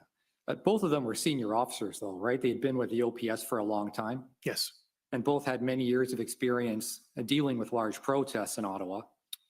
I don't know to what extent Deputy Bell had. I don't think he had as deep experience in that area as Acting Deputy Chief Ferguson. But yes, they would have both been around and seen and been involved in, to some degree, events. I think Acting Deputy Chief Ferguson's actual experience as a critical incident commander and training was a little bit more than Deputy Chief Bell's. But either way, you trusted in their ability to review the intelligence and prepare an appropriate plan, correct? Yes, sir. Now, you testified that you did not review the Henin reports in detail, that for the most part, you skimmed them when they came in. I read reports in detail, but not every one. I skimmed other reports, and sometimes I would not have had time to open my email. But again, at that point, I would have known that these reports were being sent to individual members within the Ottawa Police Service, but particularly within the intelligence section. Right, because there were a number of OPS members on the distribution list, so you trusted in your team to review them and to keep you apprised as necessary, correct? As necessary, yes, sir. And I take it that once you skimmed or once you saw the first Henin report, I expect that you knew that that could be a valuable source of information as the convoy made its way across? Yes, sir. That's why my recollection to this day is that I've forwarded it on, but I stand corrected. Now, I take it you did not participate in the daily Hendon conference calls? No, sir, I didn't. And that's something you would have relied on, either Deputy Bell or Superintendent Patterson or someone within that. Someone would have had that delegated responsibility, yes. Now, you testified that it was your expectation that this would primarily be a weekend-long event, correct? Yes, sir, with a small group remaining behind. Right.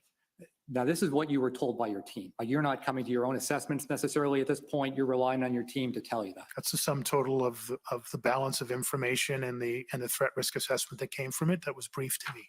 Right. And so I believe in your witness summary, you indicated that you were advised by Deputy Bell that he expected the vast majority would leave at the end of the weekend or shortly thereafter. Yes, sir.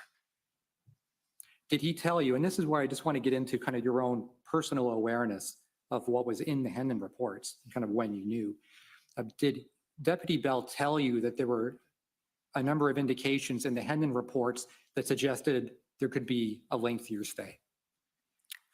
Again, I just want to be careful. The briefings I was getting from Deputy Chief Bell are what the briefings that were passed up to him.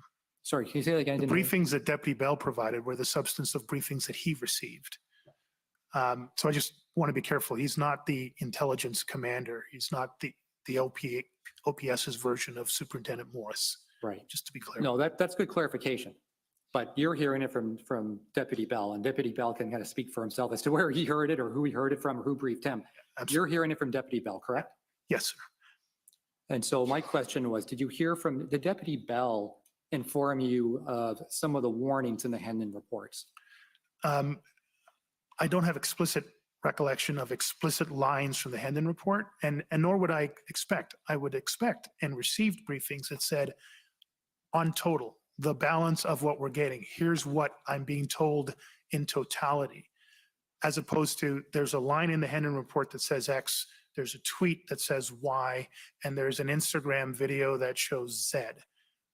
What I was getting was a roll-up briefing not attributed to the exact data source where it came from.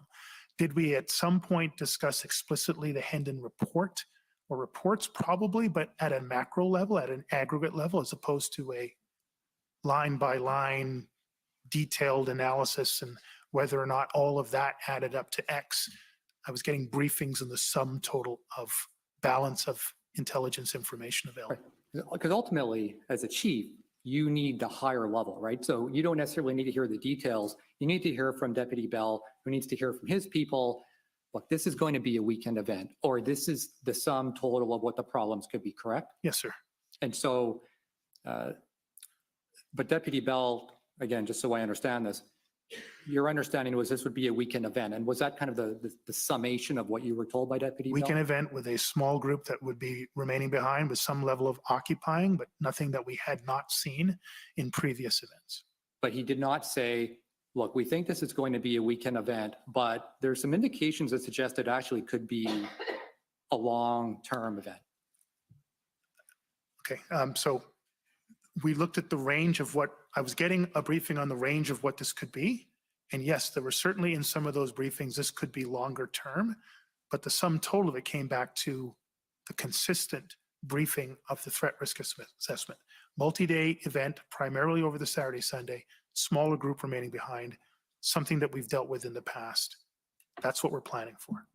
All right, and I'm going to ask if you, at the time, and this is Sorry, and I apologize, I am interrupting you, but Don't worry. there was the other end. This is all a overblown social media thing. This group may never even make it here. If they do, it could be a relatively small thing. We never cancel anything out, but the aggregate of the assessment landed where we were. No, but were both possibilities being given as kind of equal probabilities that it might be, it's equally likely they're here for the long term and equally likely they're No, not coming at all? and in fairness, no, I don't think there was an algorithm attached to that level of sophistication. I'm not sure exists anywhere, but it certainly wasn't the level of detailed and mathematical equation that you may be indicating. But I was given a reasonable overview of the reasonable spectrum around which it could be, and then an assessment on the balance of probabilities, what it was planned to be. All right, so what I'm trying to understand now is, again, and I know you were briefed, and then that was primary source more than your own review of the Hendon reports, correct? Yes. And so I'm just trying to understand kind of what you knew before the convoy arrived. Did you know, for example, that the reports indicated that there was no exit strategy? I believe I saw that at some point in a Hendon report. But again, I just want to be clear. I can't tell you how many protests and demonstrations pop up or planned where the presence or absence of an exit strategy were weighted in any significant way. I'm just telling you what my experience has been.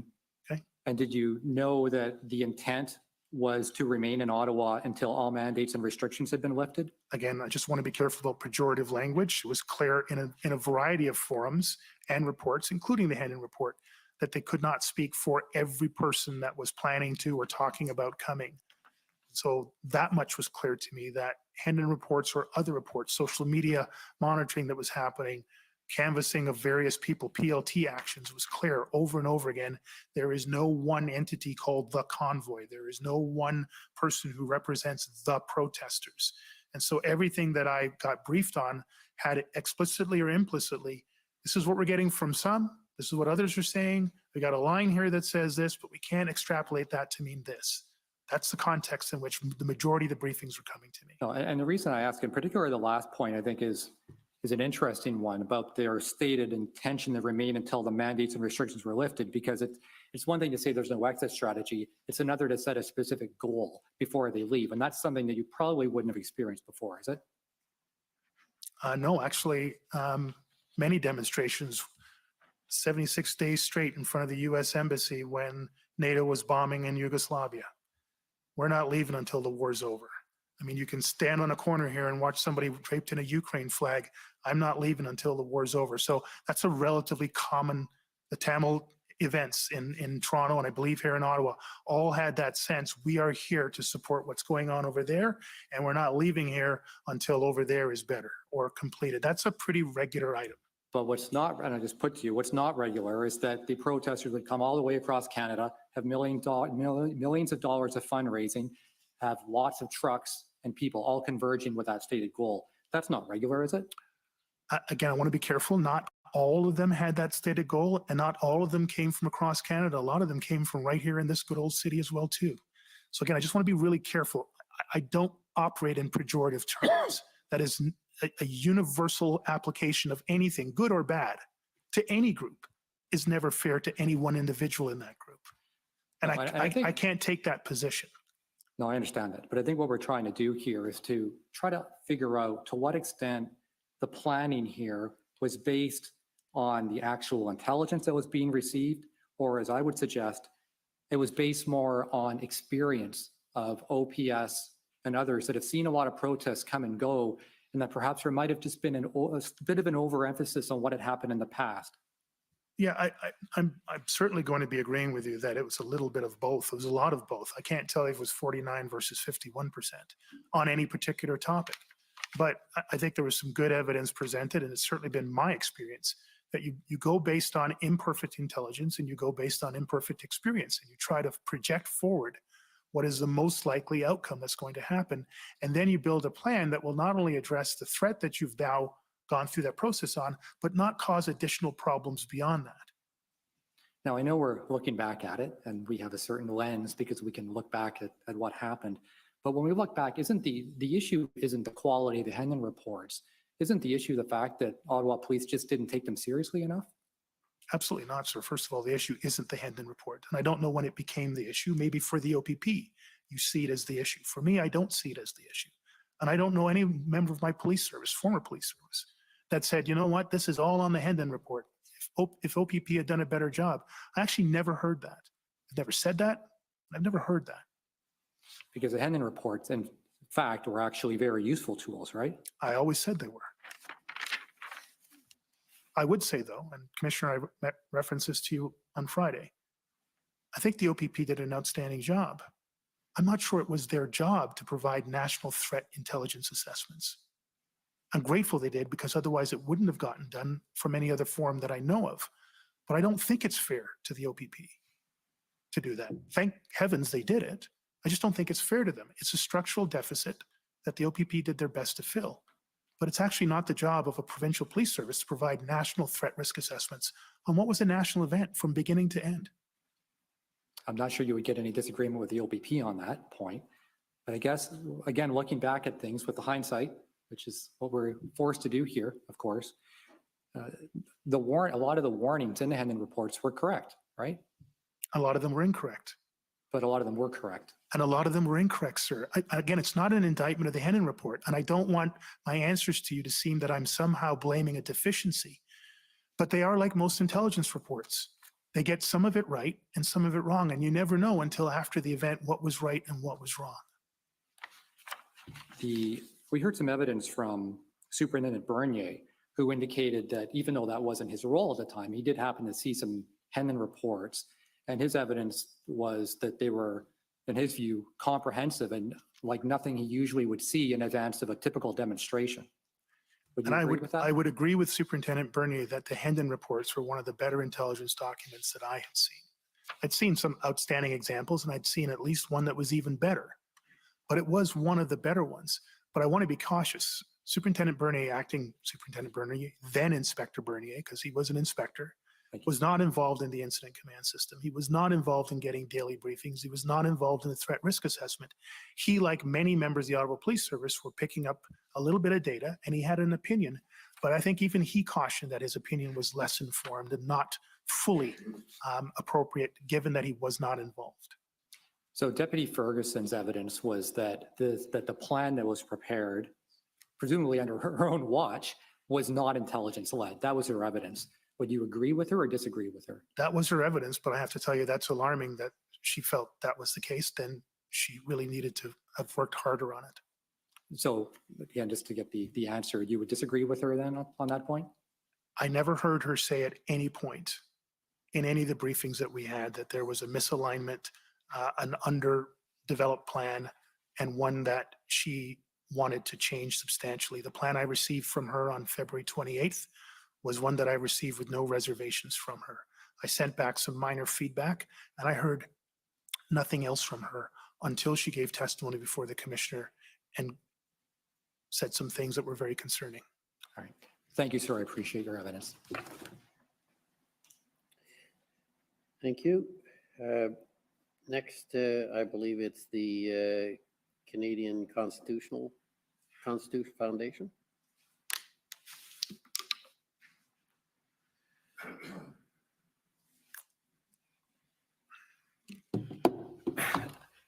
Mr. Sloly, good afternoon. My name is Sujit Chaudhary. I am counsel for the CCF.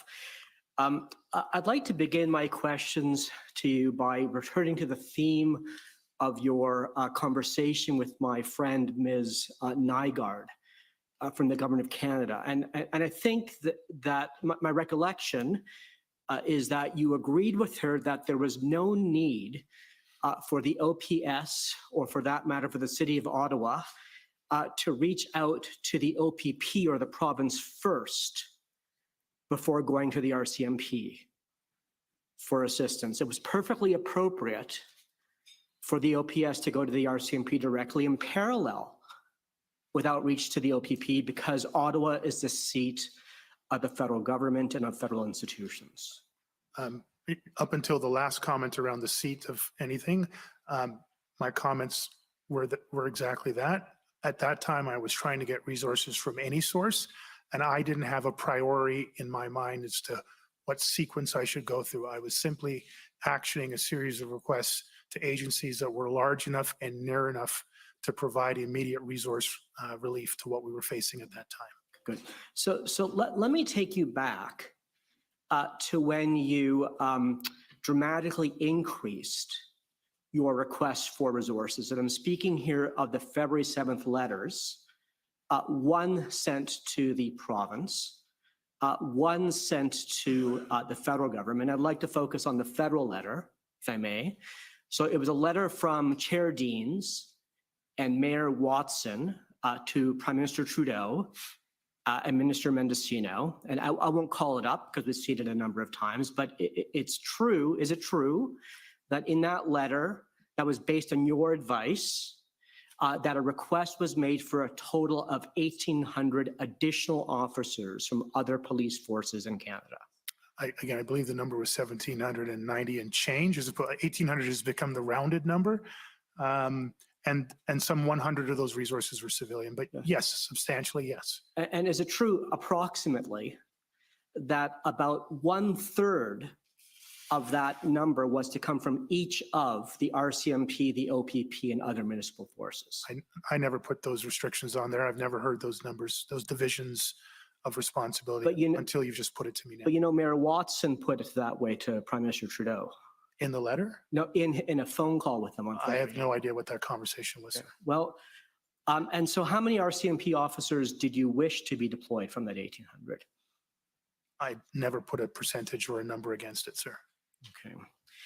So, Commissioner, I'd seek leave to pull up the interview summary for Minister Bill Blair and to show it to Mr. Sloly, if I may. Okay, well, that's unusual. Is there any objection?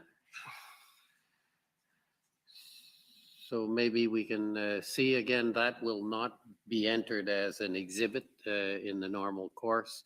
It'll just be referred to and wouldn't go in as an exhibit until Minister Blair comes to testify. And so go ahead and we'll see if there's any problem. Sure. So this is, Mr. Registrar, this is witness summary 48.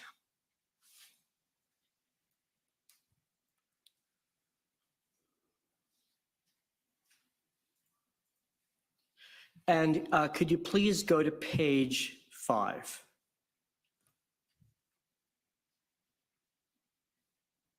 And so let's just stop there. So, Mr. Sloly, I take it you've never seen this document. No, I haven't. So we're going to take a little bit of time to let you read a couple of passages. So the first passage I'd like to direct you to is the paragraph that states, Minister Blair explained there were 2 problems with the mayor's request for resources. And then in the next paragraph, I'll summarize for you. He speaks to the issue of planning and the need for a comprehensive plan in order for the OPS to receive assistance from the OPP and RCMP. That's not what I want to focus you on. It's the next paragraph. So if you could scroll up, please, to the paragraph that begins. Sorry, go ahead, sir. I thought I was being asked to read Sure, something. please, Now go you're ahead. scrolling away from it. Yeah. Do you want to explain everything to me and then have me read Well, I'm everything? just summarizing that one paragraph, but I want to ask you questions about the following paragraph. I'm in your hands, so I can start reading now or just wait till you finish summarizing and then read everything. Well, why don't you read these 2 paragraphs, and I'd like to ask you about the second. Okay, thank you.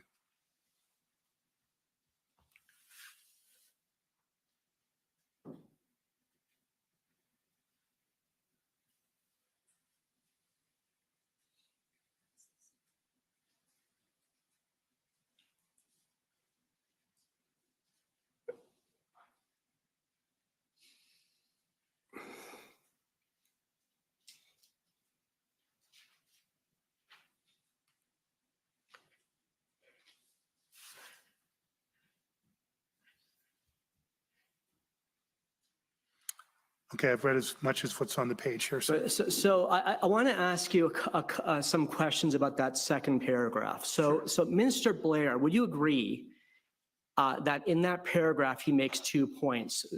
First, that in his view, the OPS was required to go to the OPP first before requesting assistance from the RCMP. And second, that the Police Services Act requires the OPS to go to the OPP first before going to the RCMP. What's the question? Sorry. So do you agree that that's what he says? It's a bit confusing because in all my times in the Toronto Police Service, when he was the chief, that was never the case. Okay, well, I want to ask you some questions about that. So before we get there, I want to talk about and ask you some questions about the tripartite meetings that took place on February 7th, 8th, and 10th. And if you were at two of those meetings, February 7th, where you came a little bit late, and February 8th. I was at, I think, 4 or 5 of those meetings. So Mr. Sloly, I'm sorry, in the course of the commission's work, we've referred to 3 of those meetings, 7th, 8th, and 10th. So let me focus your attention on those 3 or That's those fine, 2. but I was at far more of those meetings. But So let's go to, if we could, Mr. Registrar, if you could please call up the readout for the February 7th meeting, and the document is PBNSC CAN 2335.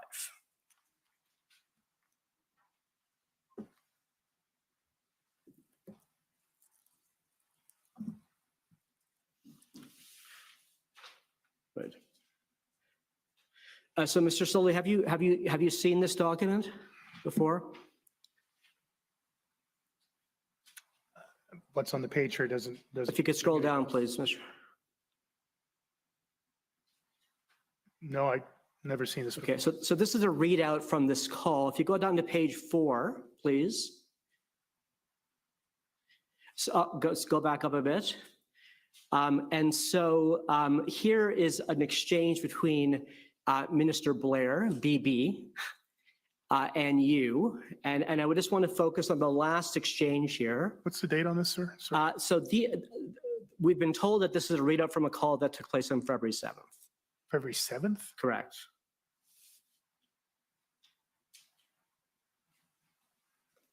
The only recollection I have of a direct conversation with Minister Blair was on the last weekend. But I may be wrong. So, sorry, continue on. Well, let me ask you a question based on this evidence. Sure. And so there's an exchange here at the end where you discuss how you have great respect for former Chief, now Minister Blair.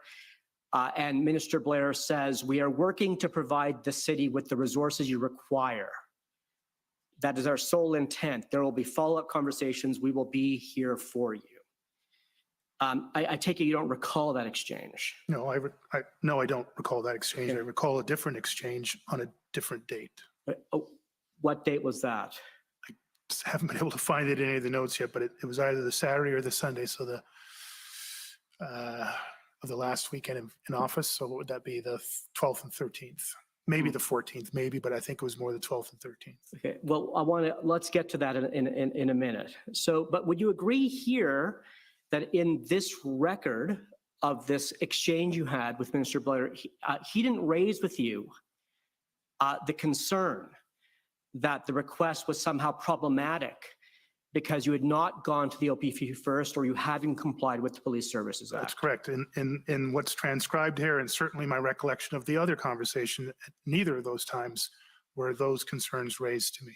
Okay, and so or anything about a plan or not having a plan or not having a good enough plan raised.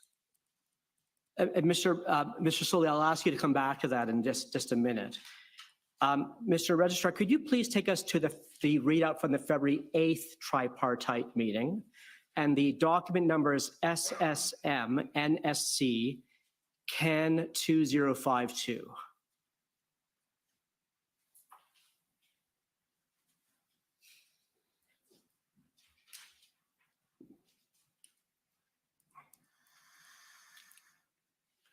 And so, Mr. Sloly, do you recall participating in this call? I imagine there were hundreds of calls, so probably not. Sorry, I'm looking at a date. Could you scroll down a bit, please? Wednesday, February 23rd, so that definitely wouldn't have been me. Oh, I think we might have the wrong document. Give me a second, please. And I apologize, Mr. Registrar. Give me 1 second.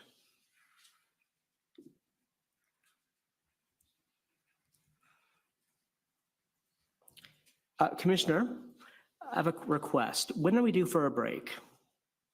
Because it might be helpful if I could pull up these notes correctly. I apologize for having given the wrong document ID to the registrar.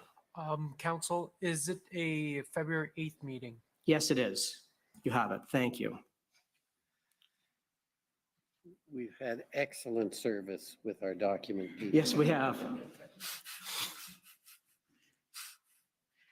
So if you could scroll down to, this is another readout, Mr. Sloly, and if you could scroll down, please, to page 4.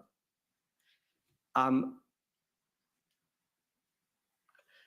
participants in this call were yourself, BB, who's Minister Blair, MM, who's Minister Mendocino, and others. And I'd like to take you to the last exchange between yourself and Minister Blair, where it begins, on the RCMP, only 20 have been sworn in. The rest are with Rideau Cottage, which of course refers to where the Prime Minister's residence is, and the precinct, which I assume refers to the parliamentary precinct. I need more. And then Minister Blair says, for how long are you asking resources? And then it's not attributed to you, but I think it's reasonable to infer that the 5 to 7 days answer came from you. I wouldn't say 5 to 7 days, sir. You wouldn't have. No, not at that point. But you would agree that these notes state that you said we need more RCMP officers, only 20 have been sworn in. Yes, that was okay. That was part of the challenge in terms of getting RCMP getting sworn in. And you'll agree that, so when Minister Blair asked you for how long are you asking resources, he did not raise with you the concern that you were going to the RCMP first or not going to the OPP first, and you were not complying with the Police Services Act. That's correct, sir. But just a note for the commissioner. This is the first time I'm seeing these documents.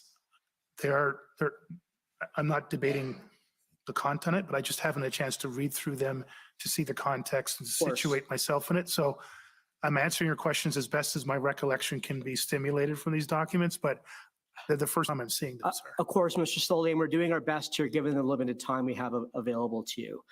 Mr. Sloly, you referred to a third conversation you had. Yes, sir. With Minister Blair. Would you be able to tell us a bit about that conversation on these themes? Yes. So again, my recollection is that this other conversation takes place on the last weekend that I'm in office. So this is Saturday, Sunday, potentially Monday, the 14th of February. I was late coming onto the call. Ministers Mendocino and Blair were on the call. There were others, and sort of kind of waited in until things turned around towards me. And then I recall there was an exchange between the two ministers. Minister Mendocino indicated that he would leave the commentary to Minister Blair, and then he proceeded to ask me 2 questions. The first question was whether or not we had considered using bylaw enforcement to address some of the challenges that we were facing here. I thought it was an odd question, and so I said, yes, we've actually issued hundreds, if not thousands, of bylaw enforcement tickets, but that any level of enforcement was difficult, both in terms of the potential volatility of public safety impacts and the resource restrictions. He then asked a second question as to whether or not we considered towing trucks or vehicles. And I said, yes, we towed hundreds of vehicles and we'd actually towed some heavy trucks. But again, there's an extreme volatility around that type of enforcement action, and that we had resource challenges with the tow trucks, particularly heavy trucks. And that was the sum total of it. But he never raised these procedural objections that he appears to have been raising now. Neither the procedural objections or the concerns around the plan or lack thereof a plan. So, Mr. Sloly, how long have you been or were you a police officer in Ontario? I think just over 30 years in total in 2 different police services. And so you're familiar with the Police Services Act? Yes, sir.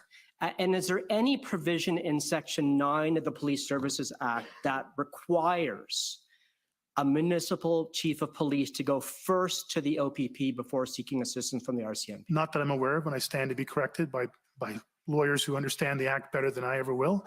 But I said, my practical experience has been over the course of those 30 years in 2 police services, and for a substantial amount of time where I actually performed that function for Chief Blair, that if we needed help, we went to the best agency available where we're likely to get the best help from.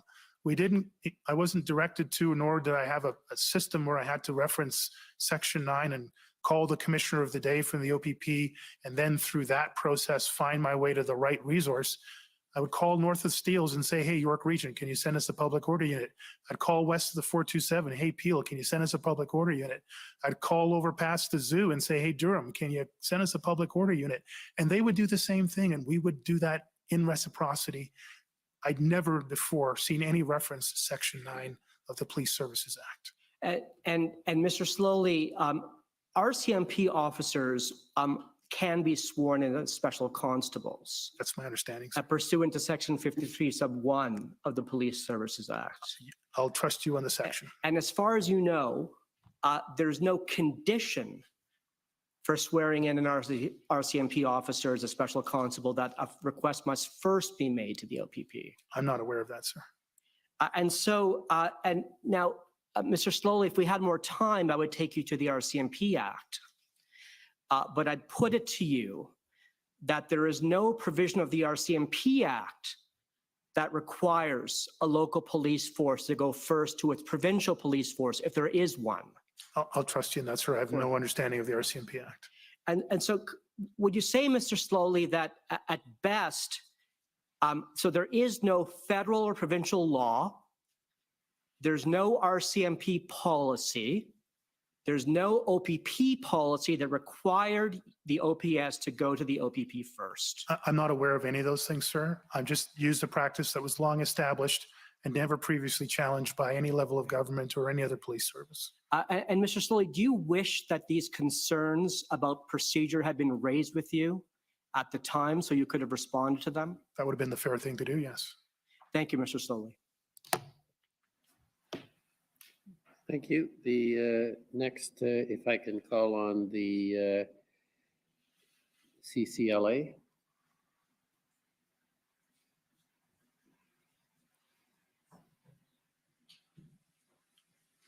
Good afternoon, Mr. Sloly. I'm joining you via Zoom. Can you hear and see me? Good afternoon. I can see you, yes. Okay, thank you. My name is Kara Zwiebel.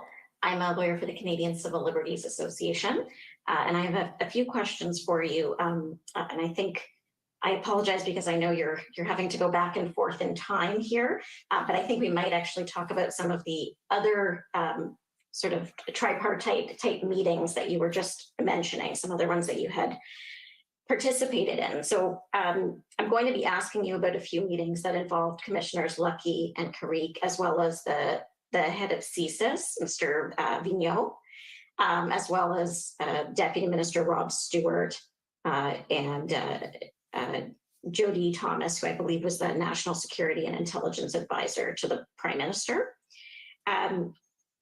Before we do that, though, we're gonna do that by looking at some of your legal counsel's notes, the notes that we've looked at a number of times. But before we go there, I just want to take you to some of your notes and ask you a few questions. And this is document OPS 30-14484, and we would be starting at page 20, please.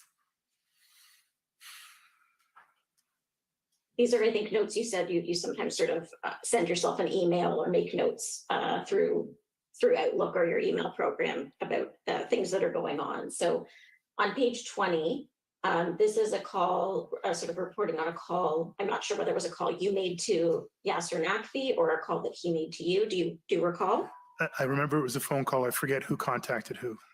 Okay, so this is January 31st. So I guess is that the Monday or? It's a Monday, yes. Yes, the Monday, okay. And he was contacting you because he's an MP in the Ottawa area? Yes, sir. Yes, ma'am. Okay, and he also was asking how he could help. Yes, I mean, I think it was both a situation update and what can we do to help you, Peter? Okay. And do you know, was he going to engage with his network within the federal government to see what he could do? Was this the sort of first outreach from someone within the federal government? Other than my communications with Commissioner Lucky, I think this was the first time I'd spoken with anybody else. Okay, so the sort of the first political person, let's say, within the federal government. Yes. Okay, great, thank you. And if we can just scroll down, I think it's the next page. Thank you. This is a call from the Deputy Solicitor General of Ontario, Mr. D. Tomaso. Yes, that's correct. And this is from February 2nd. If you could just scroll down a little bit. So he asked you if there was any interference of hospital or medical staff from the demonstration, and you advised yes. He asked if you were getting help from the OPP, and you advised yes. And that you were also getting support from the local Crown office. And you also told him that other than the OPP commissioner, he was the first provincial official to call you regarding the demonstration. Do you recall how or if he responded to that statement? He did respond, and he asked if I would like to have a call with then Solicitor General Jones. And okay. I said yes. Okay, and did that call happen? It did. I think it was scheduled for later on the same day, somewhere in the evening hours, I believe. And I mean, were you making that statement because you were surprised that by this point, I guess February 2nd, we're at the Wednesday or Thursday? Wednesday? It's a Wednesday. Yes. That by that point, were you surprised you hadn't heard from someone at the provincial level yet? Yes. Okay. Do you recall where things went with Minister Jones with the Solicitor General when you did eventually speak to her? There's probably notes around that, but I think that the sum total of the call was that she had received the information from Deputy Solicitor General Di Tommaso that is noted here. She had understood that I was interested in a phone call with her. I provided for her a very brief update on what had transpired locally. She quietly listened to it and said thank you. And there's sort of a bit of a pause. I asked if she wanted to get a deeper briefing, if she felt there might be any need to engage other ministers or even the Office of the Premier. I can't remember what her exact response was, but essentially, she would consider that on her own undertaking, and that was the substance of the call. Okay, thank you. Thank you very much. Okay, and now if we can take a look at that other document I mentioned. So this is OPS 30014454. And we're going to start at page 35. So these are once again, Ms. Who Knows. Sorry, I apologize for interrupting. No, go ahead. In my update to Minister Jones, I did reference that I felt at this point, February 2nd, that this was going to have a significant impact across the province. While I didn't have specific locations, I don't even think at this point the planned protest to Queen's Park had been announced, or I wasn't aware of it at this point. Certainly the Windsor and Sarnia events were not known at all at this point, but it was clear to me that this was going to have a larger provincial impact.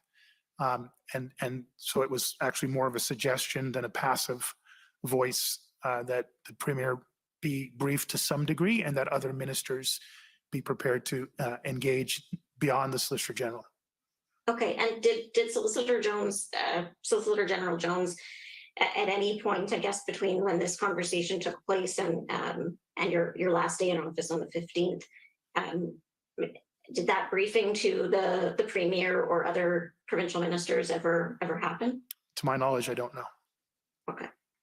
But you didn't provide a briefing and you weren't asked to arrange one? No. Okay, thank you. Okay, so this is, again, Ms. Huno's notes, and this is looking at the February 3rd meeting in the evening with Mr. Kanalakos, Mr. Stewart, Kevin Maloney, Commissioner Lucky, David Vigneault is at this meeting. I'm not sure what that middle name is, Press. I don't know if you know that's fine. So I just want to, if we can scroll down just a little bit. So there's the Prime Minister's office, wants to open up a line of communication here. And I'll give you a moment to read through this. I'm going to ask you about a particular part.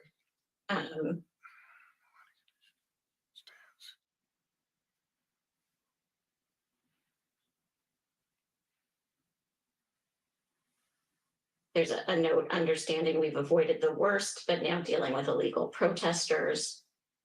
We are risking public confidence to solve this problem. Government wants to be helpful, but has limits. What can we do? If we were going to engage, then who would we engage with? There's questions about bylaw and the Highway Traffic Act enforcement. Can we scroll down a little bit more, please? Yeah, keep going. I know that, so there's something from Mr. Kanalakos. A little bit, next page, please, sorry. Okay. And then, sorry, can you scroll down just a little bit more? So these are, I think, RS refers to Mr. Stewart. And he's asking about enforcement and what leverage do you have? And this is the note that your counsel has written. If you want an assessment of risk of this demonstration, please frame the questions properly so you can get the info you need. Don't appreciate you suggesting I police differently based on color. And I think Mr. Stewart is saying that, or there's a reference that a minister said this. Your observation is very insulting to me. And he's, I think, saying, I hear you. And then you're providing him with a briefing about the risk assessment. Do you recall this exchange and what this was about? Very much so. Do you mind telling us about it? This was the first of the tri-level meetings that I attended. I'd been advised about their existence, I think, the day before from City Manager Kanalakos. He suggested that I participated in, and I welcomed that invitation because it would allow me to be able to speak to all three levels at the same time and ideally to secure resources that we so desperately needed at that time. So I attended the meeting with great expectation and hope, quite frankly, that this would be a very productive and constructive environment and one that would accelerate the delivery of resources, not just police officers, but across the board support to something that we desperately needed here in Ottawa. And I think increasingly the province and the country were dealing with. Coots, Alberta was active. Other locations across the country were active. I think by this time we knew there was something going to be happening in Queen's Park on the weekend. So I was looking forward to this. The section on the page above that you scrolled through was largely, I'll describe it as a monologue that Deputy Minister Stewart was providing to the group on the call. I wasn't familiar with most of the people on the call, so I was just quietly listening and sort of waiting for it to become more of a discussion. But there was a comment near the end of that isn't captured by my general counsel, but it's what I reference on this page here. And this is not an exact quote because I don't have, so I'm going off of memory and it's not captured in these notes. But essentially the comment was the Ottawa Police Service seems to be wanting to help a group of extremists and white supremacists to take over Ottawa, Wellington Street. It is that comment that I took great offense to. Okay, and this was a comment made in the meeting, or was it reflecting something that had been said by a minister elsewhere? It wasn't sort of clear to me from the notes. Well, so I took it as a comment from Deputy Minister Stewart. I don't recall him clarifying, as that note in the corner says, that this is something he heard a minister say, but it seems to be captured by General Counsel Huneau here. Okay. So would you agree that even at this point, we're at the 3rd of February, there is you're starting to feel some significant pressure from the government about this situation? Well, I would go well past pleasure. That seems to be a condemnation statement, an allegation. And that is why I said I found that suggestion that I police, or the Ottawa Police Service, who I represent, differently based on color, on race. Was this, I know that in your testimony on Friday, you mentioned that there were a few points where you felt that individuals, both at the federal level and the provincial level, had made some public statements that you felt undermined the public trust in the Ottawa Police. Is this, I know this wasn't a public statement, but is this the type of comment that you're talking about? Yes, not a public statement, but in a room that had representatives, city manager, ministers from across a variety of platforms at the federal level. I don't believe the province was represented on this call, but I don't know. I think you're right about that. I don't know everybody else that was in the room, but these are policing partners like Commissioner Lucky, national security partners like David Vigneault. Right. I found it very problematic and very embarrassing. Thank you. Can we scroll down again to page 38, towards the end of the page? This is the same meeting. And I think you've been talking, there's been some discussion about the possibility of negotiations. I think Mr. Kanalakos had maybe asked, is it worth it to negotiate? Mr. Stewart, can we scroll down to just the next page?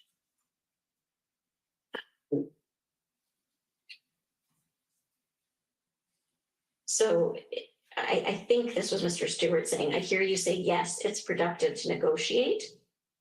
And you say, I need constructive conversation and questions from all levels of government. Yes. So in this meeting, am I right that you're communicating or trying to communicate to the federal government representatives that, as you said before, all options are on the table?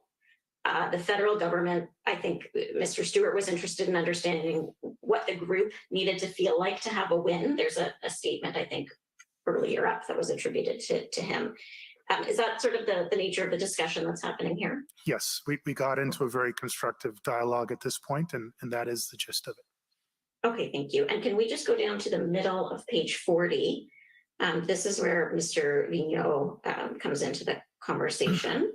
And I think that first note is this is unprecedented, the word of the word of the day or the word of the commission, I would say.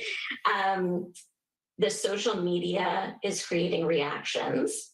And then he talks about command structure. So we need to break this down better. We can look at foreign interference. Observe the people involved are nimble. Ex-cops might be some things to be done to expose their roles. I'm not sure what the thing in brackets refers to, but PSYOPs, psychological operations. okay. And then a notion of engagement, people below the PM and ministers that may better understand the dynamics. Today press conference, she is more organized. They have lawyer. So I'm not sure if do you recall those things being mentioned? Do you know what Mr. Vigneault's doing there? Are these sort of the items he's taking back to look at? Yes, this is my understanding and my recollection is that Mr. Vigneault was giving from a CSIS perspective his assessment of unprecedented. He's in point number 1, he's talking about the command structure of the convoys, demonstrators writ large. Again, I won't speak for Mr. Vigneault, but I'm not suggesting there was a unified command, but he's talking about elements of a command structure there. He then goes into in point 2 to talk about how nimble they are, including the fact that it involves ex-police officers. I forget if he talked about ex-military or national security, but certainly referenced officers. PSYOPs is a term that I knew from my time in peacekeeping in Kosovo. And in point 3,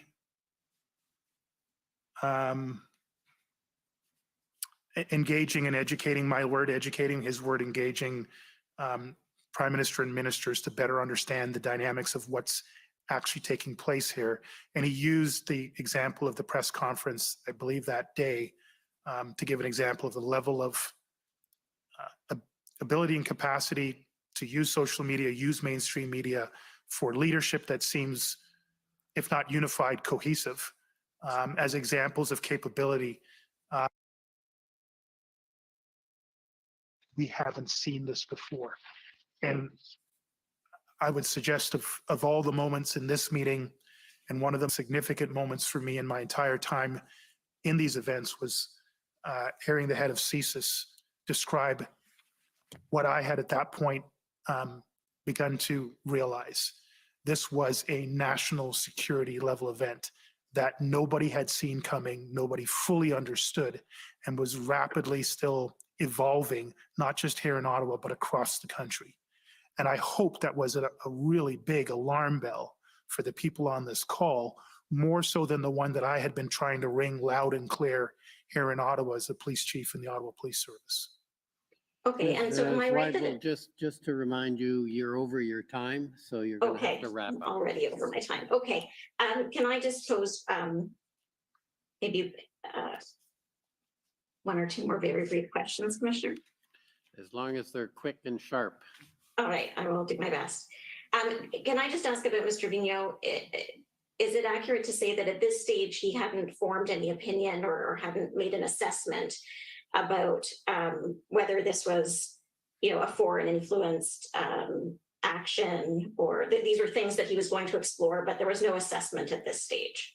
I don't believe there was. I do remember either on this call or a subsequent call, he touched on the level of foreign involvement, and it was, I believe, minimal, if anything. Okay. I can't recall if it was on this call or not, though. Okay, thank you. And can we just briefly go to the bottom of page 92, and this will be my last point. This is another one of these meetings, I believe. This is the one on February 6th. With Mr. Vigneault and Mr. Stewart are in this meeting again, as is Mr. DiTomaso. And if we go to the bottom of page 92, yeah. So Mario, I think that's Mr. DiTomaso, no appetite to engage and think federal government needs to step up and engage. And then if you can scroll down. And then I think this is Ms. Thomas saying, if not Ottawa, would province be looking at federal government? And he replies, yes, this is a trucker protest because of mandates at the border that federal government put in place. Do you recall this exchange? I don't have an independent recollection, but it seems to be well noted here. Okay. Did you, was that your overall sense that Mr. DiTomaso was communicating to you that the provincial government had no appetite to engage in sort of the negotiations that were being discussed? Again, with great reluctance, I don't want to presume intention on anybody. It's been used against me too much. I can only give my observations. It was several days into it before there was any outreach from the provincial government to me directly. The first two meetings that I was on in the tri-level meetings, I don't believe there was any provincial representation. The next two, I believe there were. Those are the only facts I can tell you. I won't try to put intention into anybody's comments. Thank you. Thank you very much for answering those questions. And thank you, Mr. Commissioner, for the indulgence. Okay, next is the National Police Federation. But before we turn to them, this might be a good time for the morning break. I don't mean to. Or I'm sorry, the afternoon. I'm just having. It's so exciting that I want to hear more. Thank you for the correction. I will take the afternoon break for 15 minutes. The commission is in recess for 15 minutes. La commission est levée pour 15 minutes.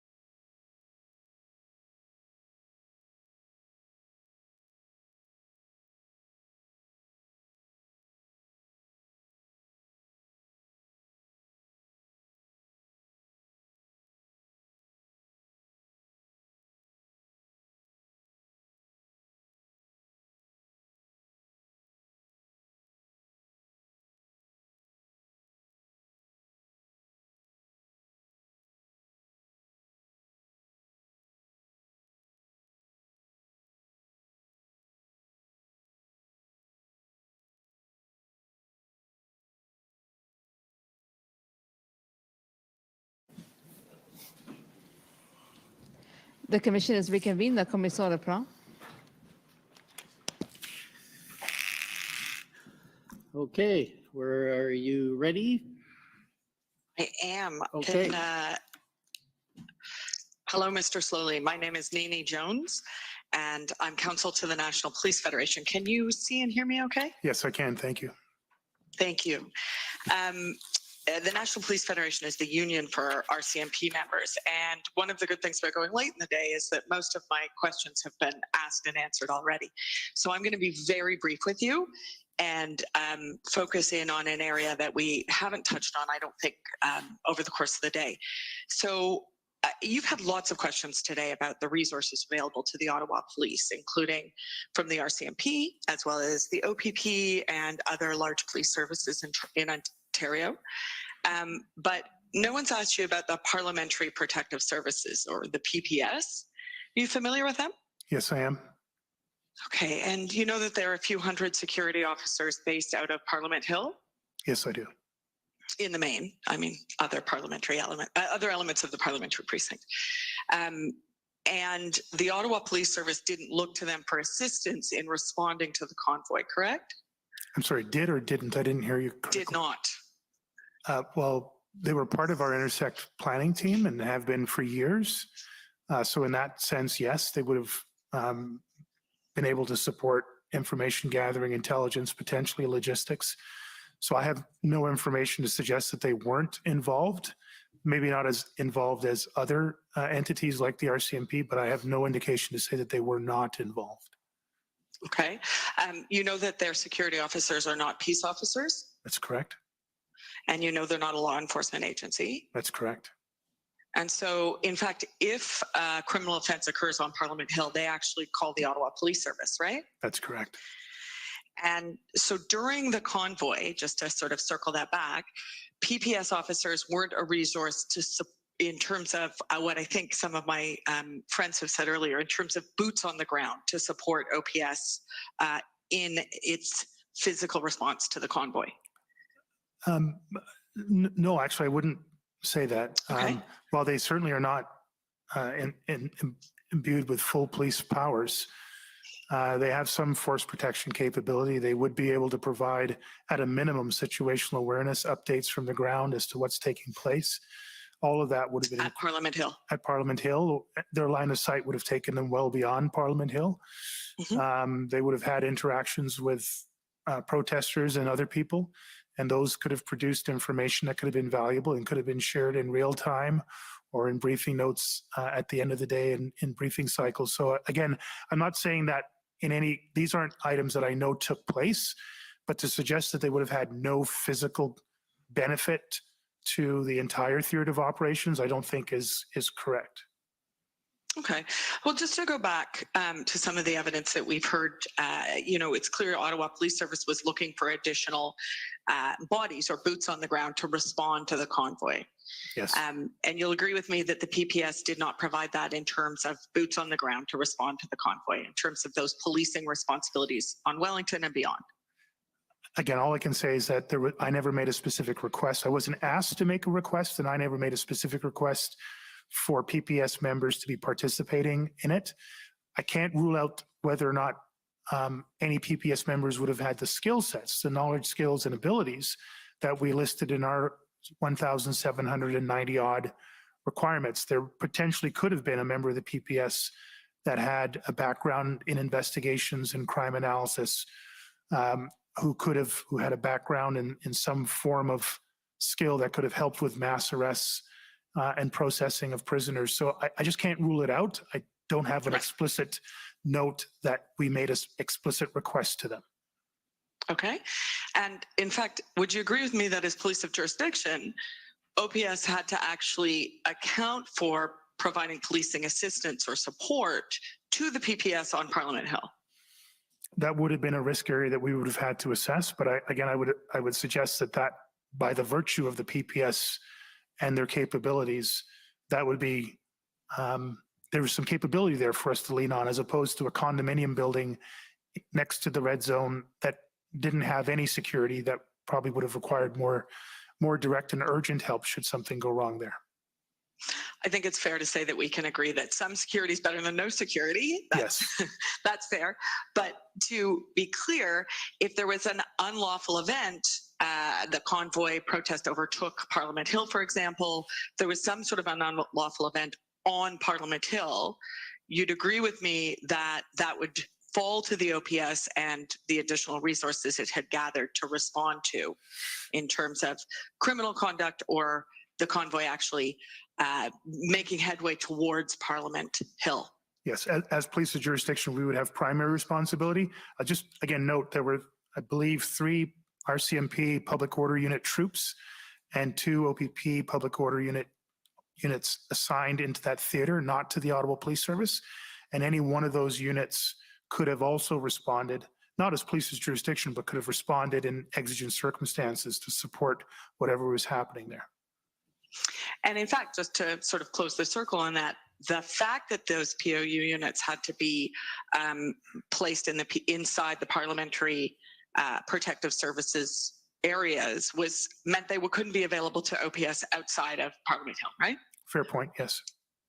Okay, those are my questions. Thank you so much for your time. Thank you. Thank you very much. Okay, thank you. Next, it's the Democracy Fund and JCCF.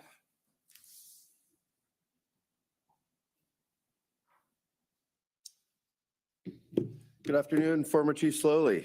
My name is Rob Kittredge, and I'm counsel to the Justice Center for Constitutional Freedoms in these hearings.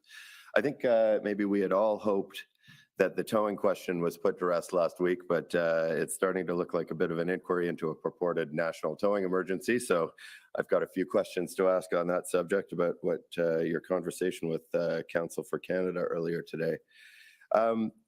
You indicated that you felt that there were 2 main obstacles to clearing the Ottawa protests. First, you needed additional resources, meaning about 1,800 people, skilled police officers or skilled associated people. And second, you needed to secure heavy towing services. Is that a fair characterization of your testimony? From a resource standpoint, that's what I was needing. I was needing a lot more beyond resources to have a safe, successful outcome that was envisioned. All right. So maybe on that note, I'll skip the next 2 questions and jump to something a little more certain. In your conversation with Counsel for Canada, you said that while you may have had some concerns about their willingness to participate in clearing the protests, tow trucks were there. When you say that tow trucks were there, you're talking about the city's standing order towing contractors, weren't you? So my understanding was we had somewhere between 3 to 5 tow trucks available to us on the first weekend. And those numbers did not increase to my knowledge until my last day in office. Right, so those would be the towing contractors that you typically deal with when you have towing to do on any given day. City-owned vehicles and or tow contracts. But again, I'm not certain about the tow contract part of things. Right. Just the number of vehicles. Okay, you weren't directly involved in the procurement of towing services for the eventual police operation that cleared the protests, were you? No, sir. And in fact, that procurement was handled by the OPP and not the OPS. Isn't that true? I don't know who handled it, sir. Right. But you don't have any direct knowledge related to the out-of-town towing services procured by the OPP at all, do you? No. So you really don't know if there was any reason to think that the tow trucks procured by the OPP weren't, as you put it earlier to Counsel for Canada, reliably and predictably engaged to provide towing services during the police operation, do you? Well, what I was talking about to Canada Council was the need for reliable predictability around the resources necessary for any operational plan of the scale that was being considered. If your question is that, did I know whether this contract was going to prove reliable and predictable, I had no involvement in that contract. Right. And the towing providers that eventually participated in the police operation had traveled long distances to Ottawa. And if the OPP was confident that they were in fact ready, willing, and able to participate in the towing operation, you have no reason to disagree with their opinion, would you? I had no involvement in whatsoever, so I can't comment on it whatsoever. Right. But you'd have no reason to disagree with their assessment. Again, I had no involvement in it, sir. Okay, fair enough. And Counsel for Canada also asked you about national security issues relating to the protests. I take it that you agree with the evidence from all OPP and OPS officers who've testified on the subject so far, that there was no credible intelligence or evidence indicating a threat to the security of Canada, as that term is defined in Section 2 of the CSIS Act. Do you? I'm unfamiliar with Section 2 of the CSIS Act, and I've heard some testimony. From where I stood, this was a national crisis. Right, but did you have any credible intelligence or evidence of espionage or sabotage against Canada, or that which is detrimental to the interests of Canada, or activities directed toward or in support of such espionage or sabotage? No, sir. Did you have any credible intelligence or evidence of foreign influenced activities within or relating to Canada that were detrimental to the interests of Canada and were clandestine or deceptive or involved a threat to any person? If you'd like me to read that again, I'm happy to do it. From where I sat in Ottawa and the information available to me, there were significant elements of foreign funding. There were briefings that people might be coming north of the border to join in some of the protest activities. I can't rule out, as police chief here, that there were not some elements of other nation involvement in one way or the other. Whether it rose to the level as you're describing under Section 2, I don't have any ability to say that. Sir. Right. So you're saying that you had credible intelligence or evidence of such a threat? I had information available to me that suggested there were activities taking place beyond our borders. That there were activities taking place beyond Canada's borders. So,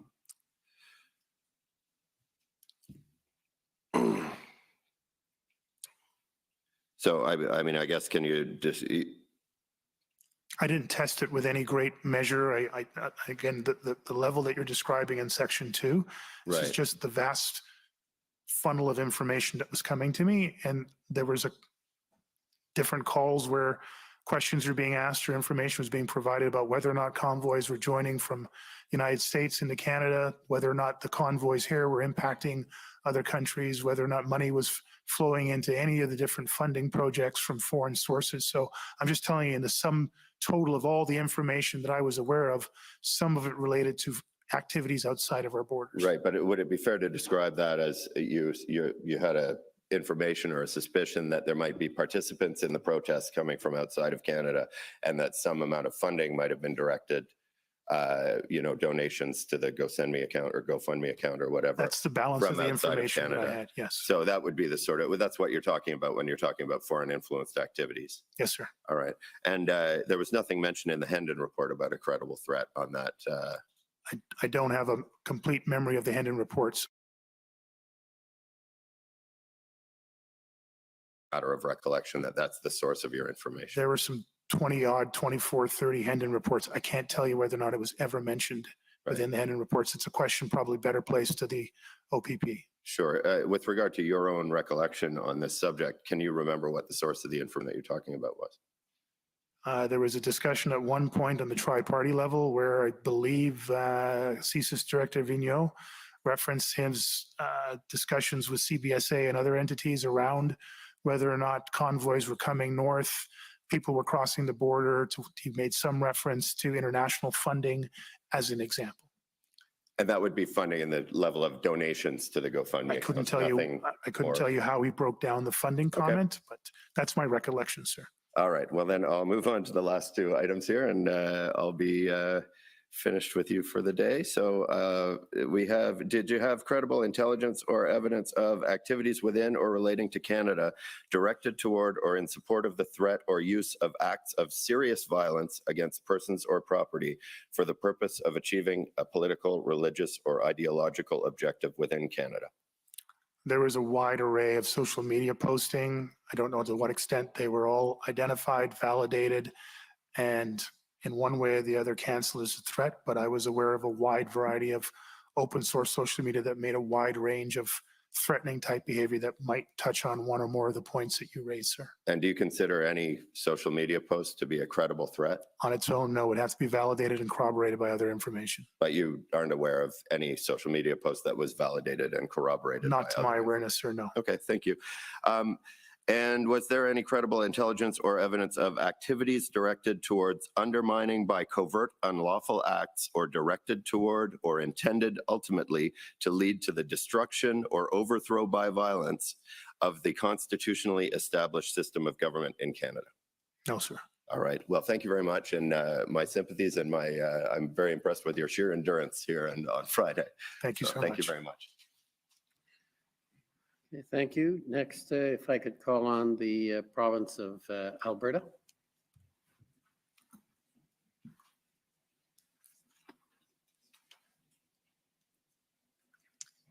Thank you very much. I have just a few brief questions this afternoon aimed at possibly clarifying just one aspect of the timeline.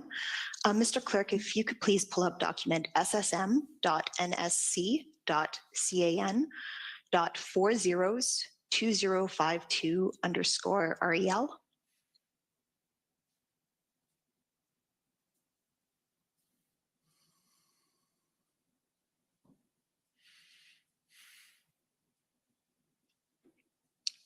Thank you very much. And so, Mr. Sloly, you'll recall my friend, Mr. Chaudhry for CCF took you to this document earlier. It's minutes that somebody recorded of a February the 8th tripartite meeting that you had been on. Yes. And in that discussion, you had mentioned that it was your recollection that you had had a subsequent call. You believed it was the weekend of February 12th or 13th with Ministers Blair and Mendicino, in which Minister Blair had asked you about two issues. First of all, whether you had considered by law enforcement, and the second issue on the status of towing efforts. Do you recall that conversation? Yes. Could I just take you to page 3 of this document, please, about halfway down the page? There you go. And I'll let you read this, Mr. Sloly. It's just starting at the part that says BB, which is Minister Blair. Then there's a brief response from the mayor, and then there's a paragraph indicating your response to Minister Blair. Oh, thank you. This is hugely clarifying, and that's why I was hoping to be able to read the whole document the first time. But so this would be the one and only time I did speak to the two. Well, I was on a call with the two ministers. And it does relate to the conversation that I had with Minister Blair. Could I just read the document now, though? Because it is refreshing my memory. This is my only area of questioning, and I have 5 minutes, so I'm content if the commissioner is content to give you the time to look at that. Okay, thank you. Could someone just scroll back up to the top of this, and I'll just read through it then.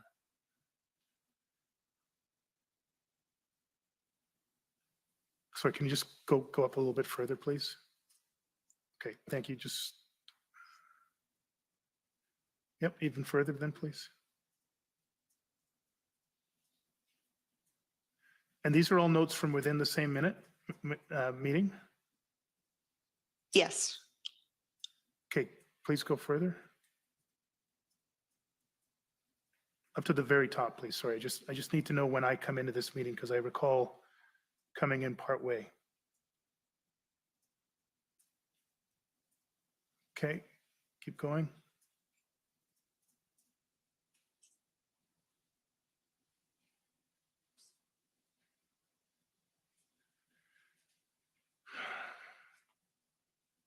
Okay, keep going now, please. Stop there. Okay, thank you.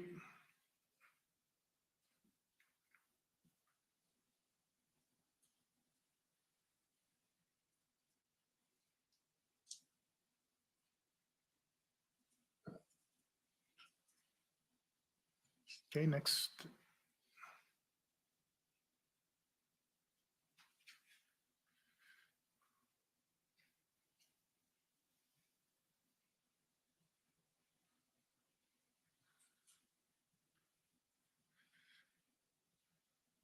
Okay, thank you. Keep going.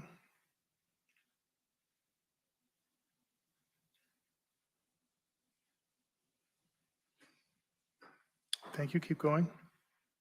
Oh, sorry, just down a little bit.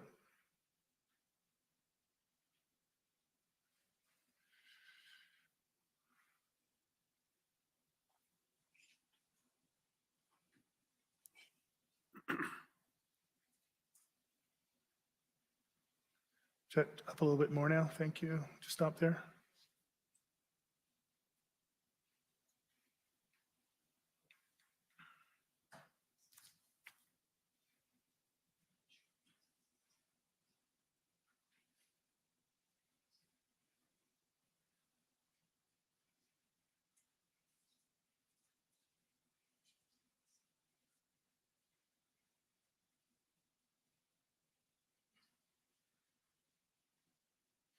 Okay, up to the top there, please. Keep going and stop there.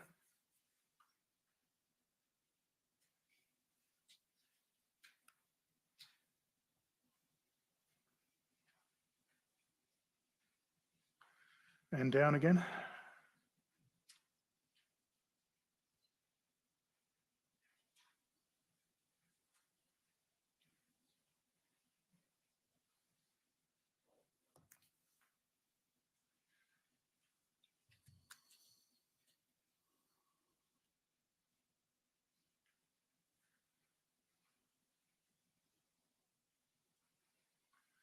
Okay, I believe that's the end of it. Yes.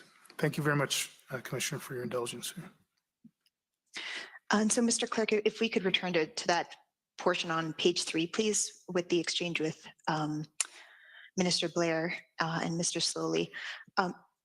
Would this then, just for the transcript briefly, Minister Blair asks whether you looked at traffic laws, et cetera, and expands on that. And your response is rest assured. You talk about a number of ticketing efforts. We're looking at insurance and licensing. We're looking to create an impound zone. Simply put, we can create this zone, impound these vehicles where they are until we are able to remove them with the trucks we have or get more trucks. Very, very brief summary of what the exchange is. Would this be the exchange that you thought had occurred perhaps on February 12th or 13th? Yes, it is, in fact. Okay, thank you very much. I just wanted to clarify that. Those are my questions. Thank you. Okay. The next is counsel for Mr. Sloly.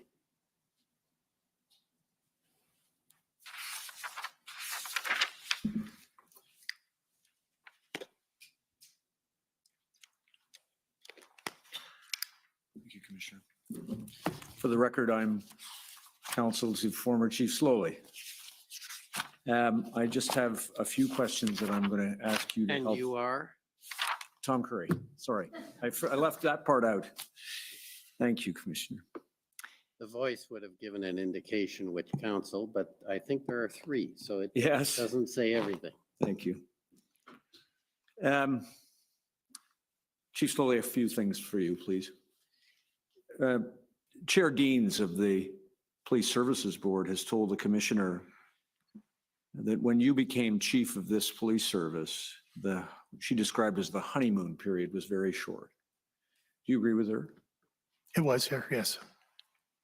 And counsel for the OPS has raised a number of issues about trust and confidence among the members of the command staff, including some issues raised in notes that he took you to, including a conversation that you had, I believe, recorded with a meeting with Chair Deans, February 14th.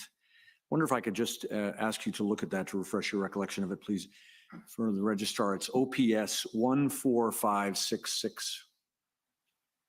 And it should be found on, I think, page 3, or it's 1314 hours.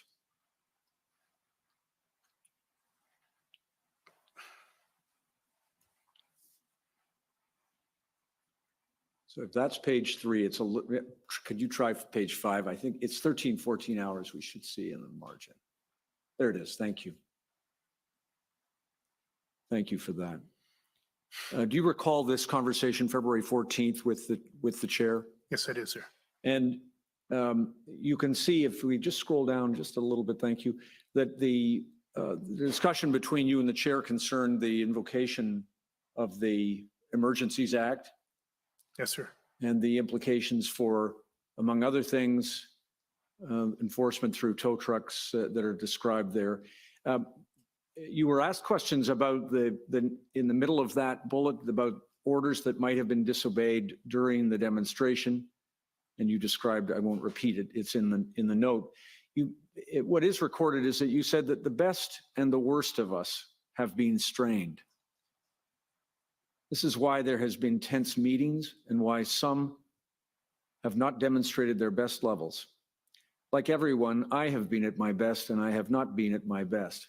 You were asked some questions about this previously, but just explain to the commissioner, from your perspective as the chief at the time, we can probably understand the things that you did that were your best. What were the things that you did that were not your best? The range of meetings that we had on a daily basis. I mean, I think there've been some in my examining chief where I started my day at 4 o'clock in the morning and didn't end it till sometime after 10, 11 o'clock. And for me, I think I was 21 days in, and there are officers that worked longer than that and members that worked longer than that. It's just beyond the human condition to be at your best and turn up as a leader in every single moment, in every single conversation, phone call, text message, email, operating at the highest levels. And I've been in 3 different professions, and every one of them required me to be a high-performance athlete, high-performance police executive, and high-performance business executive. And despite your best efforts, you just can't perform optimally in every single occasion. That's what I was trying to say here, not just on my behalf, but on behalf of the people that work for me at every level, in every part of the organization. And in fairness, that holds across all institutions and organizations. Did the fact that you came from outside the Ottawa Police Service with the mandate that you told the commissioner have implications for the points that you made in this conversation? Absolutely. Chair Deans, again, I think it's been well documented that the board of the day was seeking an outside chief of police, one that would tackle a major change agenda. Almost all of the questions put to me and all of the components of the negotiation for me to sign a contract were around a change mandate. The introduction of me by Chair Deans to the public in late August was all around an outsider coming in to change an organization that was in significant need of change, and a change that was well established for years and was going to be a very large effort. Almost every conversation, board meeting that I was involved in during my entire tenure of chief of police had some element of major change, culture change, administrative change, HR change, operational change, change of the relationship with our communities, particularly racialized and marginalized communities. So it couldn't have been emphasized more before I took the job. It was continually emphasized literally every time I had any interaction with the board, and certainly was the focus of the vast majority of my efforts as chief of police internally with our members. Chair Deans told us that, of course, you were the first Black police chief in this community. That's a fact. And how many, at the time that you assumed that command in 2019, how many police services in our country had Black police chiefs? Only the Ottawa Police Service. She also discussed that, and has discussed publicly and also in her evidence, in her view, you had faced issues of racism during your time as chief of the OPS. That's correct, sir.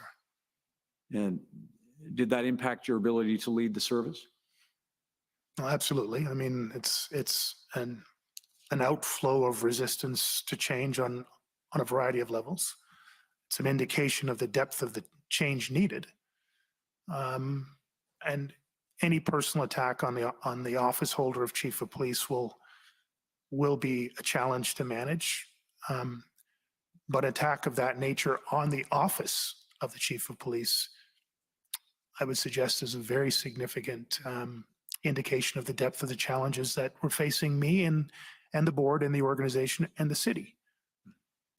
I want to ask you some questions, please, about staffing. My friend from the Ottawa Police Service asked you about the event commander, and in particular Superintendent Rayom, who was an event commander, and when you learned that that change had been made. Do you recall those questions? Yes, sir.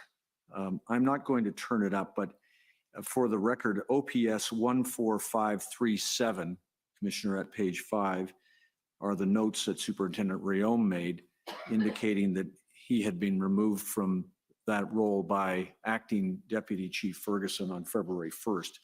Did you know about that at the time? No, sir, I did not. And within the incident command structure, who had the responsibility for making those decisions? The major incident commander, Who is? Acting Deputy Chief Ferguson. In relation to the incident command structure, the commissioners heard some evidence from Commissioner Karik about this, but what role is played by the chief of the police service? Like all things, I'm responsible for all operations and all administration of the police service. It all rolls up to me. I delegate authority down through several levels around functional responsibility. Usually that is in the function of an organizational chart, but in this case, that's the function of an incident command operation, in which case I delegate operational authority down through the major incident commanders, the event commander, incident commander, and so on. Thank you. In answer to questions from my friends at Commission and Council, you spoke about the numbers of vehicles that were in the city to support the protest over the first weekend and that left on the first, I believe, Sunday. So if you're with me, the end of the first weekend where there was an expectation some vehicles were leaving. Could I ask you please to look with us at OPS IR. So this would be the institutional report, Mr. Registrar, and page 13. Just want to have your assistance with something, please.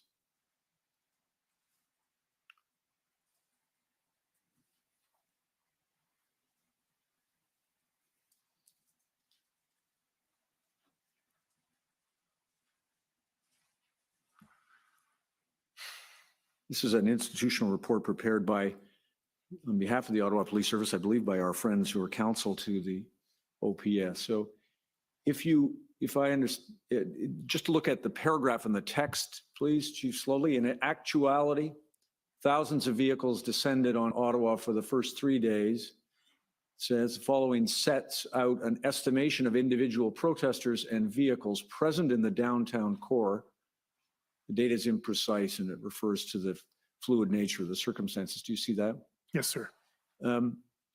If you look at the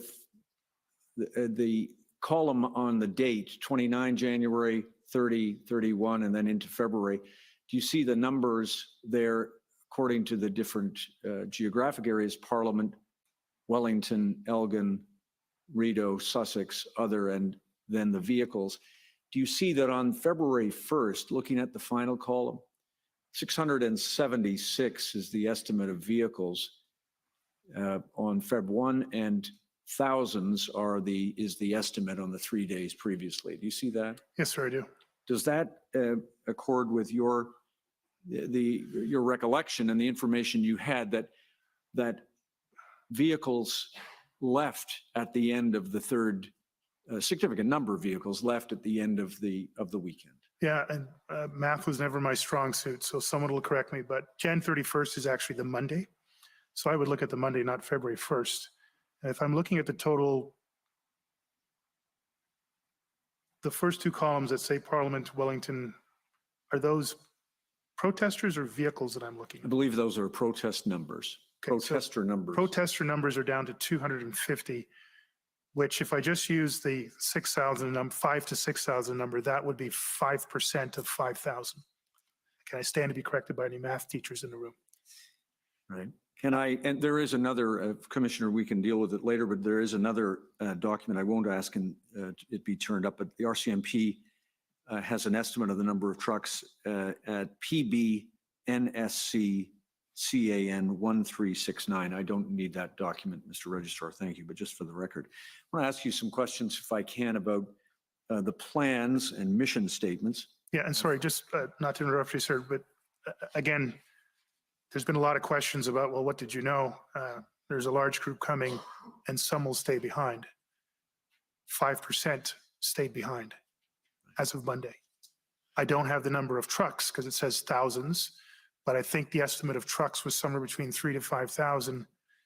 Again, 676 would indicate around 10% of the vehicles stayed behind. I think that falls more closely to the bucket of some than all. Right. And of course, the numbers continue to increase on the weekends, as you have already described. Absolutely. I want to ask you then some questions, please, about the plans and mission statements. You were asked by my friends for the commission about a February 5th plan. Could I please ask you, Mr. Registrar, for your help? OPS 6941. Do you recall those, while that document's coming up, do you recall those questions? Yes, sir. I'm interested in in two things in this document. Mission statement, first of all.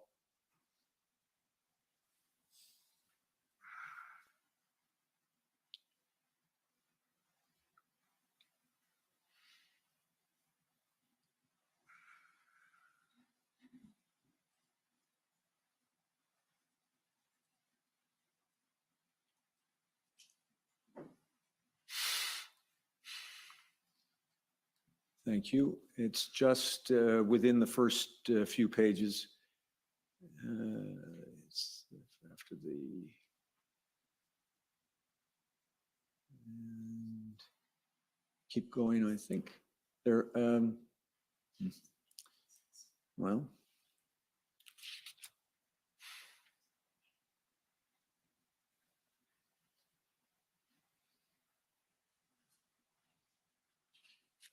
If you go to page. There it is. There it is. Thank you very much. You'll see that the mission statement in this plan was for the Ottawa Police Service in a collaborative approach with other police agencies, et cetera. Provide a safe and secure environment in the city during the Freedom Convoy event. The primary goal is to end the protest peacefully, may be achieved through proactive engagement by all officers, including police liaison teams, facilitating communication, de-escalation, and negotiation. Do you see that? I do, sir. And was the idea of negotiation important to you? Clearly it was, by how much space it took up in the mission statement. Now, that's fine with that document. Thank you, Mr. Registrar. Can I ask you some questions, please, next about resources? I want to first start with your own resources, the management of the OPS resources. Can you tell the commissioner what steps were taken by your service in cooperation with the Ottawa Police Association to use the resources it had available to maximum effect to maintain the safety and security of the city? Thank you very much, sir. As I was reaching out for resources, I had to ensure, Commissioner, that we had utilized everything that we had available. In good faith, I couldn't ask for other police services to go down in capacity when we hadn't exhausted everything that we had. To that effect, I think by the end of the first weekend, we had extended shift schedules, increased our overtime pay. We then canceled a COVID reserve platoon that we kept in case a new wave of COVID wiped out a platoon, that we'd be able to bring another in and not have any gaps. So we canceled that and deployed those resources. That would be the Monday, Tuesday after the first weekend. Shortly around that time, we got into negotiations with the Ottawa Police Association.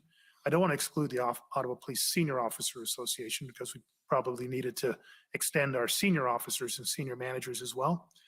That was assigned to CAO Blair Dunker to lead that. I believe towards the end of the first week into the second week, we achieved a successful negotiation with the OPA, and that allowed us to change the shift schedule timing significantly, and that brought additional hundreds of more officers into bear. We had already notified that we'd be canceling elective leave, and I think at that point, we just canceled everything. Around that point of the, let's say the end of the second weekend, I don't think we had anything in reserve. And at that point, we were only giving officers time off, literally for health and safety reasons. And we've heard some examples around that. We already had officers working in excess of 2 weeks straight, 10, 12 hours a day. And it's been given in evidence. I've given it. Most of this is during the coldest snap that Ottawa's had in over a decade, with average temperatures daytime minus 25 to 30 and nighttime minus 35. There was a frostbite warning for the majority of that. So these were all the efforts, and there's probably more that I can't recall off the top of my head, that we put in place leading up to the request for that additional 1,790 odd officers. Thank you. My friend from the Ottawa Police Service also asked you some questions about OPP Superintendent Abrams, including questions, I believe, about the memorandum or an email that he sent to his chain of command. Just tell the commissioner, did Superintendent Abrams raise any concerns with you about the nature of the estimate for resources that had been provided? No, he did not. Or did anyone in your team raise any concern or question about that? No. Now, resource requests, you've told us, were made both to your policing partners, both before and during the convoy protests. Did you have direct contact with ministers and deputy ministers and police leaders throughout the entire period of occupation concerning your need for resources? Yes, sir. Now, a couple of just questions to fill in for the commissioner. Who is the deputy minister of the Solicitor General, Mr. Di Tommaso?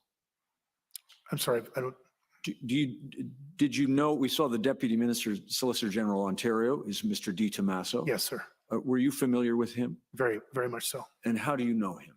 You and I were colleagues together in the Ottawa Police Service, worked together for probably the better part of 2 decades.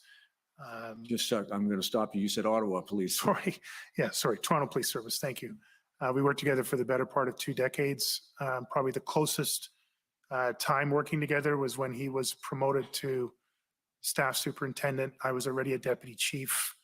So his promotion would probably been around 2012, 2013, and he reported directly to me. He was one of 2 staff superintendents that reported directly to me. Ran an area of responsibility of some 7, 8, 9 business units, mostly frontline operations. Right. I also became very involved in a significant incident in Mario's life, and I won't go into it for public record, but it was a significant incident and one that I was able to provide as much support as I could beyond my role as his supervisor to him and his family during that period, as an extended period of time. And you were also asked questions about Deputy Minister Rob Stewart, and we've seen communications. What about Mr. Stewart? Did you know him prior to the events of the convoy? No, sir. Now, I want to ask you some questions about an exchange that you were asked about again concerning between the 2 commissioners, Commissioner Lucky and Commissioner Carrick. OPP 4583, please. Page 3 and 4.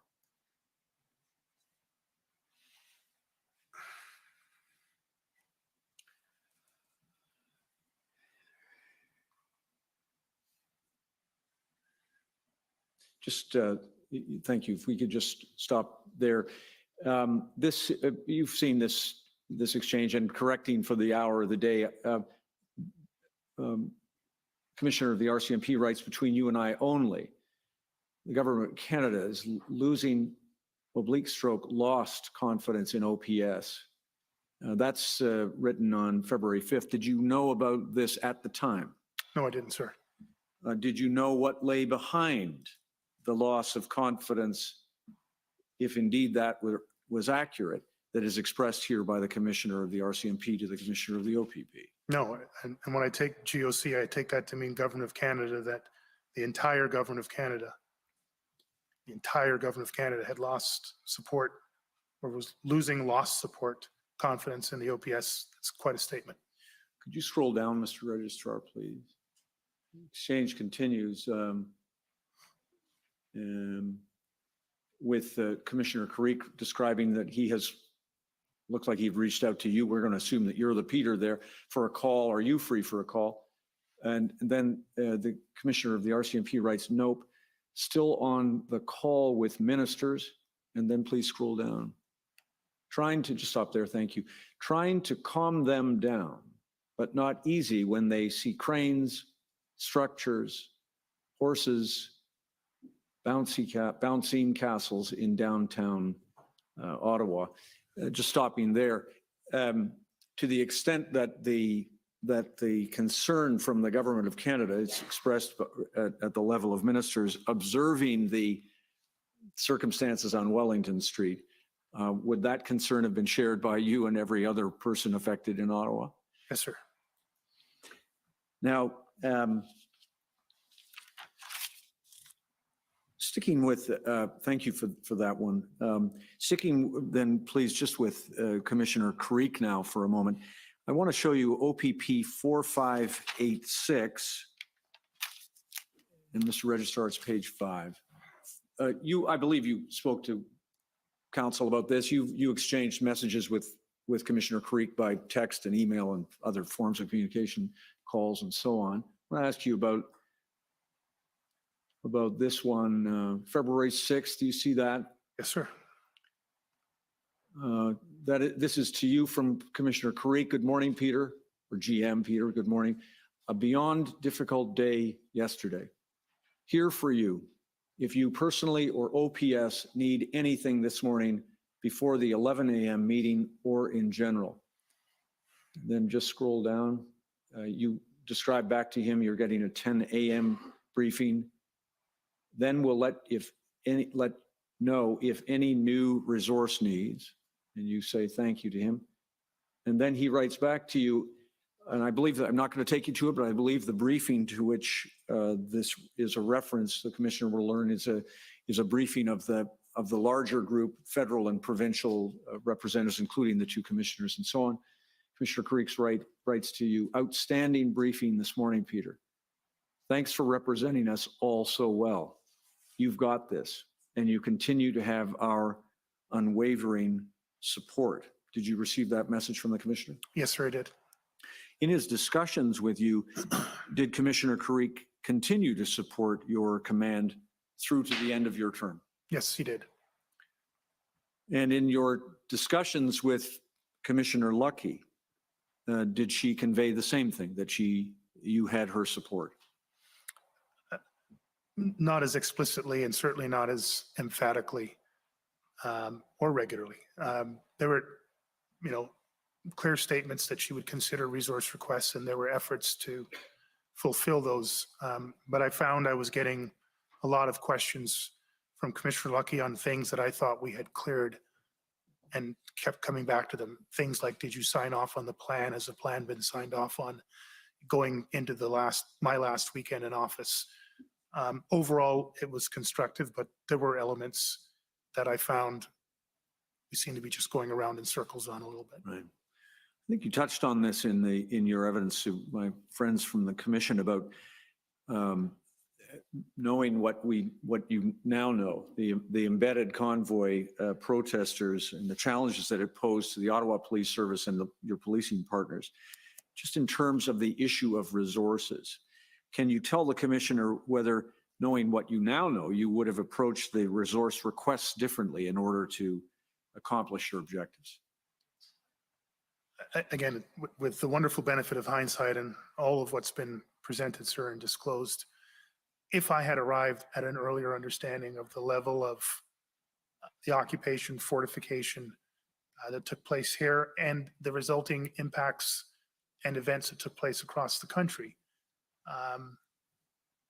at any point that became crystal clear, I think the effort would have been around convening a very specific meeting, probably with the big 12 agencies. I would have no doubt either hosted or asked OPP Commissioner Creek to host it, or Commissioner of the RCMP if she felt other agencies from across the country should have been involved. But essentially, I think we needed to have the discussion around greater integration leading to a unified command structure, as was where we ended up on the 13th of February. There would have been a joint assessment, as there was on February 1st in Canada, where we had multiple POU commanders, experienced, credible commanders, whiteboarding an understanding of the scale of resources, and very quickly coming to an understanding that it was going to be of a scale that we had never seen outside of a planned event, in the range of 1,000 POU officers, and that within that same 72-hour period that I asked for a three-option plan to come back, we would have had an integrated, if not a unified effort across big 12 agencies nationally, 3 levels of policing, putting the logistics and planning in place to lift those officers into this jurisdiction or any other jurisdiction that was facing a similar level of threat. That's probably the number one thing that I would have initiated. And I suspect if I had this information, Commissioner Creek would have had this information. Commissioner Lucky would have had this information. Interim Chief Jim Raymer would have had this information. And we would have been blowing up each other's phones saying, we need a call and we need a plan and we need to pull this thing together on behalf of Canadians. I ask you just, you raised an issue about planned events. Were you a member of the Toronto Police Service at the time in 2010 of the G20 summit? Yes, sir. I was a deputy chief. And I understand from Justice Morden's report that the Toronto Police Service had 4 months to plan for the G20, approximately. I recall 5, but call it 5. Did you play a role in the G20 or in the response to G20 by the Toronto Police Service and other police services, either before or after? Yes, sir. I was asked by Chief Blair to attend the initial briefing up in Muskoka. That was a briefing done jointly, I believe, by OPP and RCMP on the status of the G8, G20. At that briefing, feels like about an hour into a 2-hour briefing, the announcement was made, we're severing the G20 from Muskoka. It will go down to the City of Toronto.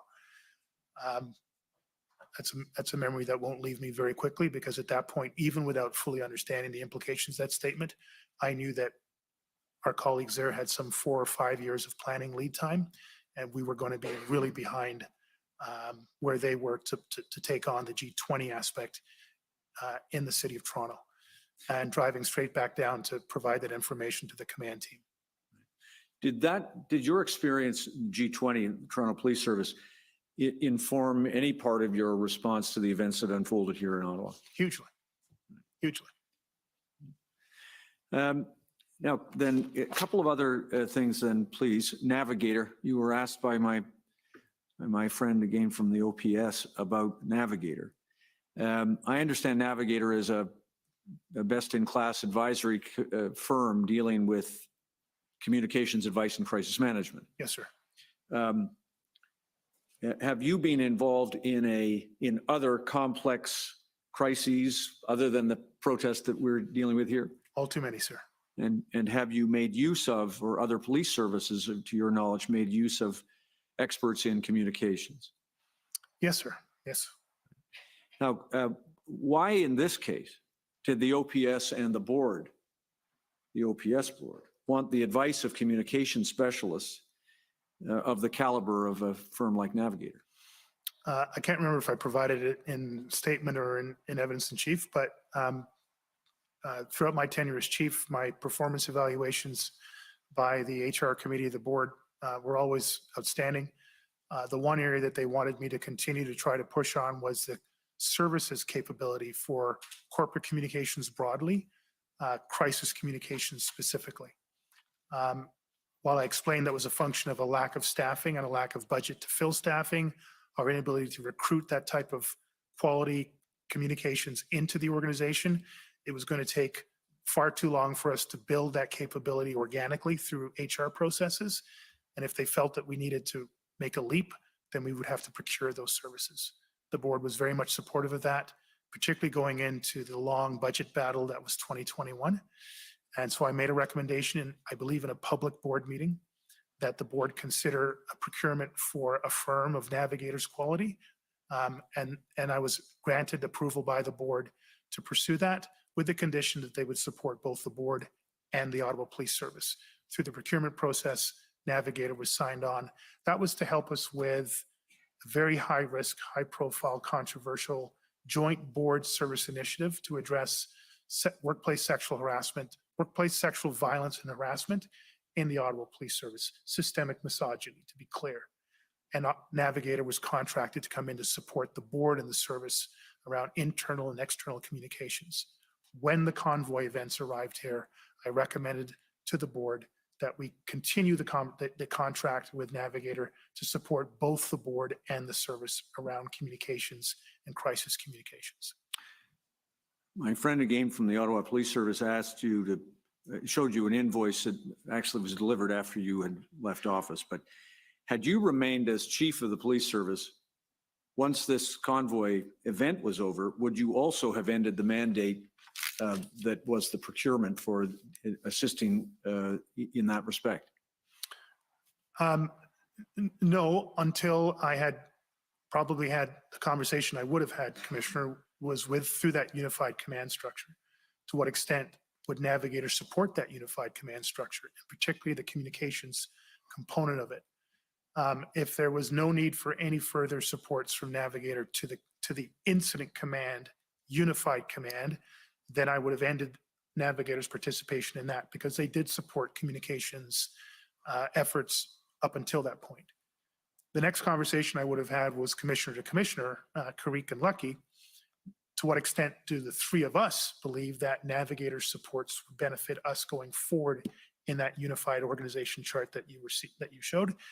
And if I had received significant negative feedback or a significant position from both of them that we discontinue, I would have taken that into serious consideration and likely ended the contract totally at that point.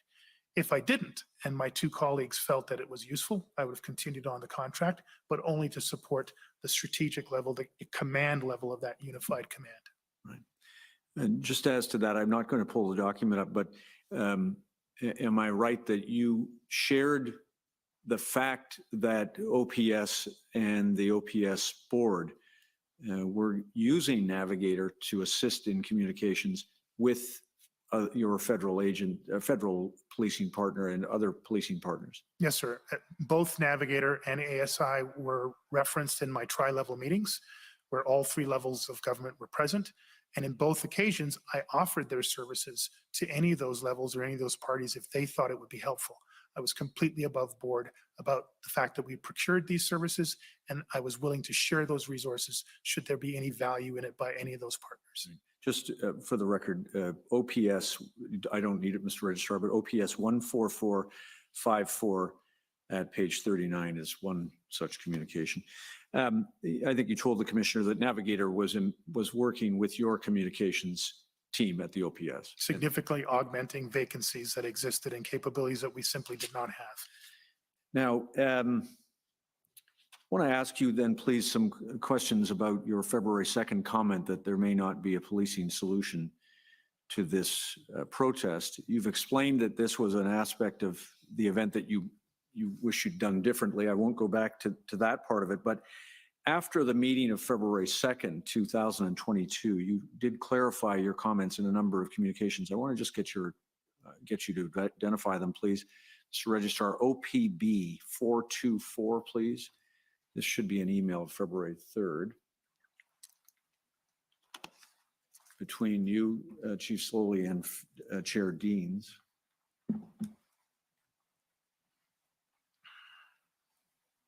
Just scroll down if we can.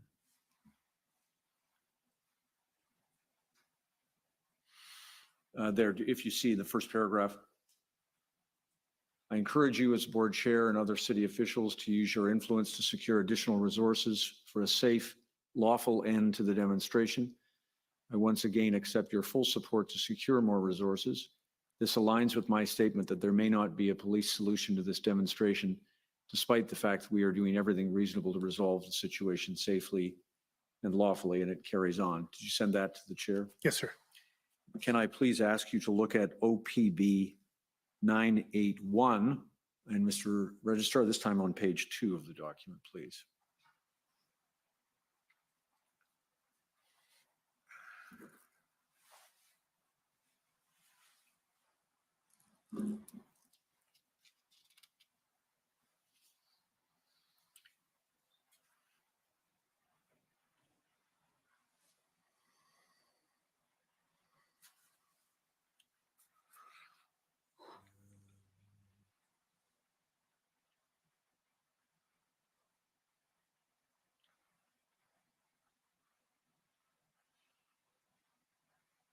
Now, of course, there it is. You see the Radio Canada reporter earlier. The question is to you. These are notes of a press briefing. Earlier, you said there might not be a policing solution. do you still have that same opinion regardless of what is being said at the federal level? We continue to do our very, you wrote or said, continue to do our very best. And as you know, this has gone far beyond Ottawa. I will continue, and you gave another answer. This continued to be a discussion and you continue to try to clarify and answer press questions and other questions. Absolutely, sir. Okay, and it carries on, but I'm going to leave it at that, please. You were asked questions today about documents, rather, that showed the possibility of an interlocutor to assist in negotiating a solution to this issue. Is that a policing solution? No, it would not be, sir. Right. I want to ask you some questions about the PLT and your support for PLT. Could I please ask you to look at OPS 14454? And Mr. Registrar, this is page 49 of the document, please, February the 4th.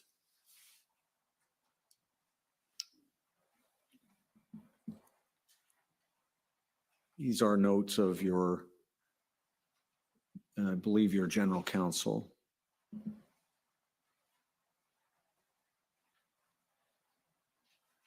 And just scroll down, if you would, to page 3 of the meeting notes, or it's page 3 of this meeting. 1, 2, 3, there we go. Just at the top then. Thank you, Mr. Registrar. Do you see PS? That's you. Yes, sir. Want a full Negotiation strategy. negotiation strategy. Thank you. It won't be perfect, but build on PLT, build a PLT part into it. Yes, sir. We won't take this down at once. We are working on a larger negotiation strategy. Yes, sir. Did you make that comment? Yes, sir. Not just in this meeting, but many, many others. Did it express your intention and attitude towards PLT and negotiation? I think so, explicitly and repeatedly. Could I ask you please to look at OPS 7999? Just for the record, that was February the 4th. Could I go to February 7th, OPS 7999, please, Mr. Registrar?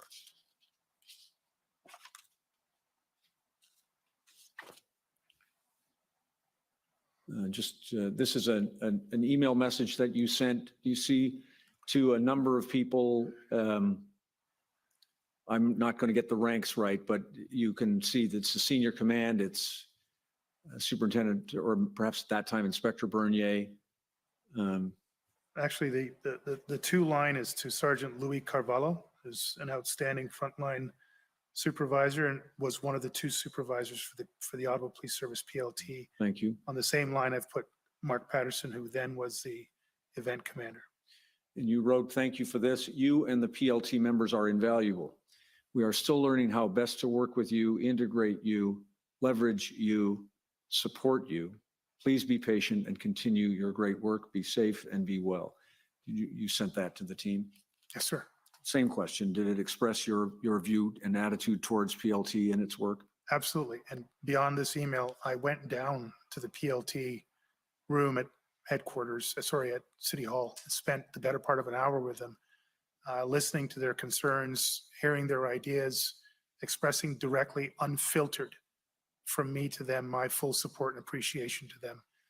I brought Louis Carvalho and his colleague, I shouldn't forget his name, another excellent road sergeant who led the PLT, to the November 1st meeting with the Public Order Unit to make sure that they had direct input and involvement in that most critical moment. I just can't think of any more that I could do and could say to demonstrate my full commitment to the PLT function in these events, and this reflects my commitment to them well before these events arrived in my city. Thank you. A couple of other questions then, please. Finally, text messages, mobile devices. You were asked questions by counsel for the OPS about your mobile device. I understand that you surrendered your service issued mobile phone to the OPS when you left your command. Is that true? That's correct, sir. And when did you receive it back? I can't remember the sequence, but shortly after, when I didn't have any communications and people were trying to get a hold of me, I asked if I could get it back, and I was given it back. And then I asked, when are you going to, once I got my own device, personal device now set up. I asked when they were going to pick it up, and I literally got no response, sometimes for weeks on end. Somewhere around May, I'll take Councilor Majikowski's advice that it was late May when they finally sent somebody around, A, to deliver disclosure that I'd been waiting on, and B, to pick up my device. I had stopped using it months before, and so I simply cleared it to make sure that it wasn't going to be used by anybody else. Did you know in the period of time when the service had it back prior to it being returned to you, what was extracted from the device or what could have been recovered by the service? They could have taken everything out of the device if they chose to. Or what might be available to them as the service from the service provider that provided mobile phone services to the service? Absolutely, sir. Right. And final question then, please. Final topic, your resignation. Chair Deans told the commissioner that in the midst of these events, the convoy events, she spoke with you and performed a form of wellness check you had a conversation with you. Do you recall, first of all, having that encounter with her? I had a conversation where it was not a wellness check, sir. She told us that she told you that there were people who, I think she used this language, wanted your head. Yes, sir. Do you recall that? Yes, sir. Can you tell us what was your reaction to that? I have to tell you, sir, I think by that point, the wanting your head comment just piled on to the hundreds, if not thousands of other comments that I was receiving through literally every form of human communication possible. She told us that she telephoned you on the evening of the 14th of February and that she raised the issue of your possible resignation. You told us about that. Yes, sir, she did. And please tell the commissioner, what was your answer to Chair Deans when she asked you whether you wished to resign? My answer was actually reasonably accurate as reported by Chair Deans. I've put my heart and soul into this.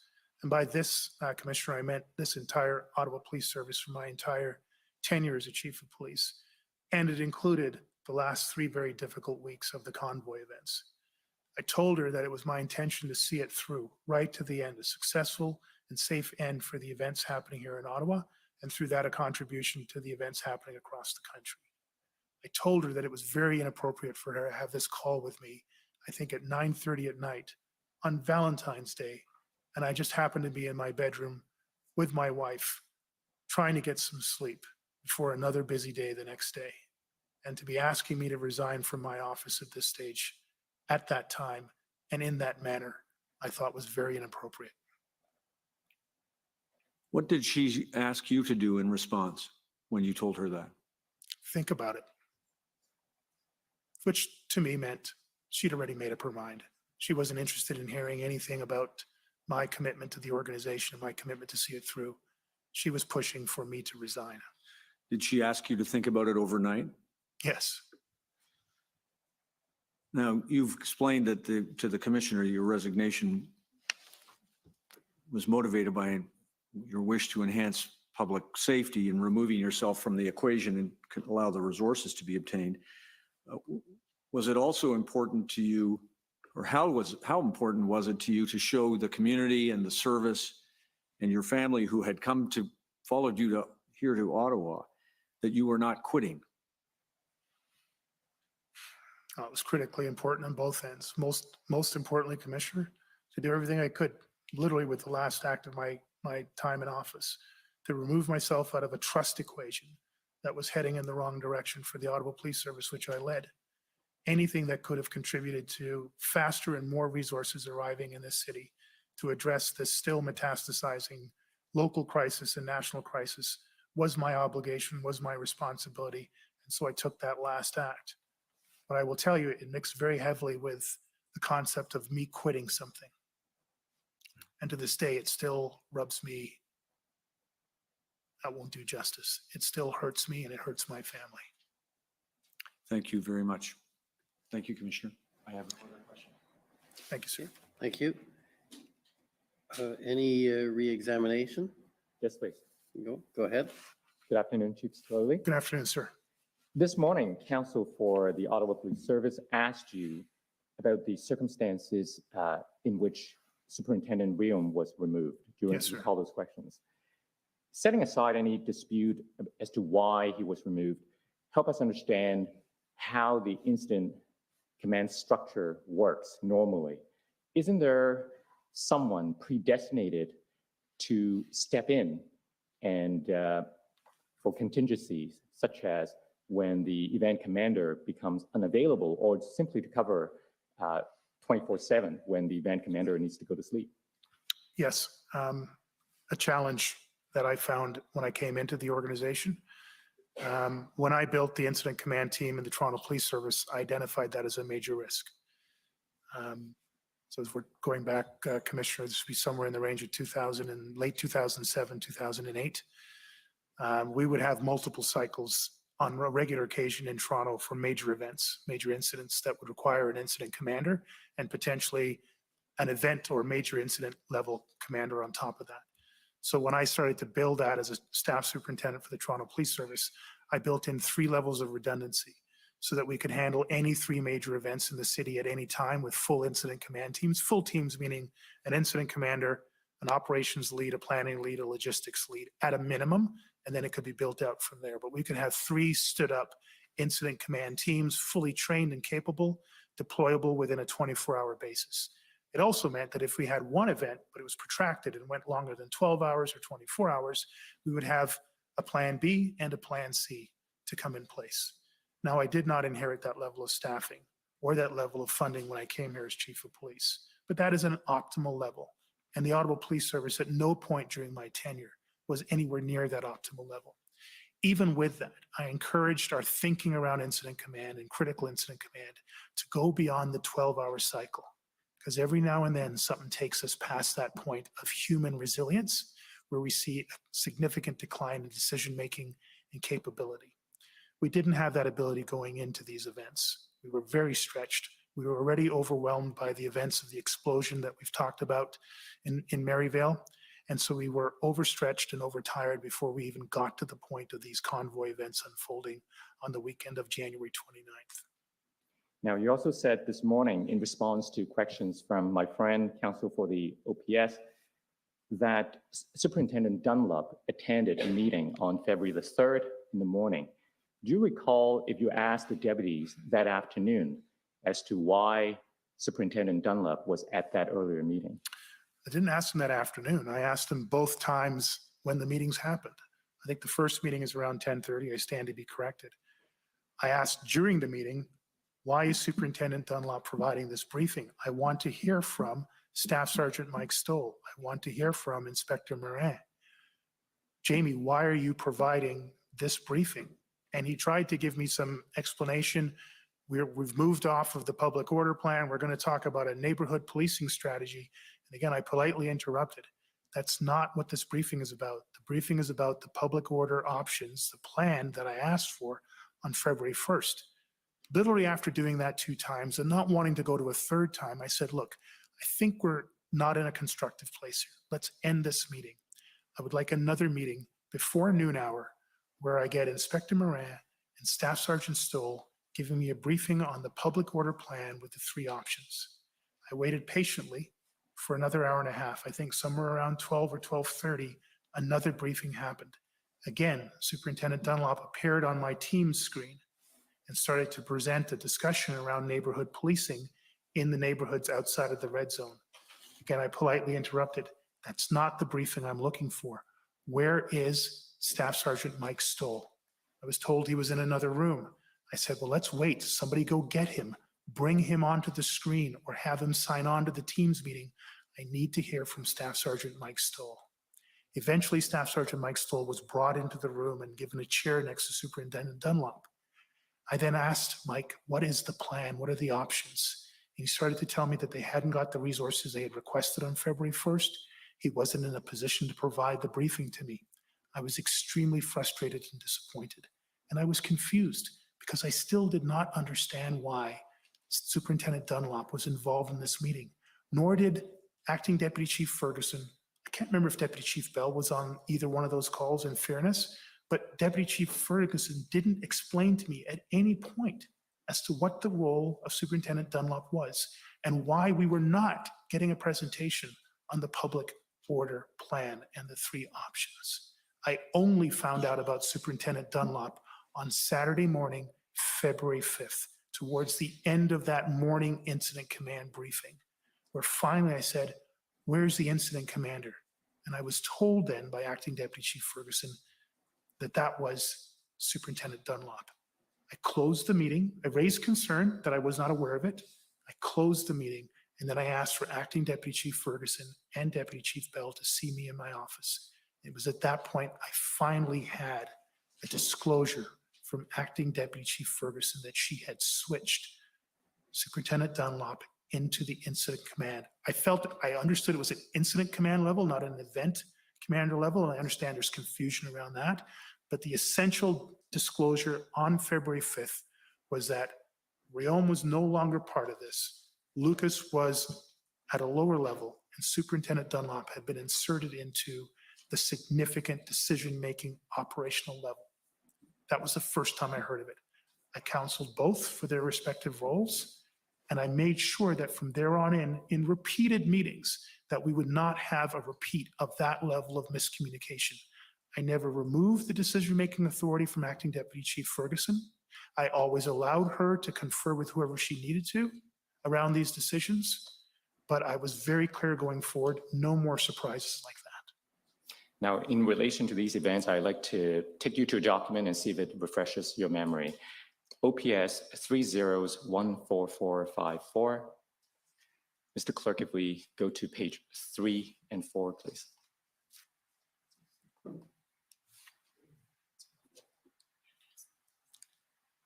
Oh, sorry, 14484.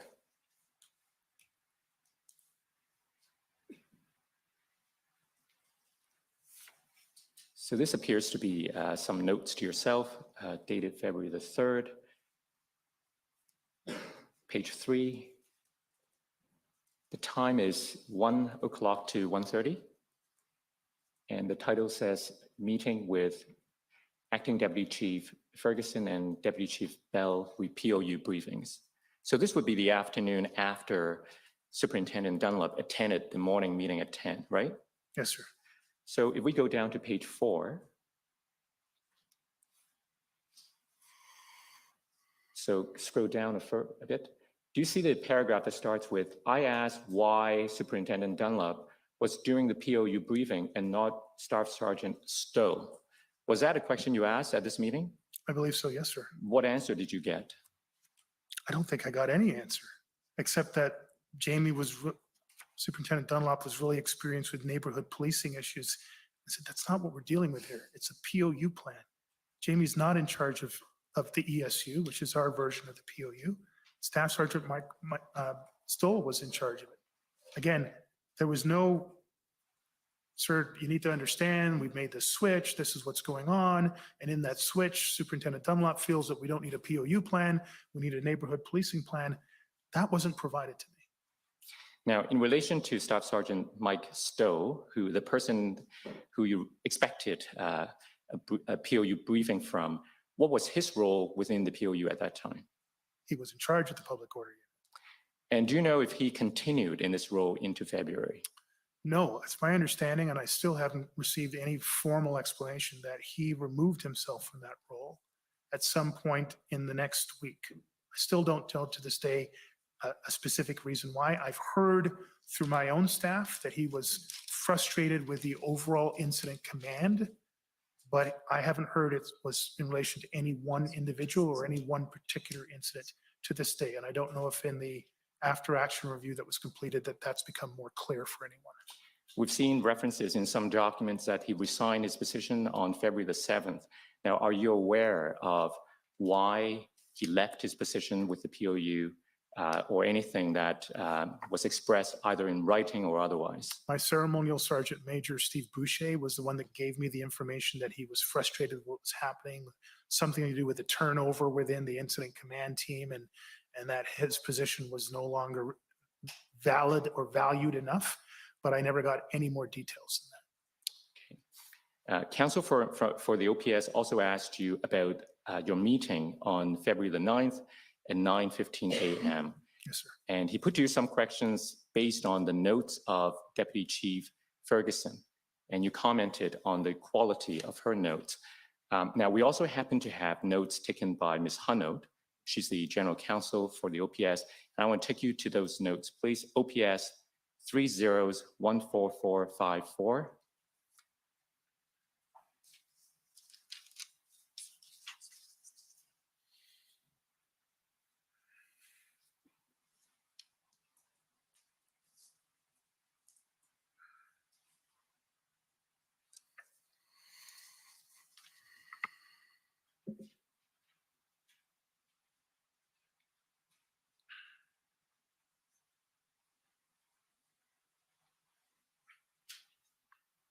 So can we go to page 130, please?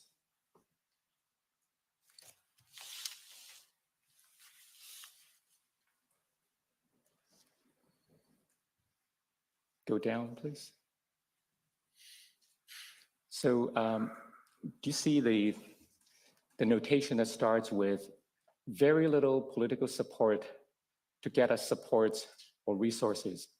If we don't change that dynamic, we'll get nothing. Now they've sent their team to support us over 30 days. Their political masters don't think OPS did their jobs, and we won't bail out. They don't have a plan. They then will go publicly that, and then I guess that's equal signs with a slash, so that doesn't equal leadership, and they will take it from us.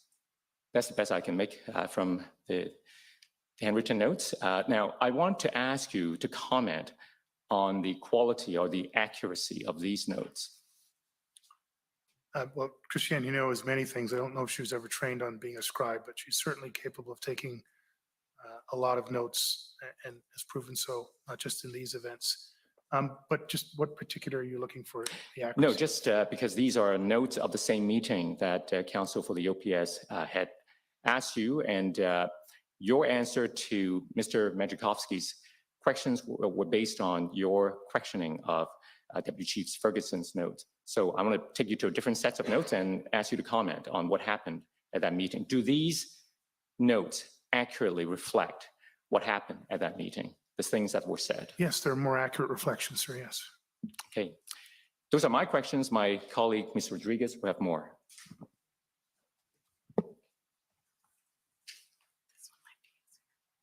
Again, just, sorry, the portion of the notes you just showed me are what I've referring to. If you'd like me to adopt the entire thing more fully, then I'm not sure if that's sufficient. But. No, I took you to this passage because I believe that was the context in which Counsel for the OPS asked you the questions this morning. Thank you, sir. Hi, Mr. Sloly again. I do have some clarification questions that arose from your questioning today. I wanted to take you first to OPS 30-14565. Now, Counsel for the City of Ottawa took you to this document and asked you some questions. And these are your notes of February 9.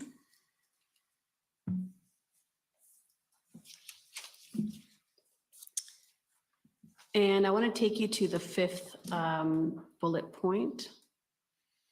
Sorry, fifth from the redacted portion. Important for mayor to know, so this is now a phone call with the mayor, Steve Kanellakis, Serge Arpin at about 2:20. And this is your side of the conversation as recorded by the scribe. Important for mayor to know, until this is fixed in Ottawa, this will continue in other areas in the province. If mayor hears anywhere that we don't have a plan, we have a plan. They think we have a too aggressive of a plan here. So I wanted to ask you about that part. My understanding is that 12:10 or so, there was a meeting with respect to the 3.0 plan. And so when you say they think we have too aggressive of a plan here, I assume the they in that sentence is OPP and RCMP. Is that right? The integrated planning team that had arrived. Yes, sir. Yes. Yes, ma'am. And so I wanted to ask, why did you think that their view was that the plan was too aggressive?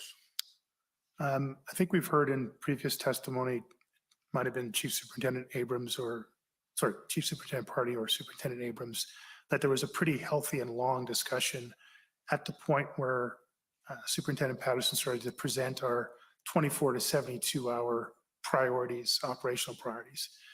Again, just for context, sir, that was never a presentation to be a tactical briefing for commanders to pull apart a plan and assess it. That actually took place later on in the evening.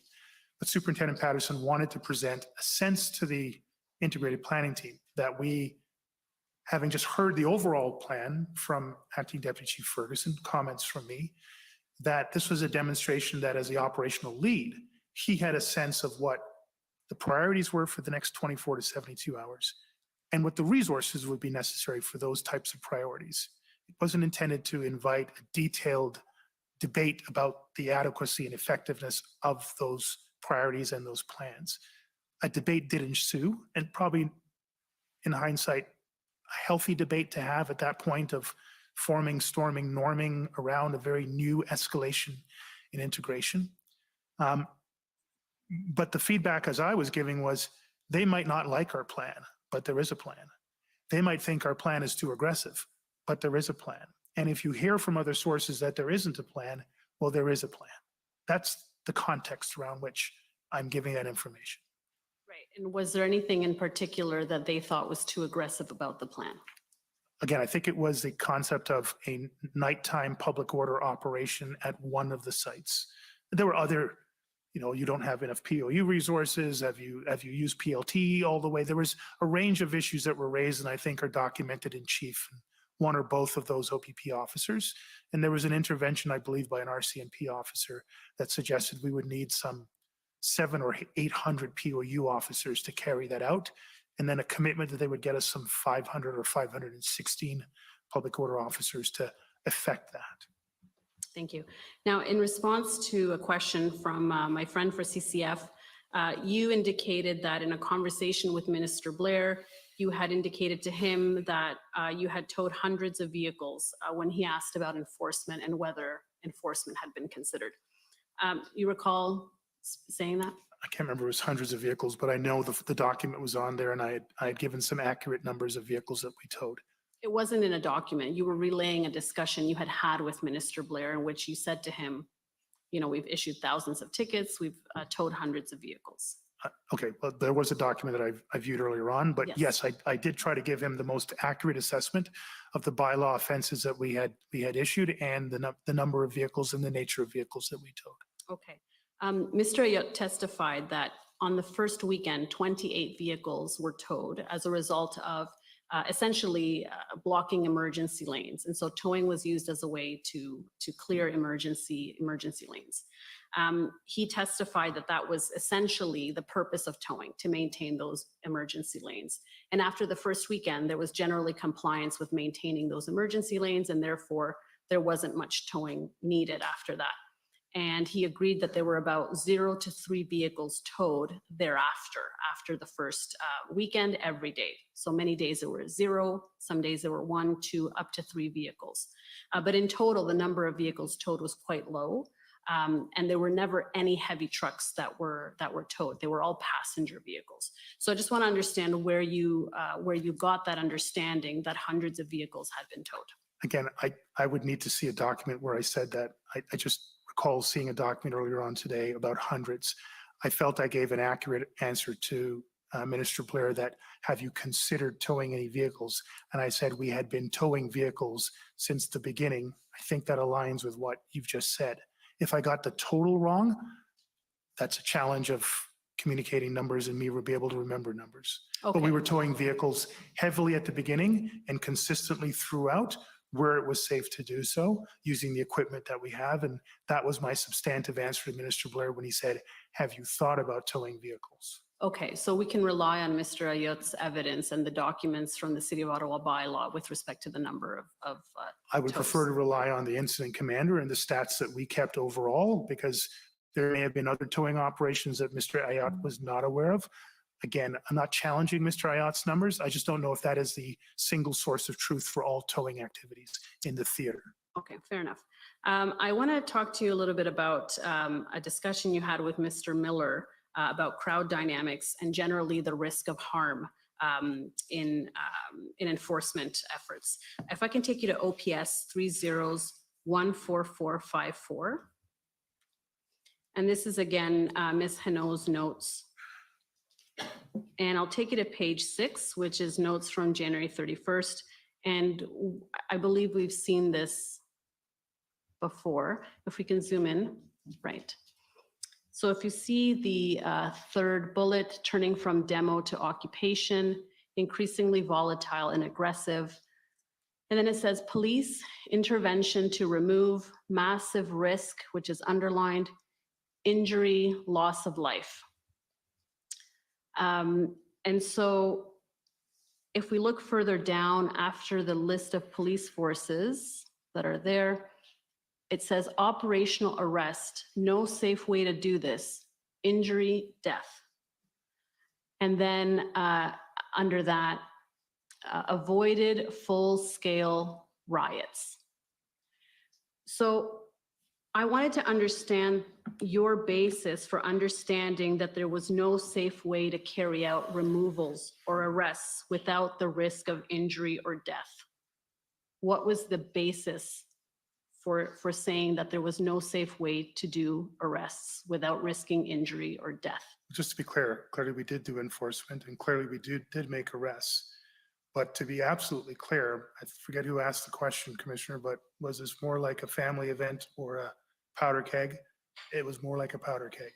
And no point ever more powder keg than that very first weekend. I had experienced it myself when I went on foot patrol at Wellington and Rideau and Sussex. I had experienced it myself. I had seen it and felt it firsthand. And those efforts of swarming officers, not just an individual officer writing a bylaw offense, but sometimes officers in 2s or 3s or more were swarmed. Senior experienced officers. We had brand new recruits on the street. This was a regular occurrence. Sometimes that serious injury or death is not the death or the injury to the officer. It's that an officer being swarmed and overwhelmed physically may need to resort to serious injury or death to prevent themselves from being overwhelmed. So it's a two-way issue. Not fair that the officer is going to get hurt, but the officer may hurt or take the life of someone who's trying to overwhelm them. And in every one of the instances that I saw or I even attempted as a uniform officer to gain compliance, even the most small compliance, was aggressively surrounded and intimidated. And if I had carried through on that or other officers carried it through on the most basic level of engagement, never mind enforcement, there was a risk of escalation to violence. And the crowd dynamics that existed that weekend, it is only but for the grace of God that something worse did not happen. Right, so you're telling me there was enforcement, and my understanding is no police officers were ever assaulted. That's not correct. I believe that I've given an example on the situational report from the night of February 4th into February 5th. Inspector Daoud talked about one of our sergeants who was swarmed and assaulted. City workers in the same situational report who were swarmed. Now, I don't know whether or not a criminal code charge was ever laid, whether or not the officer could identify who did it. But as was led earlier on, not every incident of assault or threat led to an actual charge, but those incidents occurred on a regular basis, on a 24/7 basis, across that micro theater that caused us so much harm and trauma in the city. And were you also then in that assessment that there was risk of injury or death and that the crowd was volatile? Were you receiving specific intelligence about the composition of some of the people there that led you to think that? Were you receiving intelligence or information that led you to believe that there was this risk? I could see it firsthand, and yes, I got regular reports literally at every single briefing cycle about the level of volatility across the theater. And you were using that then to determine when enforcement action should be used and where?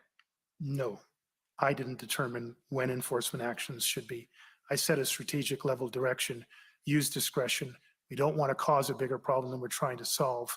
make sure officer safety and wellness is there, make sure we understand that trying to do enforcement in one area may be more risky than not. So I never directed any particular enforcement action, if that's what you're asking. Sorry, by you, I meant OPS generally, not you personally. Through the incident command process, yes. Okay.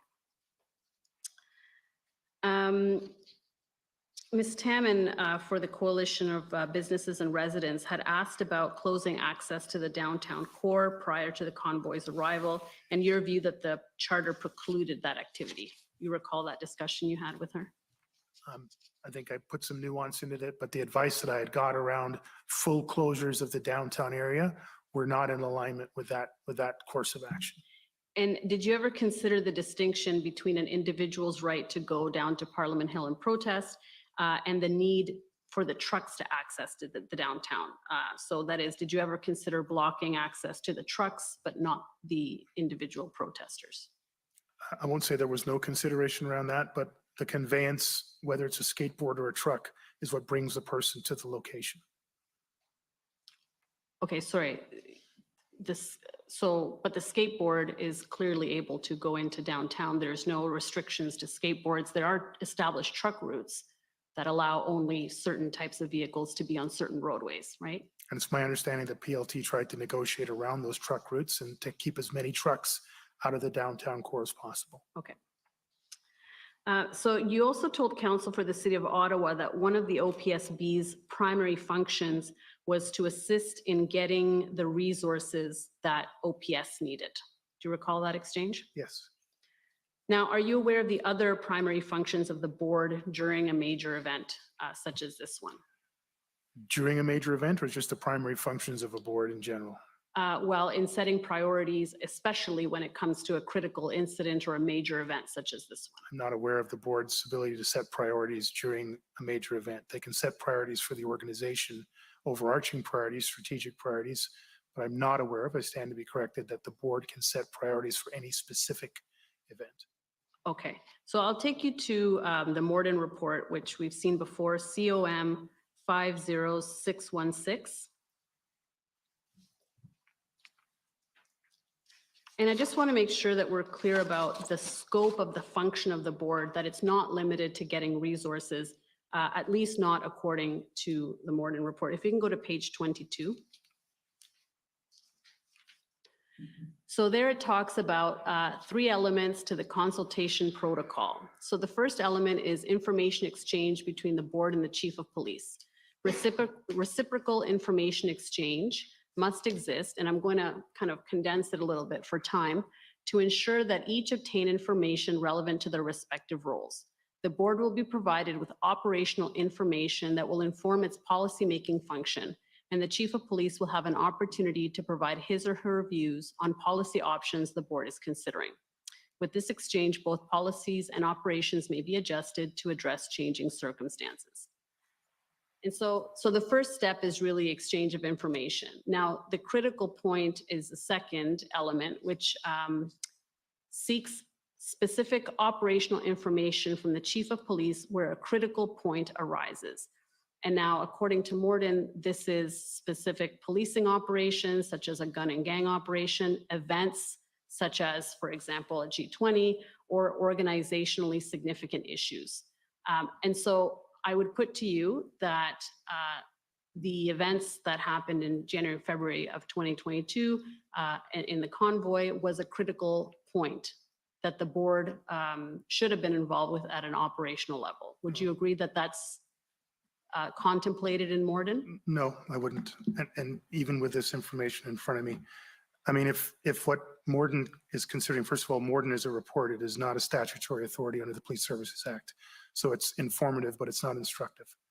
Secondly, if what he refers to as a policing operation is a gun and gang operation, if that is, for instance, what is, I'll go back to my Toronto police days, but Toronto police experienced, sometimes years in a row of escalating guns and gang violence. What is, Chief, your approach to addressing gun and gang violence in the city? We'd like to have some policy positions on that. For instance, we are not going to use street checks and carding to disproportionately stigmatize or victimize Black and brown populations in the city, check, Morden's right. If what Morden is considering is that, Chief, when you go to take down the Bloods and the Crips operating between 31 and 23 division, you need to make sure that you have overwatch capability to make sure that none of our officers get hurt. Sorry, you've crossed the line. You shouldn't be there. I can't imagine in 1,000 years that Morden would consider that the board would sit down with the chief of police in the middle of the first weekend and start to debate policy instructions around a still unfolding national security event. Well, maybe we should keep reading. So specifically, I was considering the point of event, not a specific operation, but an event like an international summit of world leaders. A protest of this size, I would put to you, is a significant event that would trigger the second element that's identified here. No. A planned event for a visit of world leaders usually has a 4 to 5 year cycle of planning, and in which case, yes, they would have plenty of opportunity. I gave information earlier on, Commissioner, about the planning that went into the G20 that severed from Muskoka down to Toronto. In 5 months, we had regular meetings, regular scheduled board meetings, specially scheduled board meetings, where Chief Blair and the command team, which I was a part of, provided a lot of information to the board around what we were planning for. The board had time to take tour of facilities that we were giving. We were able to give very detailed updates, even though we were on an incredibly intense timeline. And the board could therefore, in those occasions, express policy matters, but not in the middle of the weekend where the G20 burnt cars down in our city, where we're sitting down having policy discussions with the board. So I'll take you to the third element, board collaboration in defining the what, but not the how of an operation.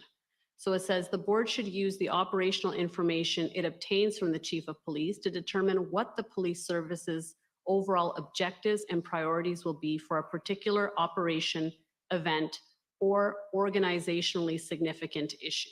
So if I hear what you're saying correctly, you're telling me that the protests in Ottawa did not fall into any of these categories. Is that what you're telling me? I don't believe they did. And even if they did, the ability for us to slow the world down in order to have a policy discussion, I don't think would have been practical. With these established, the Toronto Police Service can create specific operational plans that will outline how the policing missions and objectives will be achieved. The Toronto Police Service must always maintain its autonomy to make and execute particular decisions during the operation. The board should review the Toronto Police Service's operational plans to ensure they are consistent with the mission or objectives stated by the board and that they have the benefit of an adequate policy framework. So if I'm understanding correctly, your view is that that doesn't apply to this situation, correct? Again, if I understand everything that's in this paragraph and where it fits into the larger structure of the Morden report, if I understand that Morden is suggesting the board should set the mission statement for the incident command operational plan, I would have to reject that. Okay, fair enough. And so it's fair to say that in this case, the board did not have an opportunity to provide input on the what as is contemplated here. Is that correct? Again, based on my limited ability to interpret this section in the regards to the larger report. Okay. Now, during the February 5th OPSB meeting, Chair Deans asked you to indicate what you needed in order to bring the demonstration to an end. We've talked about that. And today, the fact that the answer was made public has come up as something that was potentially problematic. Do you recall that it being discussed? So in your witness statement, you say Chief Sloly publicly announced the request for 1,800 police resources during a special city council meeting on February 7. This was not his normal course of action, but the Freedom Convoy was unprecedented. Specifically, Ms. Deans asked Chief Sloly in a public OPSB meeting to provide a detailed report on that level of resources required. And then at page 43, you say, Commissioner Lucky expressed concern that his public request for 1,800 officers was creating officer safety issues. Chief Sloly recalls defending the decision as it had been made by his board chair, Ms. Deans, at a public meeting. Did Chair Deans or the mayor consult with you on whether to make the specifics of the request public? The short answer would be yes. There was a lot of discussion back and forth as to who would sign the letter, when the letter would be presented, how it would be presented. Quite frankly, I left that largely to the chair and the mayor to sort out. But in terms of them asking whether or not the request should be made public, in a public forum and to be released to the public, was that? Well, the something- substantive discussion was around the board's ability to secure adequate and effective resources for what we were dealing with. It was going to be a public document. I don't think there was discussion about it. It probably wasn't a very long discussion. The intent was for one or both of those individuals to sign a public letter and send it to the highest offices of the land provincially and federally. And did you ever ask that it not be made public? No, I didn't. Those are all my questions. My Thank you. apologies. Perhaps I've missed it. Is the fact that the letter is made public just that it's sent? I just want to make sure I understand the question. No, that the numbers were not provided in camera and that the letters were made public and were not kept confidential, like sent on a confidential basis. Sorry, and perhaps I've just misunderstood, Commissioner, that the letters were made public when they were sent to the Prime Minister and the Solicitor General and the Premier and the Minister of Public Safety, or that they were otherwise made public? Yeah, I'm not sure we're gonna be giving evidence, No, lawyer I to just lawyer. misunderstood. If you want the council to ask the witness further question, you might put it that way, but I'm not gonna ask for evidence from council. That was certainly not my intention, Commissioner. I'm just trying to understand the basis for my friend's question. That's all. I don't understand what my friend means by making the letter public. I don't understand. And if the suggestion is that the letter was made public otherwise than by sending it to the politicians, then I question the basis for the question. That is all. Well, the question stands. What it means is something that the witness can be asked what he understands from the question, but it's not up to you to cross-examine or question the questioner. If you want a further opportunity to ask questions to the witness, that's fine. The question and answer is, maybe I've misunderstood, but there was a question and it was answered. Am I wrong about that? Sorry, Commissioner, perhaps it's late in the day and I apologize if I'm the one adding to the confusion. I certainly don't intend to cross-examine my friend on her question. That was Well, by you were, no- but go ahead. Well, What are you seeking? I don't believe I was, Commissioner, and certainly I can assure you and my friend that was not at all my intent. The reason the only reason I'm speaking is I had understood Mr. Sloly to say his witness summary, and it came out during his evidence, and I put it to him that he had made the number public during the February 7th council meeting. My friend has asked him whether the letter was made public. And I didn't understand that to have been the case or that to have been in evidence up until the moment of the council meeting. So I'm just asking what is meant so that I can understand the basis for the question. It's not a cross-examination, but of course, there has to be a basis for any question put forward. That's the only clarification I was seeking. If it's confusing, I'll leave it there. I think I've stated my concern for the record and I'll leave it there. I'm happy to respond. My question was whether the request was ever made to keep the request private, not public. It wasn't about the letters. It was about the resource request, the numbers, whether it was ever requested that the number of resources required be kept confidential. I wasn't asking about the letters. I was asking about the number of resources, but in any event. I'm more than content to leave it there. Again, maybe it's late in the day. I'm content to leave it there. Okay, well, if everybody's content, I'm content. So you've completed? Those are all my questions. Thank you. Thank you. I don't have much. I really only have one area I want to just touch base with you on. And that's following up a question you answered from Ms. Rodriguez towards the end, and was something like they, I think referring to OPP and RCMP commissioners might not like our plan, but there is a plan. You remember that answer, that question? Yes, Commissioner. It wasn't so much the commissioners wouldn't like my plan, but the representatives that they had sent in the integrated planning team might not having had that briefing suggest that it was a sufficient plan or the right type or tone of plan, but there is a plan. We spent 24 hours discussing our plan, presenting our plan, and there was an agreement to move forward around integrating around that, the details still to be resolved. Should you hear from other sources, that there is no plan, there is a plan.